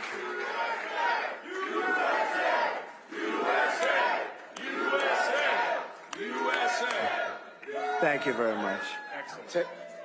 Ted Murphy comes from a family of military service. Ted has served his country in uniform in the U.S. Army, in government at the Department of Justice and Department of Homeland Security, as well as inside of the U.S. Attorney's Office in Philadelphia and with ICE National Security Law Division in D.C. He is one of the top immigration attorneys in the country. So Ted, as a top immigration expert and as a veteran, can you speak to the impact of illegal immigration on the safety of our citizens? Yes.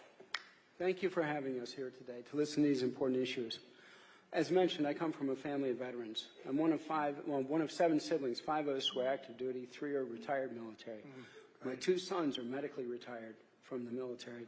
And even my mother, at the age of 55, she joined the medical reserve services with the Army and served until the age of 69. Ended up as a field commander in Bosnia.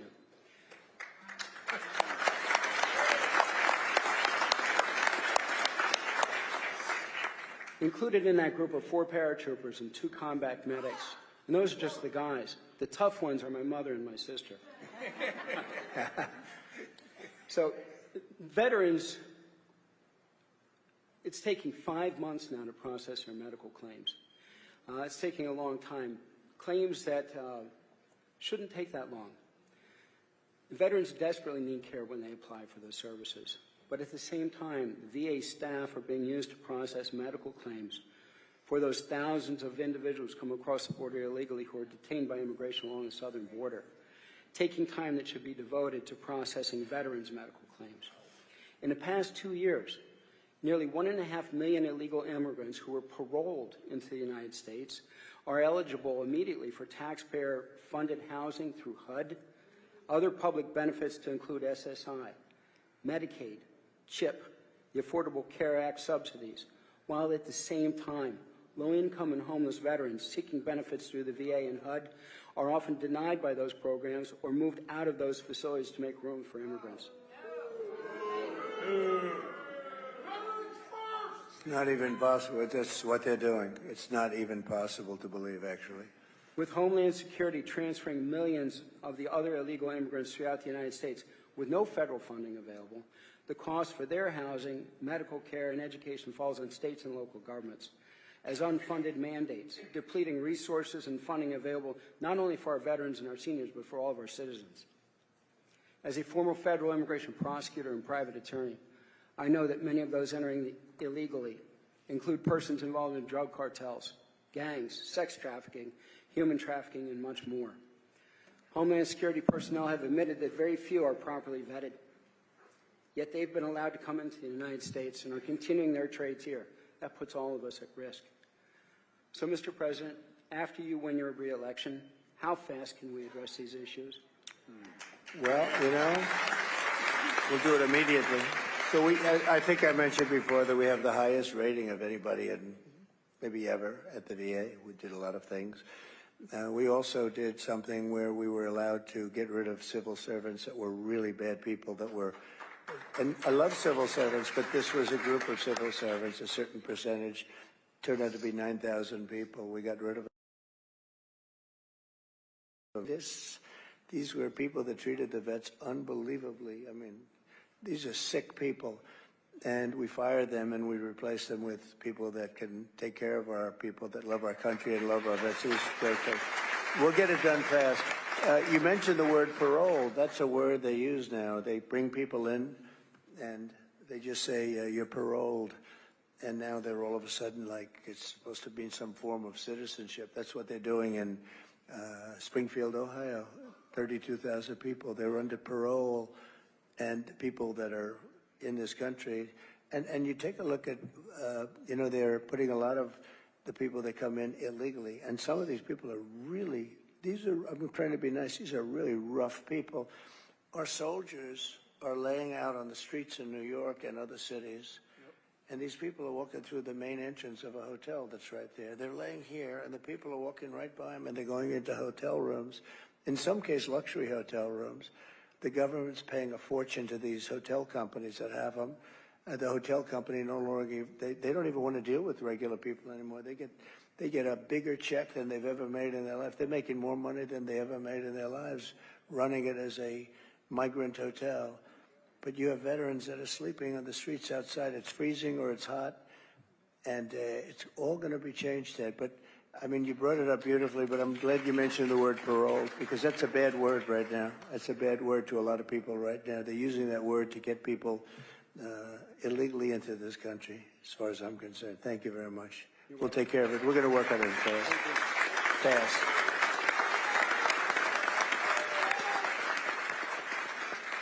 President, thank you so much for being here. Thank you for being willing to put yourself out there for us.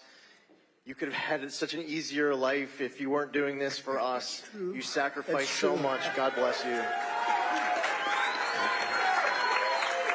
Any final thoughts, Mr. President? Well, thank you. Now, first of all, you're a fantastic young guy, and he's a great lawyer, great everything, and a very successful congressman, and he's a friend of ours, and he's really been great, Mike. I know how you feel about him, but I appreciate it. And Wesley, likewise. You didn't get a chance to speak as much. I was going to say, let's let him speak for about a half an hour because he's a very impressive guy, but he doesn't need to do that. Just to say that we're going to take care of things. We're going to do things. And, you know, you are right. I didn't need this. I could have been on the most beautiful beaches in the world. I could have had a wonderful life like some other people. I would have had the great. But, you know, if I had it to do again, a lot of people say, if you had it to do again, and Joe was nice enough to mention it was, I mean, they've been brutal, these people. They are horrible people. A lot of them are just absolutely horrible people that do not love our country. But if I had it to do again, would I rather be on the beach with the water, that beautiful salt water hitting me in the face, my white skin getting all nice and tanned? Or would I rather be here with you in Pennsylvania, making sure that people aren't going to cheat on the vote? Right? And I will take you and Pennsylvania every single day. I will do it.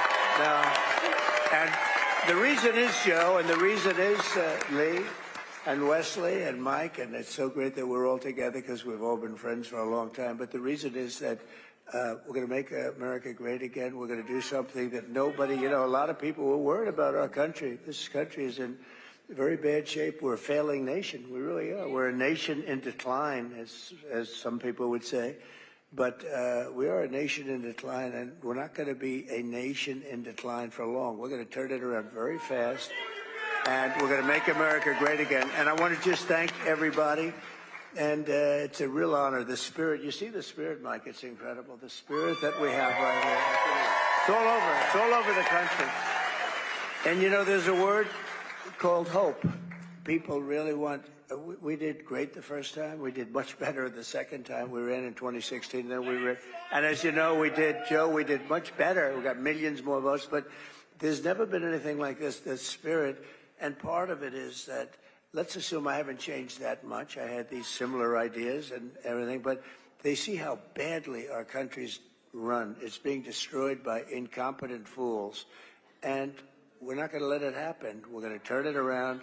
We got to win. We got to win. We have 6 days to go, Joe. We got to win. So, and thank you very much. A great honor to be with you. Thank you. Thank you very much, everyone.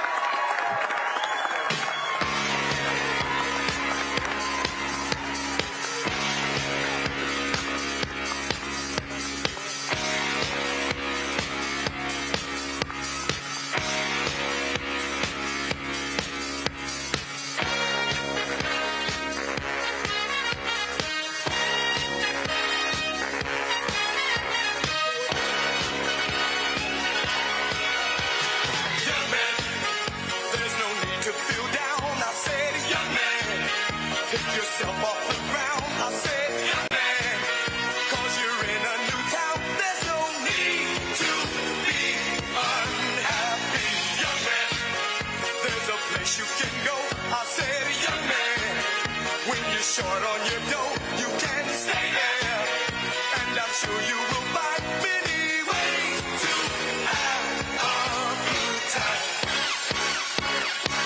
It's fun to stay at the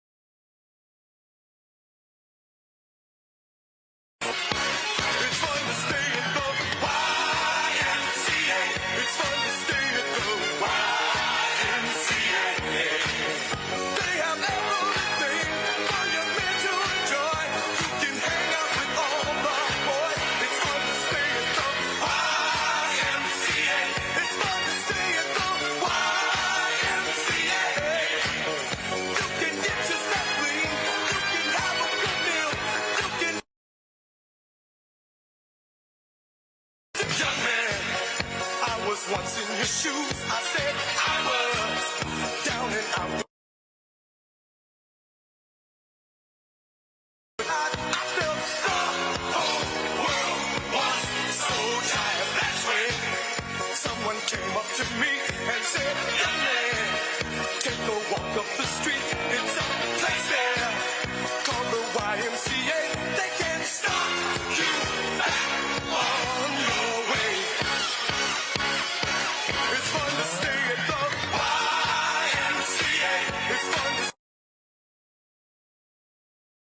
they have everything but your mental enjoy. You can hang out with all the boys. It's fun to stay at the YMCA.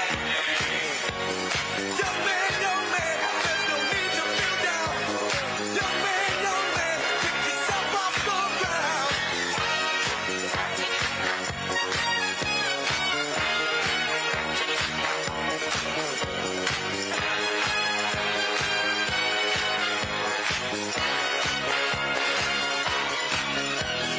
YMCA. It's fun to stay at the YMCA. Young man, are you listening to me? Young man, what do you want to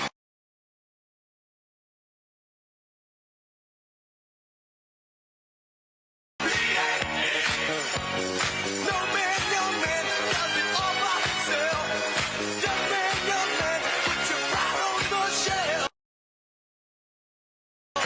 And just go to the YMCA. Young man, I was once in your shoes. Young man, I was down with the blues.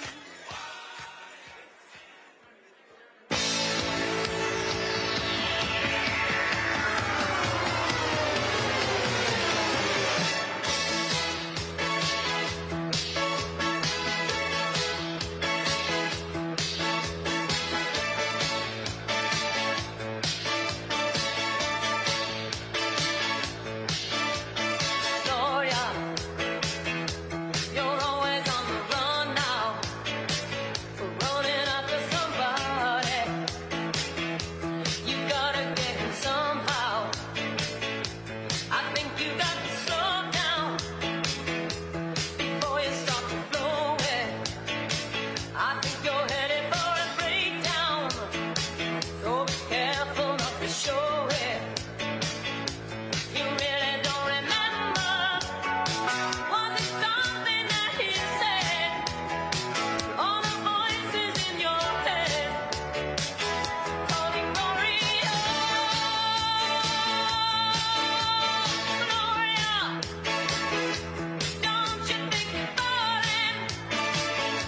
If everybody wants you, why isn't anybody calling? You don't have to answer. Leave 'em hanging on the line. Gloria,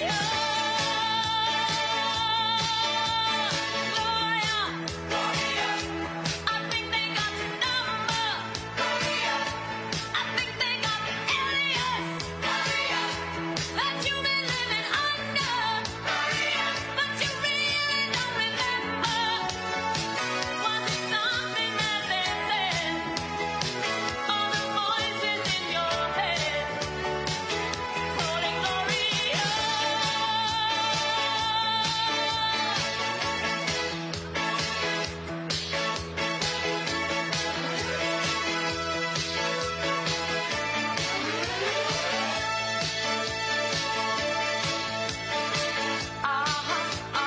Gloria, how's it gonna go down? Will you meet him on the main line? Or will you catch him on the rebound? Will you marry for the money? Take a lover in the afternoon. Feel your innocence slipping away. Don't believe it's coming back soon.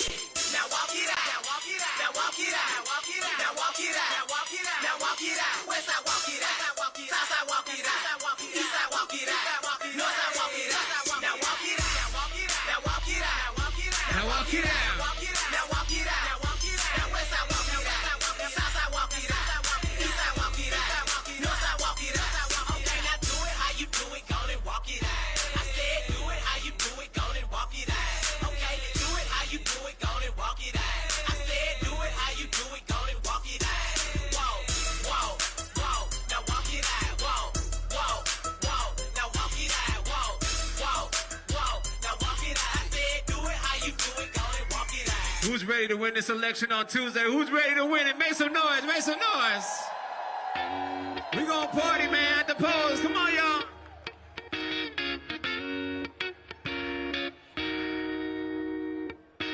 I hopped off the plane at LAX with a dream in my cardigan. Welcome to the land of fame excess. Am I gonna fit in? Jumped in the cab, here I am for the first time. Look to my right and I see the Hollywood sign. This is all so crazy. Everybody seems so famous. My tummy's turning and I'm feeling kinda homesick. Too much pressure and I'm nervous. That's when the taxi man turned on the radio and the Jay-Z song was on. And the what? And the Jay-Z song was on. And the what? And the Jay-Z song was on. Hands So up. put my hands up to play my song. The butterflies fly away. Nodding my head like yeah. Moving my hips like yeah. Got my hands up to play my song. You know I'm gonna be okay. Yeah. Come on, it's a party in the... Come on, say it. Get to the club in my taxi cab. Everybody's looking at me now. Like, who's that chick that's rocking kicks? She gotta be from out of town. So hard with my girls on around me. It's definitely not a Nashville party. Cause all I see is the letters. I guess I never got the memo. My tummy's turning and I'm feeling kinda homesick. Too much pressure and I'm nervous. That's when the DJ got my favorite tune. And the Britney song was on. And the what? And the Britney song was on. And the what? And the Britney song was on. So I put my hands up to play my song. The butterflies fly away. Nodding my head like yeah. Moving my hips like yeah. Got my hands up to play my song. You know I'm gonna be okay. Yeah. It's a party in the... Come on, y'all. It's a party in the USA. Like I've been on a flight back to my hometown tonight. Something stops me every time. The DJ plays my song and I feel alright. So I put my hands up to play my song. The butterflies fly away. Nodding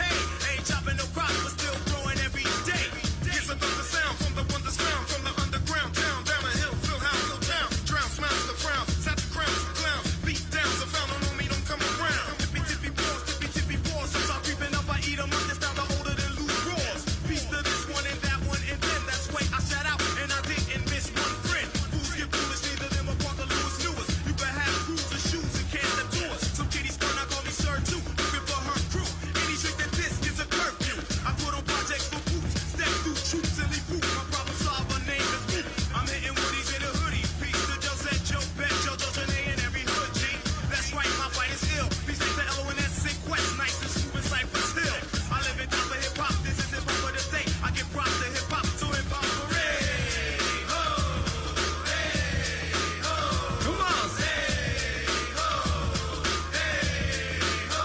Come on. Hooray, ho, hey, ho, hey, ho, hey, ho. Smooth it out. Who's ready to win this election? Make some noise. Come on.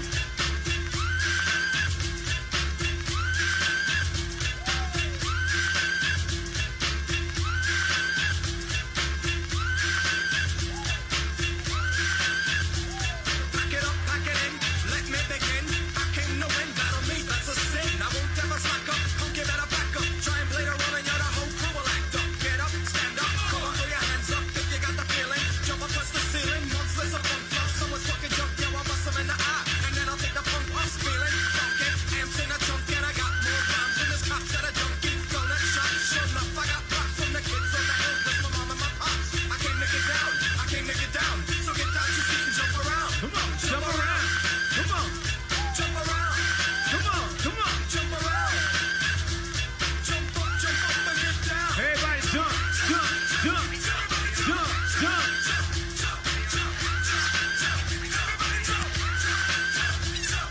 I'll serve yes, I'm like John McEnroe. If your girl steps up, I'm smacking her. Word to your moms, I came to drop bombs. I got more rhymes than the Bible's got songs. And just like the prodigal son, I've returned. Anyone stepping on me, you'll get burned. Cause I got lyrics, but you ain't got none. If you come to battle with a shotgun. But if you do, you're a fool, cause I do to the death. Trying to step to me, you take your last breath. I got the skill, come get your fill. Cause when I shoot the gift, I shoot the kill. I came to get down, I came to get down. So get out your seat and jump around. Jump around. Jump around. Jump around. Jump up and get down. Everybody jump, jump, jump. Everybody jump, jump, jump. Everybody jump, jump, jump. Everybody jump.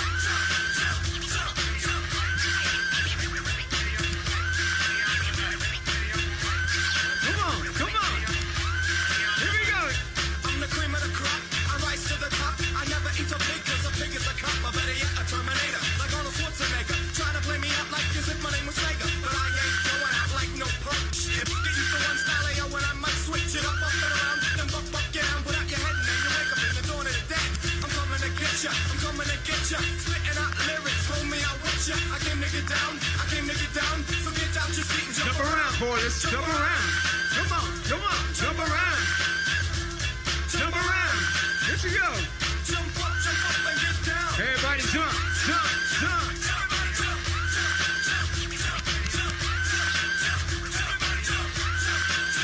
All right, let's see who's really with me. Here we go. If you know how to do this dance, I need you to do it with me right now. Come on. Here we go.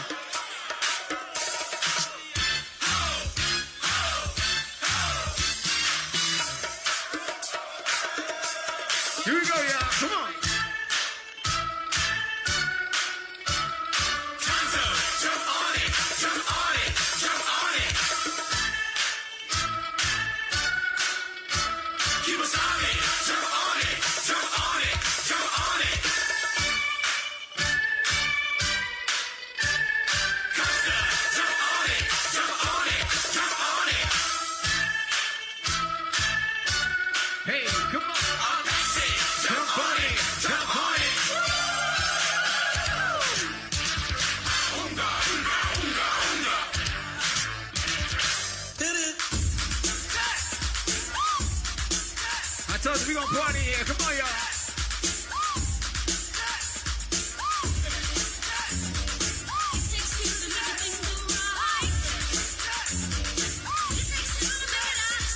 When I say Harris, y'all say Walz. Harris, Harris.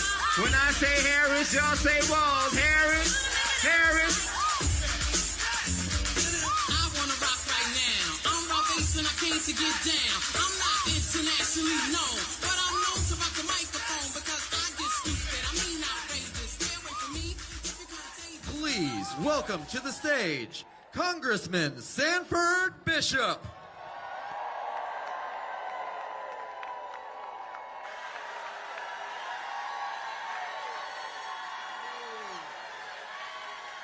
Hello, Columbus!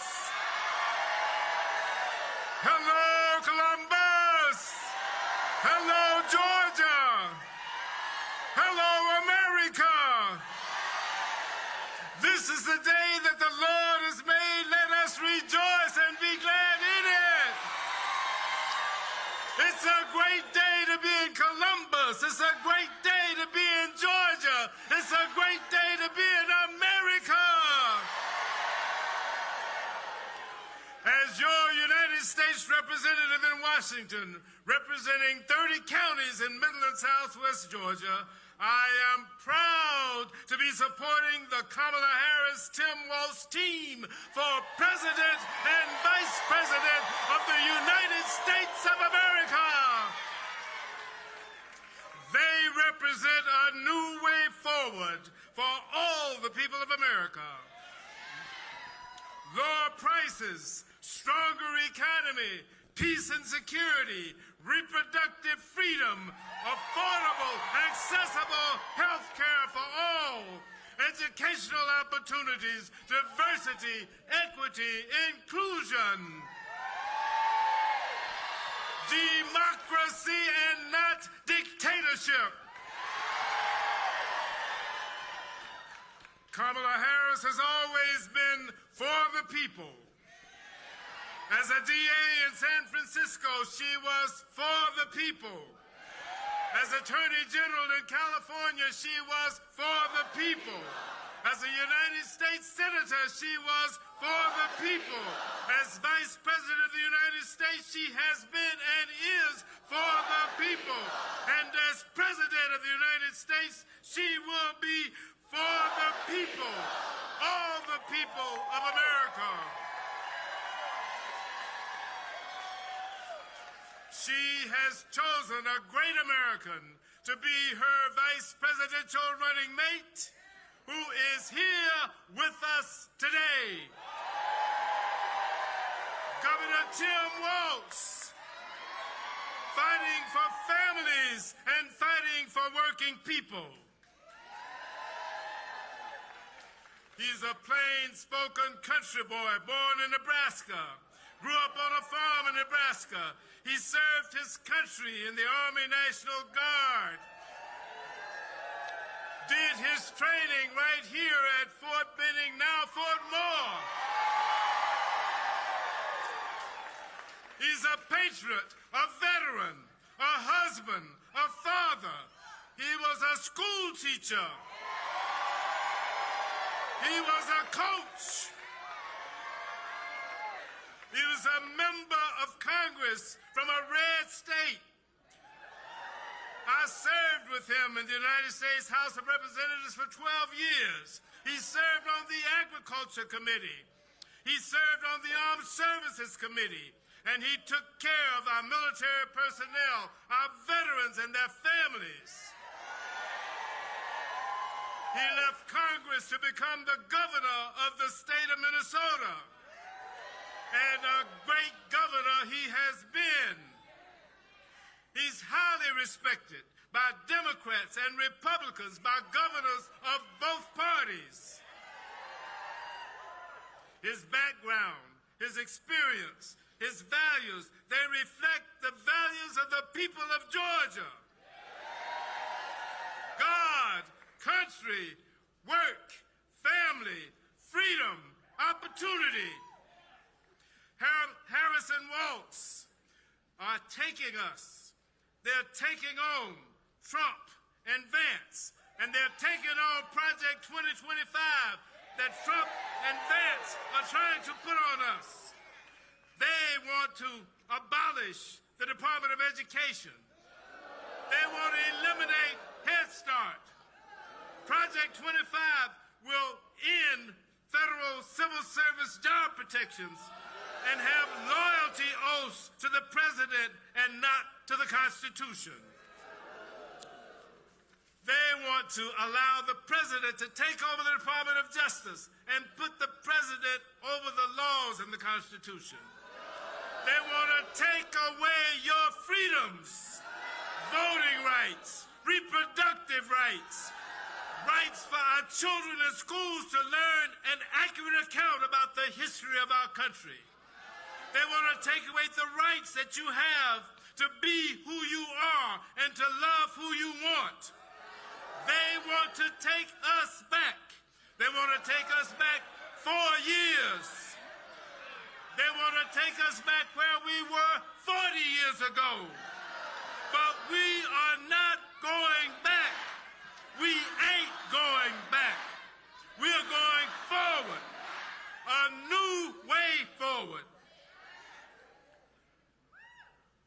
Columbus, we're going forward. Georgia, we're going forward with Kamala Harris and Tim Walz and Democrats up and down the ballot. We are going forward.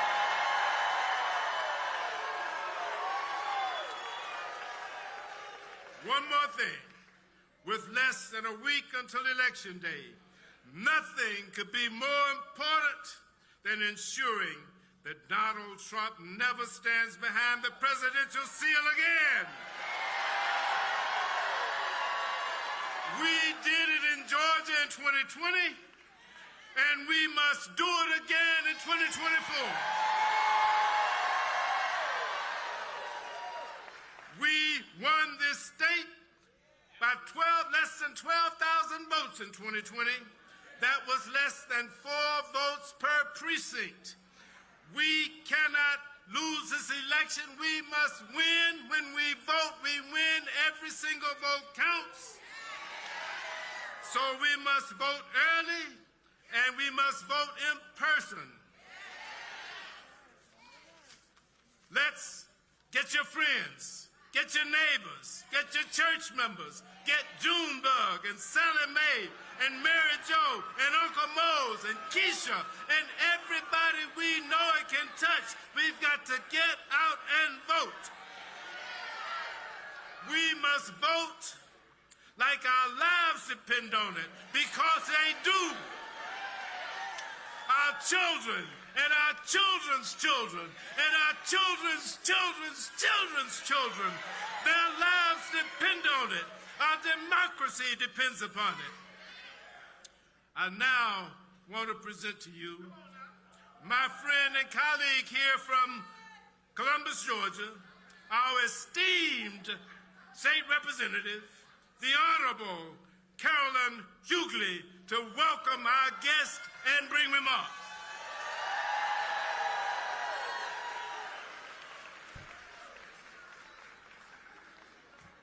Please welcome to the stage, Amy Spencer.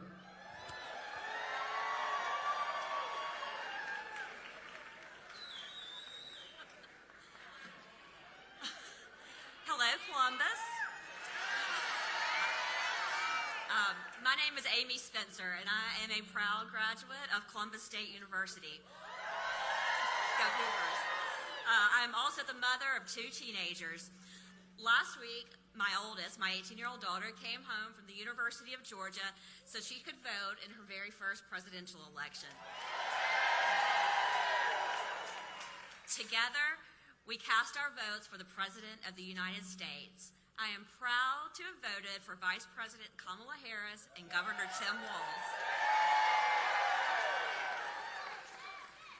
8 years ago, in 2016, I saw our country become divided by Donald Trump's chaos and hateful rhetoric.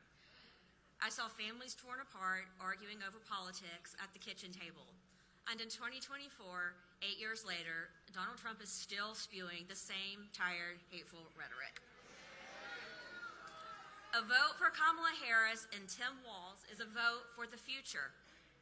They will ensure with their opportunity economy that all Americans won't just get by, but get ahead. Vice President Harris will restore women's right to choose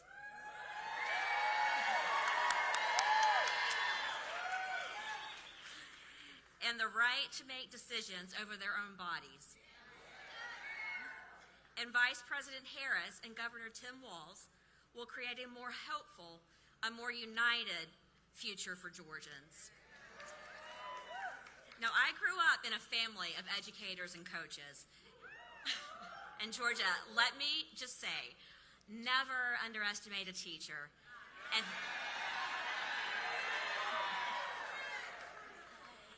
And never underestimate a coach. The best coaches inspire us and call on us to be the best version of ourselves, no matter how tall the task ahead may be. Governor Tim Walz embodies that. Governor Walz has always been a champion for his students, for his community, and for the people he represents as governor of Minnesota. It's that genuineness and that faith we can see so clearly that has so many Americans across the country believing in him and Vice President Kamala Harris. Columbus. Hope is on the ballot. And I'm so thankful we have a coach on our side to guide us to victory this November.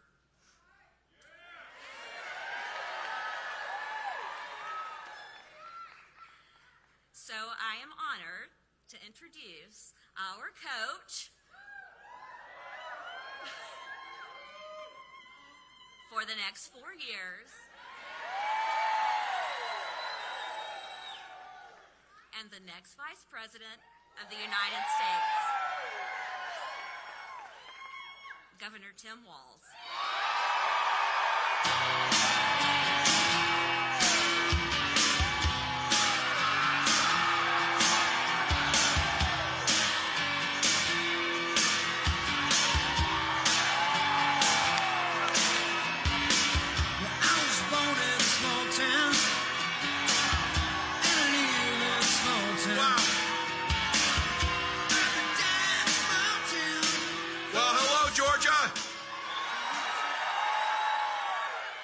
Wow, now I haven't got to say this much. It's great to be back in Columbus. Now, you might not know this, but 43 years ago, I started my military service out at Fort Moore. And so, a 17-year-old got on a plane, flew to South Carolina, drove on a bus, got off the bus and said, "What in the heck happened to me here?" So, but I'm grateful for it, grateful for it. Can I give a big thank you to Amy, as a senator, for the work that she's doing? And I know this group of folks know what you've got, but I want you to know the rest of the country knows what you've got. You've got an appropriator on the Ag Committee that makes some of the most important decisions about ag policy, about nutrition for our children, and about conservation. Send Sanford Bishop back again to get that work done. Really important work. Thank you, my friend. And a big thank you to all of you. Here we sat, a Tuesday. It's after work, after school. You all came, found parking, crowded in this incredible space that we're in, and you came here for one very simple reason. You love this country, so thank you for that. It's hard to believe. It's hard.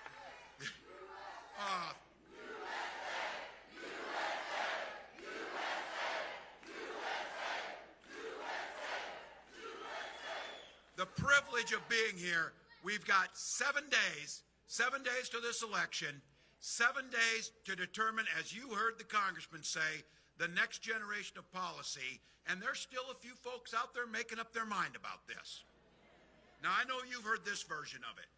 Well, I can't personally stand Donald Trump, but I think the economy was good when he was in. It's a little bit of rationalizing the vote. And I think some people's memories are maybe just a little bit fuzzy around this, because let me be clear to you.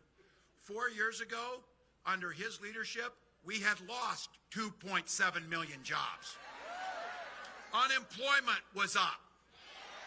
Supply chains were devastated because he botched the pandemic response. It was so bad, you remember this, we're out scavenging for hand cleaner and toilet paper. That was Donald Trump's leadership. And that's not mentioning the hundreds of thousands of Americans who died because of his botched response to this. So look, 4 years ago, if you were a billionaire, probably looked pretty good because you got a tax cut. The rest of us, we got squat. So now, what would you expect from a guy who claims to be a great businessman but drove all of his companies into the ground and declared bankruptcy 6 times? So it's last 7 days. There's no time to mince words on this. Let's be clear with folks on this. Donald Trump is a loser, and that's where we need to start with. That's where we need to start.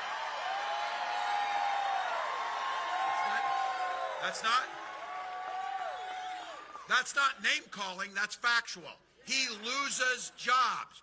5,000 manufacturing jobs in Georgia were gone because of him. He loses businesses. We all know he loses in court, so that's what he does. And no matter what J.D. Vance says, he damn sure lost the 2020 election. And that might be thanks to Georgia, so thank you for that, Georgia. But here's the good news. Here's the good news in all of this. As people are maybe feeling a little bit of that anxiety or whatever, there's an antidote to that anxiety. And that antidote is Kamala Harris for president. So let's tell the story to those people who are undecided. Under her leadership, Georgia's gained 45,000 manufacturing jobs. The private sector has invested $42 billion in this state, including Bluebird's school bus manufacturing facility across town. And I might add, thank you to all of you, one of the biggest union shops in the South. And she's also offering us a positive new way forward, where she understands the economy works best when it works for everybody. Look, I couldn't be more proud to be on this ticket. Together, we've got a plan. Not a concept of a plan, a real plan to lower costs for families, put more money in your pocket, and make sure everybody gets the opportunity to get ahead, not just get by. We're going to lower the cost of groceries. We can take on the price gougers. Sanford Bishop will tell you this. When grocery prices were cheaper, our farmers were getting $4 a bushel for corn. When grocery prices are up, our farmers are getting $4 a bushel for corn. Somebody in the middle's taking the money and sticking it to you.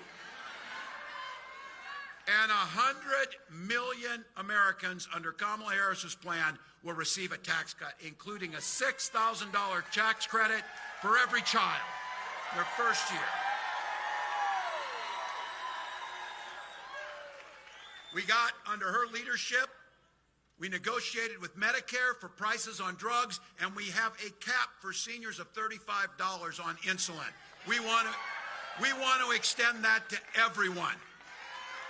And for those of you in the middle, or those of you a little gray, if you're a little young and you don't think this resonates with you, trust me, when you turn 60, Medicare is what you talk about all the time to your friend. Because it matters. It matters. And what Kamala has proposed is, this is transformational, allowing Medicare to pay for in-home care for our seniors so they can stay in their homes longer. And to the seniors, they know this, to allow Medicare to pay for your glasses and your hearing aids, for goodness sakes. All these things put money into the middle class. Now, Trump came out with a plan that if we execute his plan, Social Security will go broke in 6 years. Now, Social Security might not be very important to a guy like that if you're a billionaire and your dad gave you $400 million and you pretty much squandered all that, but you can just limp along on $400 million, you know, these guys do.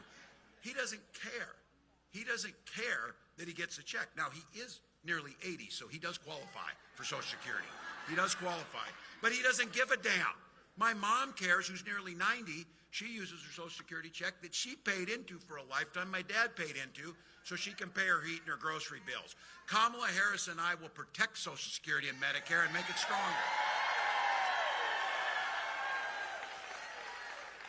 And you ever notice this, how they change? When they find out something's really popular, all of a sudden they're for it. Well, guess what? People like getting health care under the ACA. Now, Donald spent a lifetime, his entire time in politics, saying he was going to get rid of the ACA. He tried 60 times. If it hadn't been for the courage of John McCain, he'd have got away with it. Well, let's be very clear.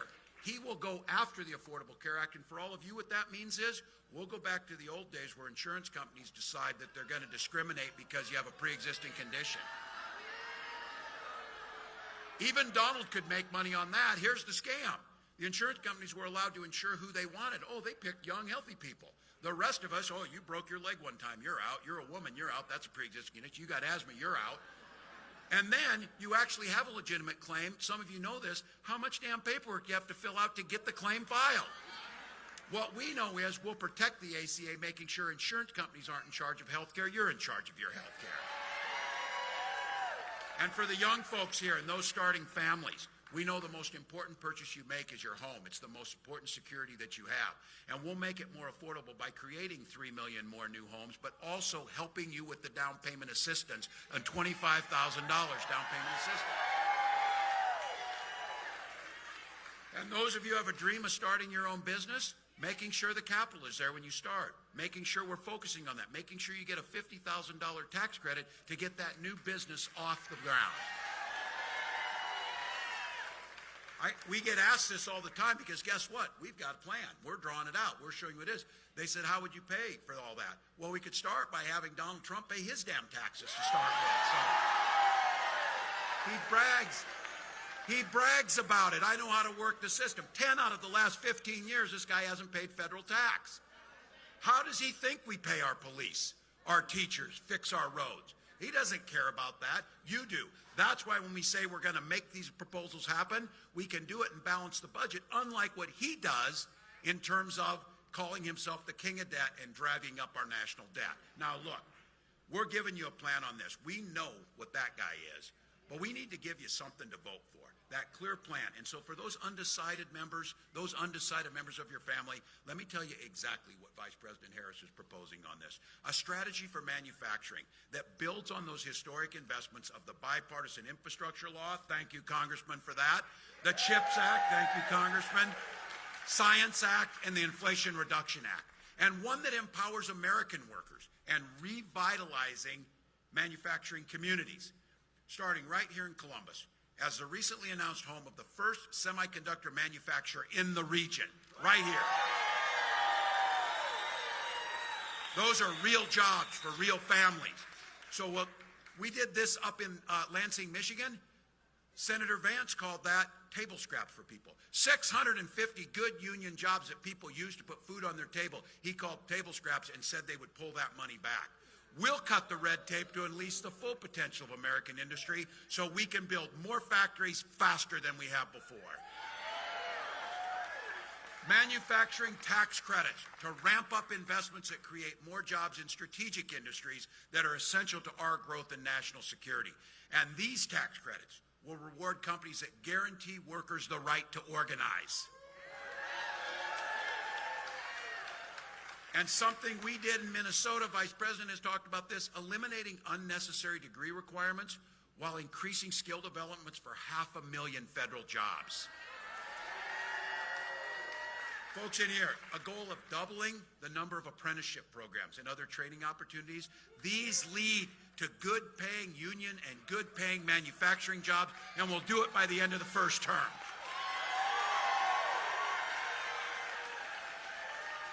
And instead of doing what Donald Trump is, cozying up to these dictators, cozying up to China, we'll never let other countries like China undermine these investments with unfair trade deals. Look, that's a plan, not a concept of a plan, and I'm damn proud of it, so I'm going to stick with it. But I kind of shoot from the hip and speak where I'm at, so before I said they don't have a plan. They do have a plan, though, people. Because they did it. They wrote it out. It's 900 pages. It's called Project 2025. Now they're like, oh, I don't know what that is. I don't know. Look, I coach football long enough. No, you take the time to draw up a playbook, you're going to run the plays. And that's what it is. And this playbook is a goddamn nightmare. I'm telling you, it is a nightmare. Project 2025, here's what it does. And the congressman can tell you how much damage this will do. It would repeal the bipartisan infrastructure law, the Inflation Reduction Act, threatening hundreds of thousands of new manufacturing jobs right here in Georgia included in that. These are building bridges, building roads. The biggest single investment since the Eisenhower interstate system. It was passed bipartisanly. It was moved forward. Donald Trump spent his 4 years telling us, oh, it's infrastructure week. Well, Sanford Infrastructure Week never came until Joe Biden and Kamala Harris got there, and that's why we have it. And then because Donald doesn't listen to experts, just like during the COVID pandemic, you've got good hospitals down here. I'm from the state of the Mayo Clinic. They told us how to handle COVID. Donald said, don't worry about that. Just drink bleach or whatever you need to do. Look, he doesn't know the economy either, and he's talking about establishing a Trump sales tax on everything from groceries to prescription drugs. The experts who know how this works said that will cost you and your families $4,000 a year. Now, Donald says China will pay for it. Oh, yeah, just like Mexico will pay for the wall. Yeah, you know. She knows. And look, that repeal in Project 2025, very clear. Repeal the ACA, cut Social Security, cut Medicare. That's what the plan is, and it's written out. Now, look, I know in this room, and I know you got neighbors who have this, you remember the Republican Party that added much to this country. You remember a Republican Party that especially knew how to stand with our allies and understood what freedom meant. That's not Donald Trump. That is not Donald Trump. What he means is, when he talks about freedom, he means government should be free to be in your exam room, to be in your library, to be in your bedroom. I know Georgia has the same rule we have in Minnesota. Things work better if you just mind your own business and stay out of mine. I don't want any politician in my bedroom, certainly not Donald Trump, I can tell you that. Look, when Kamala and I talk about freedom, this is pretty simple, and this is the old Republican Party. This is where independents are at. Freedom means that the government should stay out of those decisions. You should make them, and she believes that. Freedom for seniors to retire with dignity by strengthening Social Security and enhancing Medicare. It's a simple process. And I say this as not just a governor or a candidate. I say it as a father, as a teacher. The freedom to send our little ones in their best clothes off to school to be kids and learn without being shot dead in their classroom. That's a lot. I know this as a veteran, as a hunter, as a gun owner. Kamala is a gun owner. We know this. We can uphold, we all here, we can uphold the Second Amendment while upholding our first responsibility to protect our children. You can do both. Now, this is a great crowd, and it's mixed from young and old, but I'm going to take and split this crowd just a little bit. I'm going to talk directly to the men here for a moment. For all of you, the women that you love in your life, as you're thinking about this election to them, men, the women that you love and the women that are in here, for them, this election means their lives are literally at stake on how this goes. Donald Trump appointed those Supreme Court justices with the idea they were going to repeal Roe versus Wade, although they lied in their confirmation hearings and said they would not, but they did. He now brags about it. He is glad that my daughter Hope, your daughters, and those loved ones you're thinking about now have fewer rights than their moms did. More than 20 states, including your state, have a Trump abortion ban. He calls those a beautiful thing. A beautiful thing. You saw it right here in Georgia. You know the story. Amber Thurman. Mama, say her name. She would rather, these personal things, she would probably have rather us never heard of her, and she would damn sure, and her family wishes that she were alive and prays for that. But these decisions that were made forced that mother of a 6-year-old boy, she's a medical assistant, dream of becoming a nurse. But after Trump took down Roe, she was forced to wait 20 agonizing hours while septic shock stepped in. She needed the emergency care, but she couldn't get it. Her death was found to be preventable. I say as a parent, as a husband, as an American, as a dad, hell, as a human being, that is just sick and wrong and must stop. And must stop.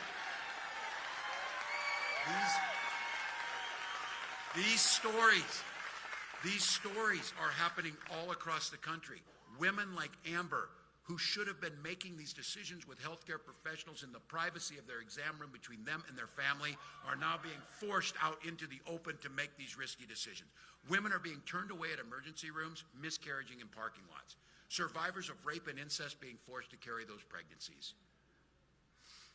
Fertility clinics now under threat from these people because they are not stopping with abortion. The idea, and I say this, I didn't want to have to talk about this. My wife and I spent years trying to have children. If you haven't been through infertility treatment, it is hell. I guarantee you, though, you know somebody who has. And the ability to access those treatments, to be able to have the family that we so desperately wanted, I will be damned if anyone in this country should be denied the right to have that family.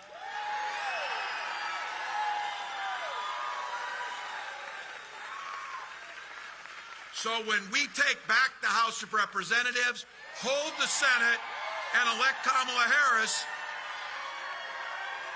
she will proudly sign that into law. Look, you came here because of love of country. You came here because you believe in the promise of America. We've got a week to go. We can win this thing. But I'm not taking anything for granted. So here's the deal. I did the coaching for too long. It's time for us to do that final huddle and that final pep talk, folks. Here's the lay of the land.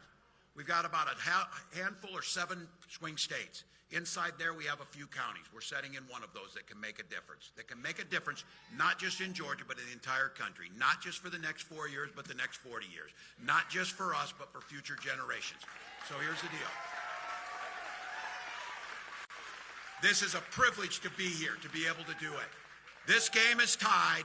We got 2 minutes on the clock. But here's the good news. We've got the damn ball. We've got the ball. We're driving down the field. We're blocking and moving forward. And man, do we have the right team and the right quarterback in Kamala Harris.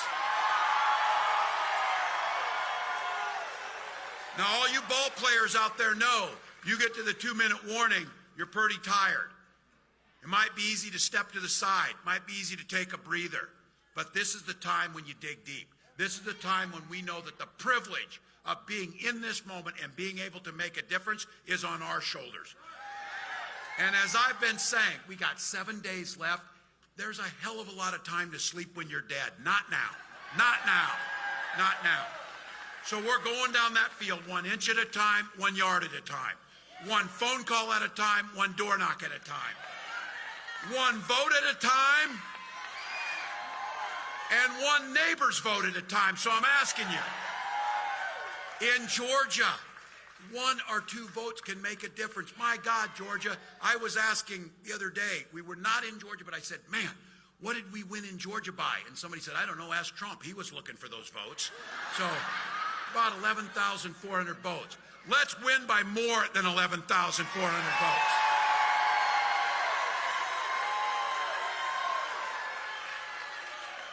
I will just share with you this. I mentioned this the other day to my wife, though. I said, look, I'll take any win on this. And wouldn't it be poetic justice of the universe if we win Georgia and it's by Jimmy Carter's 1 vote? So there we go. Georgia. Look, if you got a chance, go to KamalaHarris.com. But I'm going to ask, how many of you have already voted? All right. Early voting runs through Friday the 1st. You know that. If you've got a vote yet, you need to get in the mail, get it in. Don't wait. If you're voting in person, remember to go. Take that ID. If you don't know where to go, ask somebody in here to go to iwillvote.com/GA. Look, we're leaving it all on the field.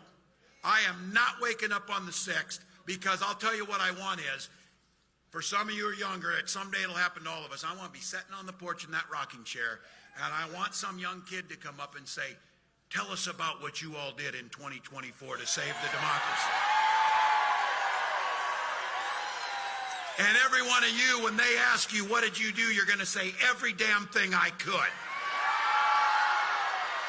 So as the vice president says, when we win. When we vote, when we vote, Georgia, let's do it. Let's go.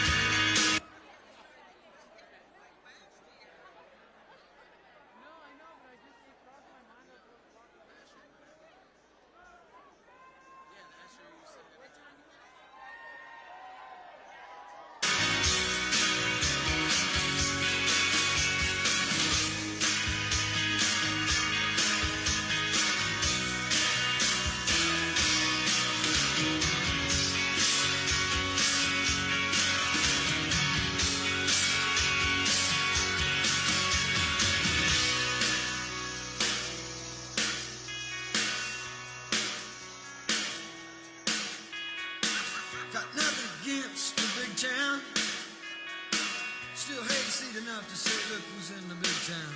But my bed is in a small town. Oh, that's good enough for me.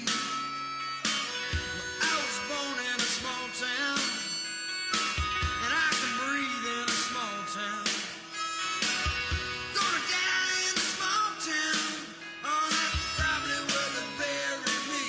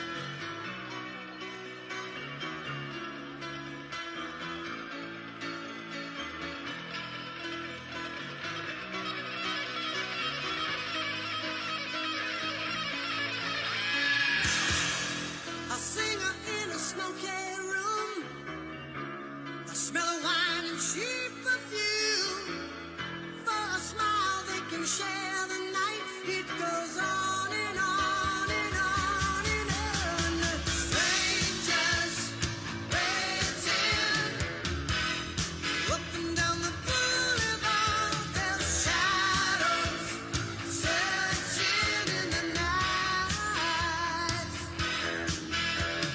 Streetlights, people living just to find emotion, hiding somewhere in the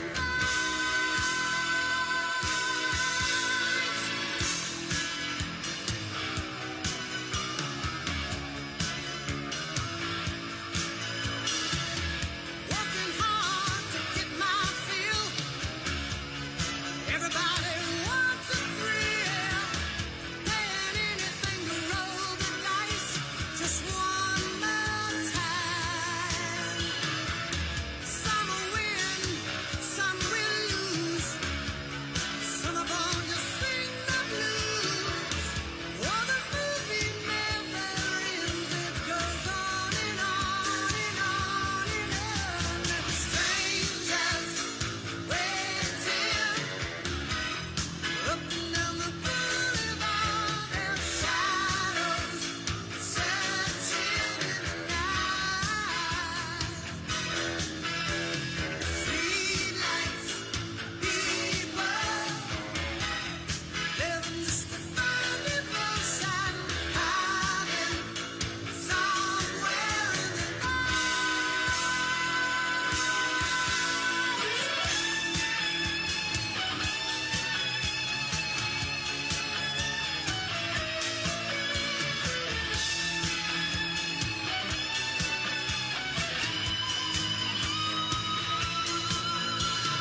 Don't stop believing. Hold on to that feeling. Streetlight people. Don't stop believing. Hold on. Streetlight people. Don't stop believing. Hold on to that.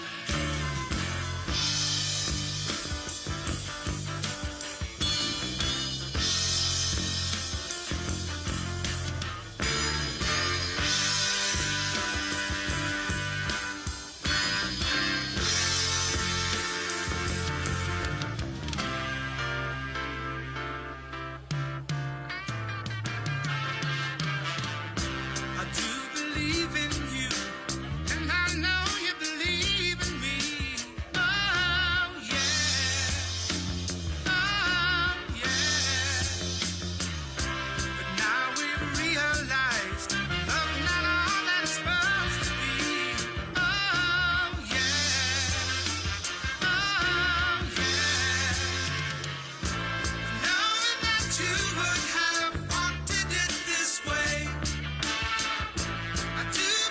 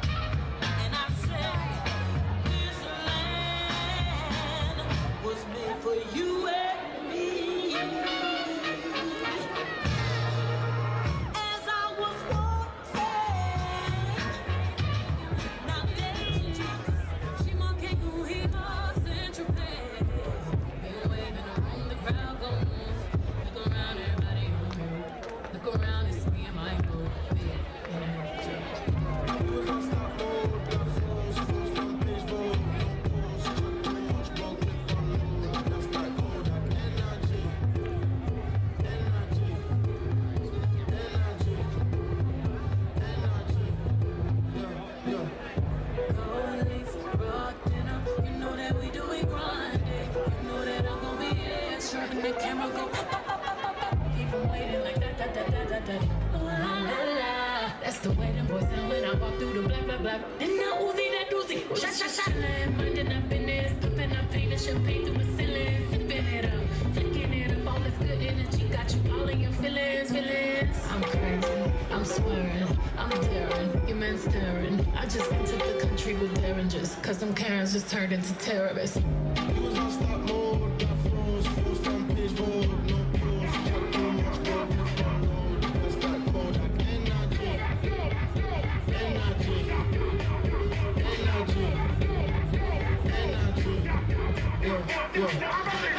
take out the slow, to make it go.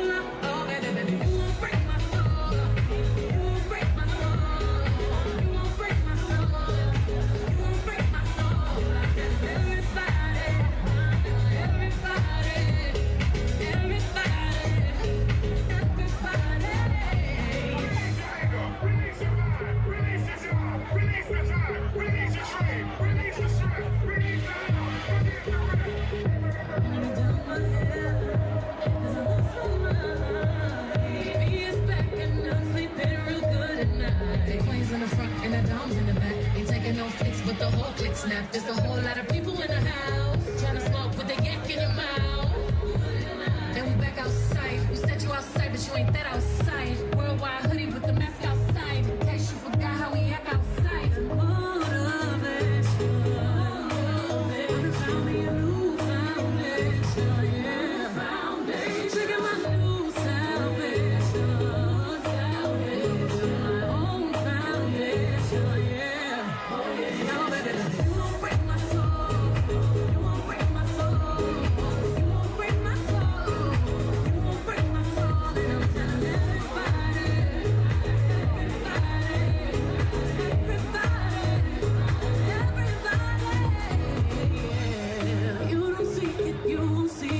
We all know it break my soul. You don't think it, you won't be it. That love ain't yours. It break my soul. Trying to fake it never makes it. That we all know it break my soul. Have a stress and I'll take less. I'll justify love. We go round and circles, searching for love. We go up and down, lost and found, searching for love. Looking for something that lives inside me. Something that lives inside me. Break my soul. You won't break my soul. You won't break my soul. You won't break my soul. Telling everybody. Telling everybody. Everybody.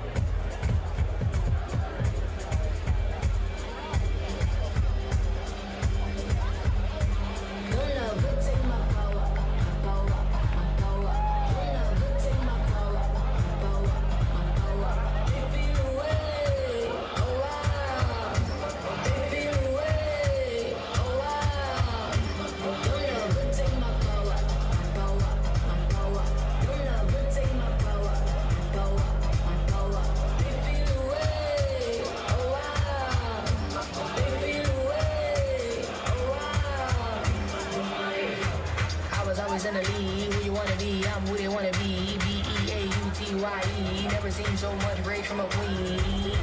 Rage from a queen. Queen so strong, but she was a machine. Girl of your dreams, Sinclair regime. Turn to the next and forget vaccine. Refer to me as a goddess, I'm tired of being modest. 100 degrees hottest. If we're being honest, never be any modest. People will, they say you being demonic. Angel in disguise, I hear after this closet. Why you got in this closet? Rich in your mind is why I'm making deposit. Give me all the power, it's time to realize it. Don't love, good take my power. My power, my power. Don't love, good take my power. My power, my power. They feel away, oh wow. They feel away, oh wow. Don't love, good take my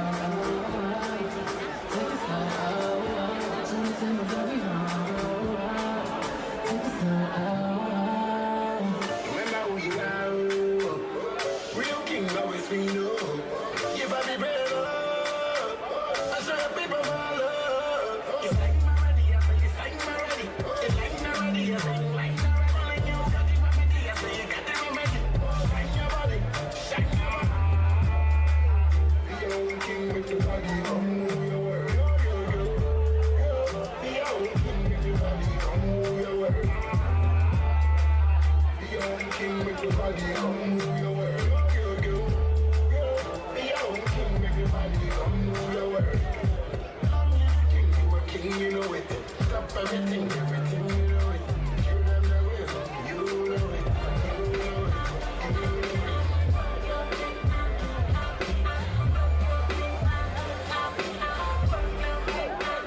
so many girls, I hear you've been running from the beautiful queen that you can be becoming. You can look in my palm and see the storm coming. Read the book of my life and see it overcoming. Just because the length of your hair ain't long, and they often criticize you for your skin tone. Wanna hold your head high 'cause you're a pretty woman. Get your runway stride home and keep it going. Girl, live your life. Just don't be yourself. Follow me, follow me, follow me. Girl, be yourself. Be myself. Let 'em get mad. They gon' hate anyway. Don't you get mad? Doesn't matter if you're going on with their plan. They'll never be happy 'cause they're not happy with themselves. I'm talking about things that I know.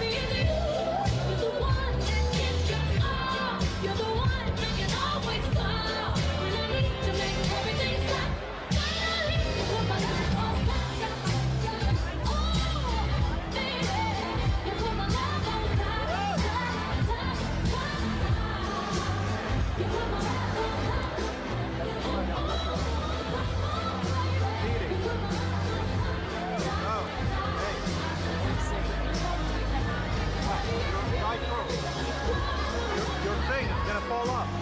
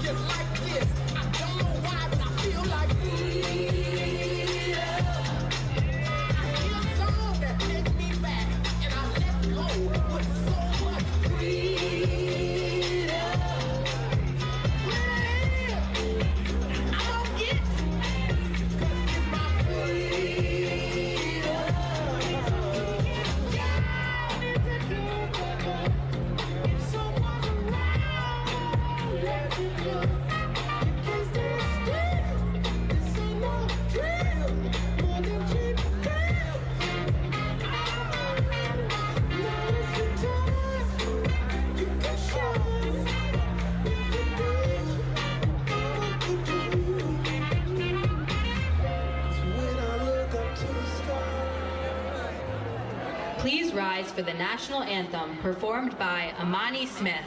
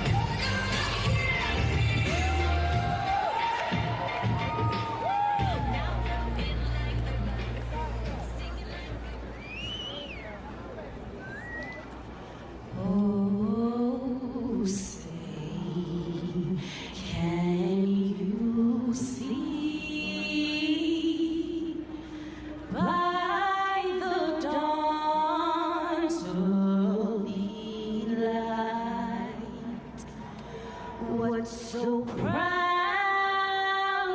we held at the twilight's last gleaming, whose broad stripes and bright stars through the perilous fight o'er the ramparts we watched were so gallantly streaming,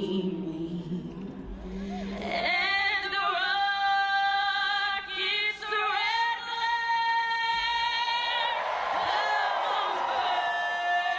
bursting in air gave proof through the night that our flag was still there.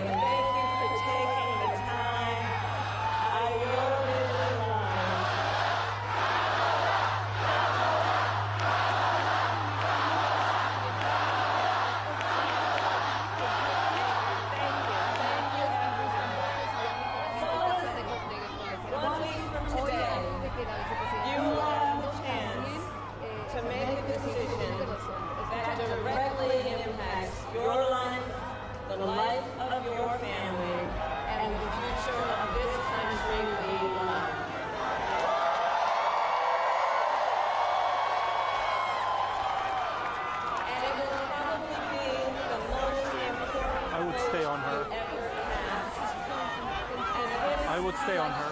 Is more than just a choice between two parties and two different candidates. It is a choice about whether we have a country rooted in freedom for every American or ruled by chaos and division.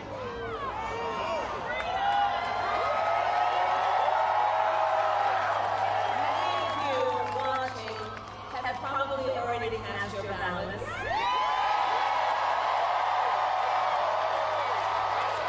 But I know many others are still considering who to vote for, or whether you'll vote at all.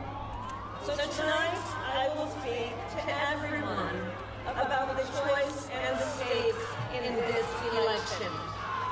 Look, we know who Donald Trump is. He is the person who stood at this very spot nearly 4 years ago and sent an armed mob to the United States Capitol to overturn the will of the people in a free and fair election that he knew he lost. Americans died as a result of that attack. 140 law enforcement officers were injured because of that attack. And while Donald Trump sat in the White House watching as the violence unfolded on television, he was told by his staff that the mob wanted to kill his own vice president. And Donald Trump responded with two words: so what? America, that's who Donald Trump is. And that's who is asking you to give him another 4 years in the Oval Office. Not to focus on your problems, but to focus on his. And Donald Trump has told us his priorities for a second term. He has an enemies list of people he intends to prosecute. He says that one of his highest priorities is to set free the violent extremists who insulted those law enforcement officers on January 6th. Donald Trump intends to use the United States military against American citizens who simply disagree with him. People he calls, quote, the enemy from within. America, this is not a candidate for president who is thinking about how to make your life better. This is someone who is unstable, obsessed with revenge, consumed with grievance, and out for unchecked power. Donald Trump has spent a decade trying to keep the American people divided and afraid of each other. That is who he is. But America, I am here tonight to say that is not who we are.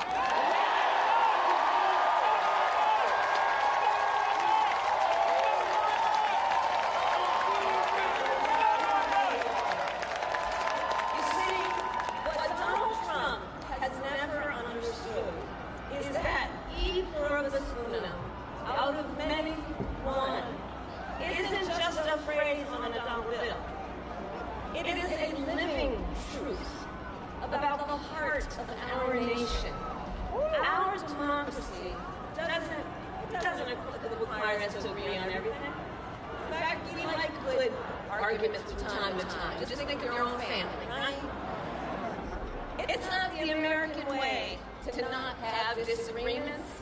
We don't shy away from robust debate. In fact, we like a good debate, don't we? And the fact that someone disagrees with us does not make them the enemy within. They are family, neighbors, classmates, co-workers. They are fellow Americans. And as Americans, we rise and fall together.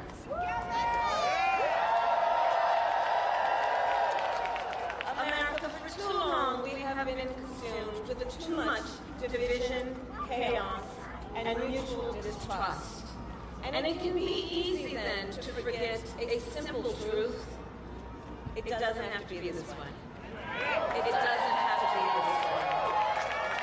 It is time to stop pointing fingers.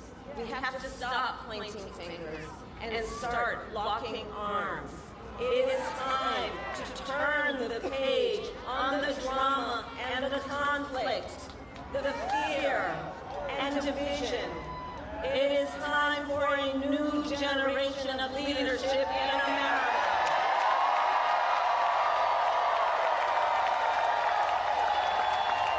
And I am ready to offer that leadership as the next President of the United States.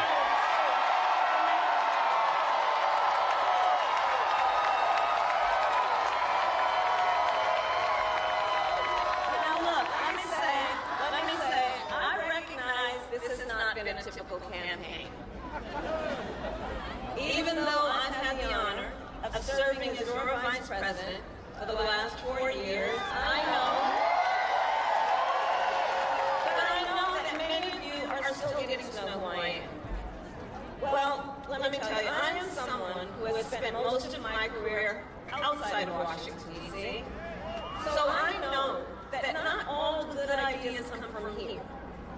I am not afraid of tough fights against bad actors and powerful interests. Because for decades, as a prosecutor and a top law enforcement officer of our biggest state, I won fights against big banks that ripped off homeowners, against for-profit colleges that scammed veterans and students, against predators who abused women and children, and cartels that trafficked in guns, drugs, and human beings. And I did this work because for as long as I can remember, I have always had an instinct to protect. There's something about people being treated unfairly or overlooked that frankly just gets to me. I don't like it. It's what my mother instilled in me. A drive to hold accountable those who use their wealth or power to take advantage of other people. The drive to protect hardworking Americans who aren't always seen or heard and deserve a voice. And I will tell you that is the kind of president I will be.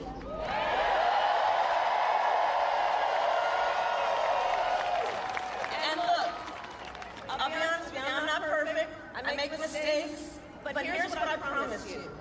I will always listen to you. Even if you don't vote for me. I will always tell you the truth, even if it is difficult to hear. I will work every day to build consensus and reach compromise to get things done. And if you give me the chance to fight on your behalf, there is nothing in the world that will stand in my way.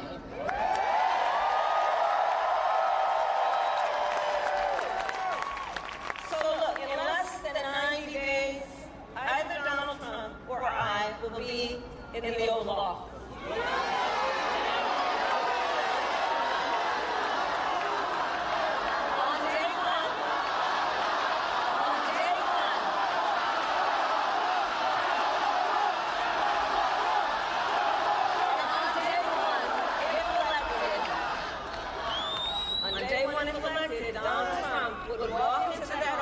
With an enemies list. When elected, I will walk in with a to-do list.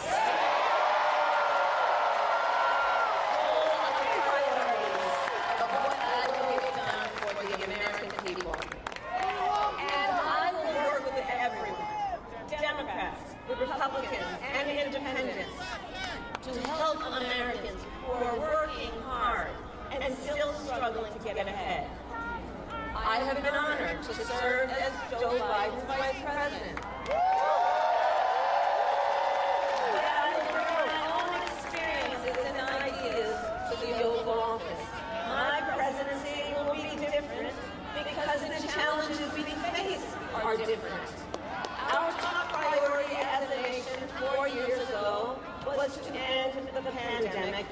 rescue the economy. Now, our biggest challenge is to lower costs, costs that were rising even before the pandemic, and that are still too high. I get it. I still remember our mother sitting at that yellow Formica table, late at night, cup of tea in hand, pile of bills in front of her, trying to make it all work. And I've heard from so many of you who are facing even greater financial pressures. Donald Trump's answer to you is the same as it was last time. Another $1 trillion in tax cuts for billionaires and big corporations. And this time, he will pay for it with a 20% national sales tax on everything you buy that is imported. Think about it. Clothes, food, toys, cell phones. A Trump sales tax that would cost the average family nearly $4,000 more a year. And on top of that, you will pay even more if Donald Trump finally gets his way and repeals the Affordable Care Act.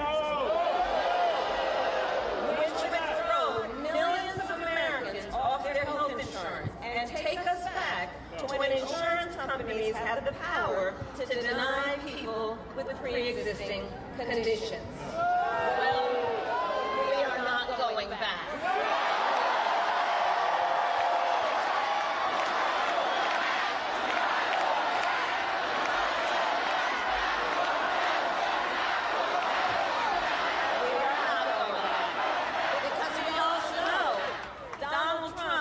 Would deliver tax cuts to his billionaire donors. I will deliver tax cuts to working people and the middle class.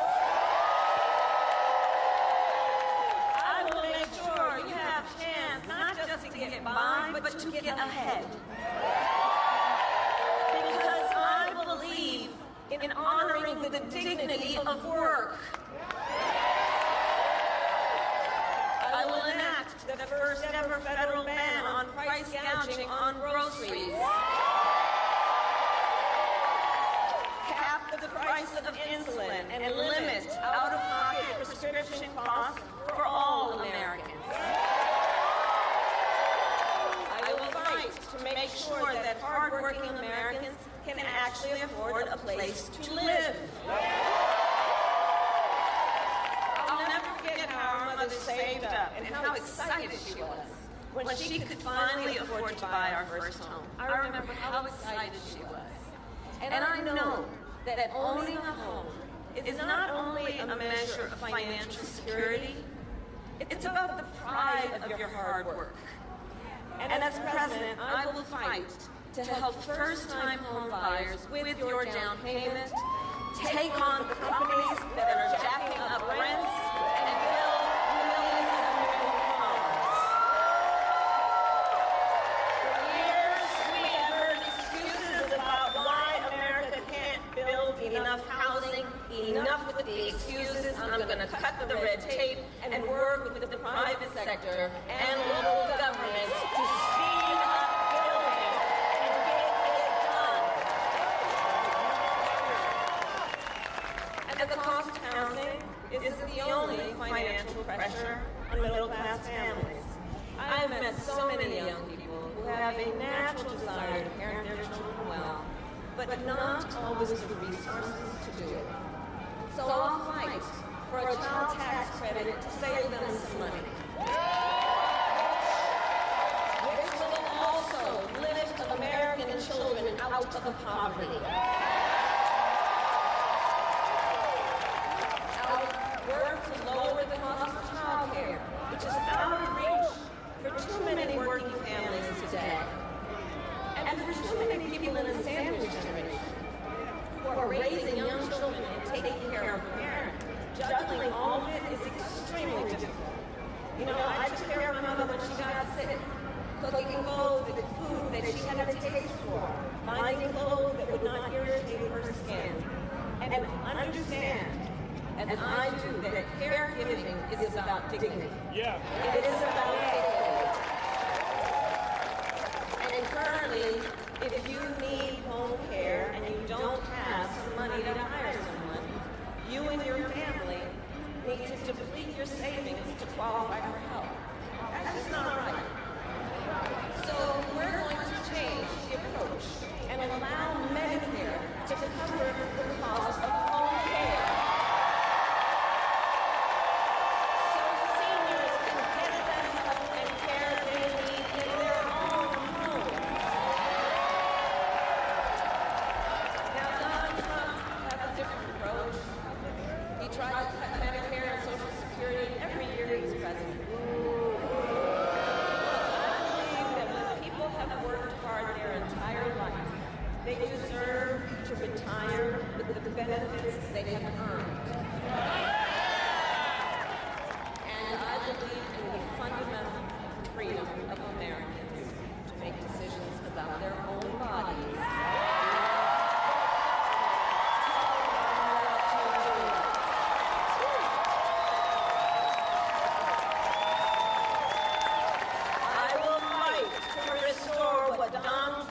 And his hand-selected Supreme Court justices took away from the women of America. That today, 1 in 3 women in America, think about it, 1 in 3 women in America lives in a state with a Trump abortion ban. Many with no exceptions even for rape and incest. That a woman who survives a crime of a violation to her body should not have the authority to make a decision about what happens to her body next, that is immoral. That is immoral. And Trump's not done. He would ban abortion nationwide, restrict access to birth control and put IVF treatments at risk, and force states to monitor women's pregnancies. Just Google Project 2025 and read the plans for yourself. And look, I think we all know one does not have to abandon their faith or deeply held beliefs to simply agree the government should not be telling her what to do.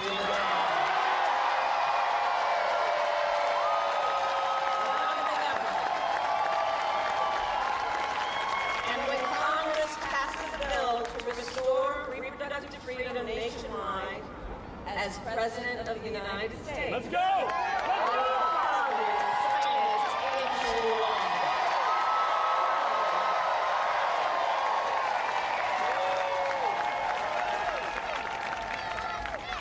And look, on another subject, politicians have got to stop treating immigration as an issue to scare up votes in an election.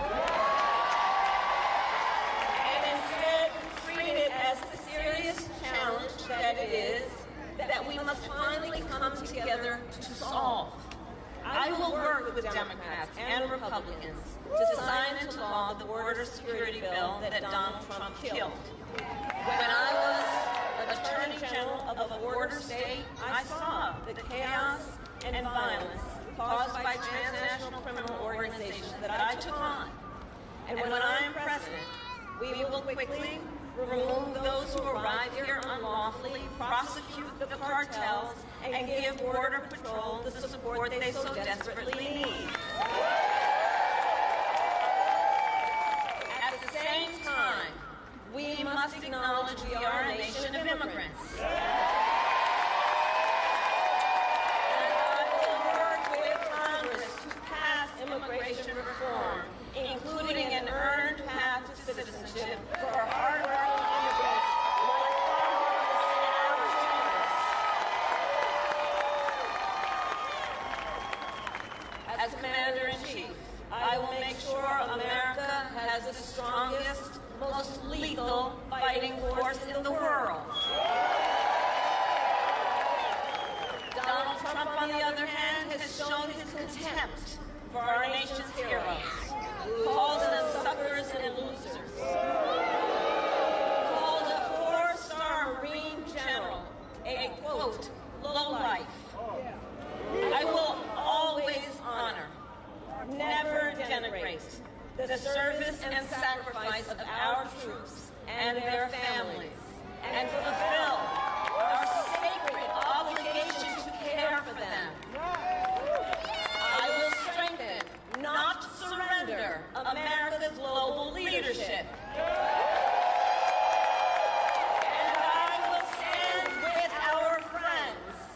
because I know that our alliances keep American people safe and make America stronger and more secure. Look, world leaders think that Donald Trump is an easy mark. Easy to manipulate with flattery or favor. And you can believe that autocrats like Putin and Kim Jong-un are rooting for him in this election. I will always uphold our security, advance our national interests, and ensure that the United States of America remains, as we must forever be, a champion of liberty around the world.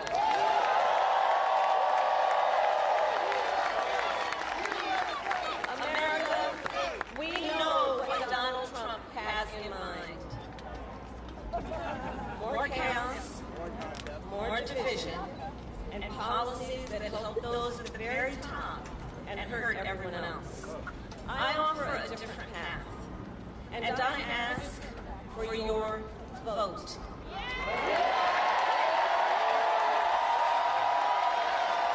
And here is my pledge to you. I pledge to seek common ground and common sense solutions to make your life better. I am not looking to score political points. I am looking to make progress. I pledge to listen to experts, to those who will be impacted by the decisions I make, and to people who disagree with me. Unlike Donald Trump, I don't believe people who disagree with me are the enemy. He wants to put them in jail. I'll give them a seat at the table.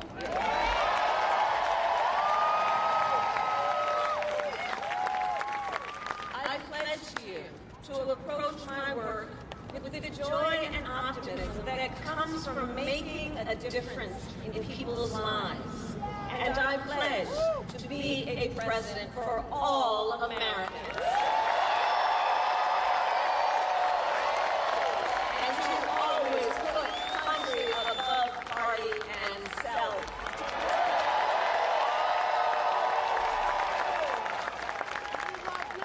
I love our country with all my heart. And I believe in its promise, because I've lived it. I grew up as a child of the civil rights movement. My parents would take me to marches in a stroller, where crowds of people of all races, faiths, and walks of life came together to fight for the ideals of freedom and opportunity. I've lived the promise of America. I saw how hard our mother worked to give her daughters the same chances this country gave her. Growing up, I was blessed to have family by blood and family by love, who instilled in me the values of community, compassion, and faith that have always defined our nation at its best. I've lived the promise of America. I've spent my life fighting for the people who have been hurt and counted out, but never stopped believing that in our country, anything is possible. I've lived the promise of America, and I see the promise of America in all of you. In all of you. I see it. I see it in young people who are voting for the first time. Who are determined to live free from gun violence and to protect our planet and to shape the world. I see it in the women who refuse to accept a future without reproductive freedom.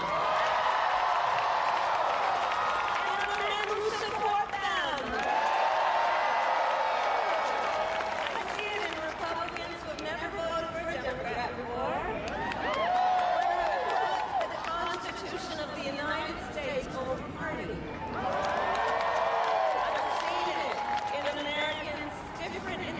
respects, but united in our pursuit of freedom, our belief in fairness and decency, and our faith in a better future. America, I know that the vast majority of us have so much more in common than what separates us. I know it.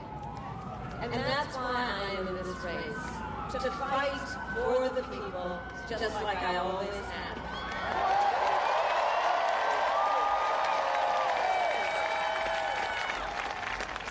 Nearly 250 years ago, America was born when we wrested freedom from a petty tyrant. Across the generations, Americans have preserved that freedom, expanded it, and in so doing, proved to the world that a government of, by, and for the people is strong and can endure.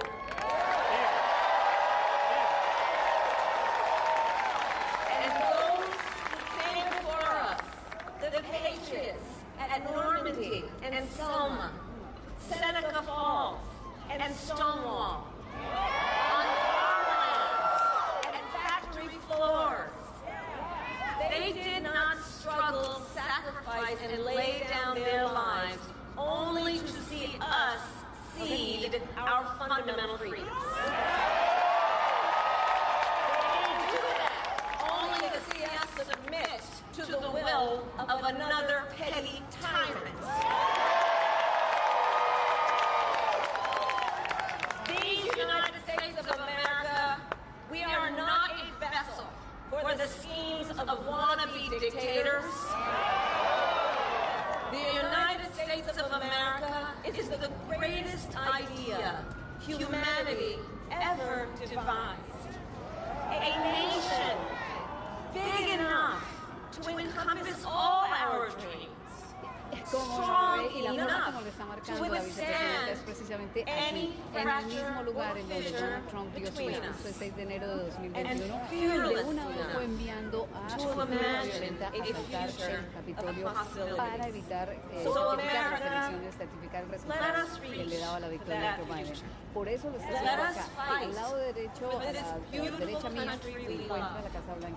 And in 7 days, we have the power. Each of you has the power to turn the page and start writing the next chapter in the most extraordinary story ever told. I thank you all. God bless you.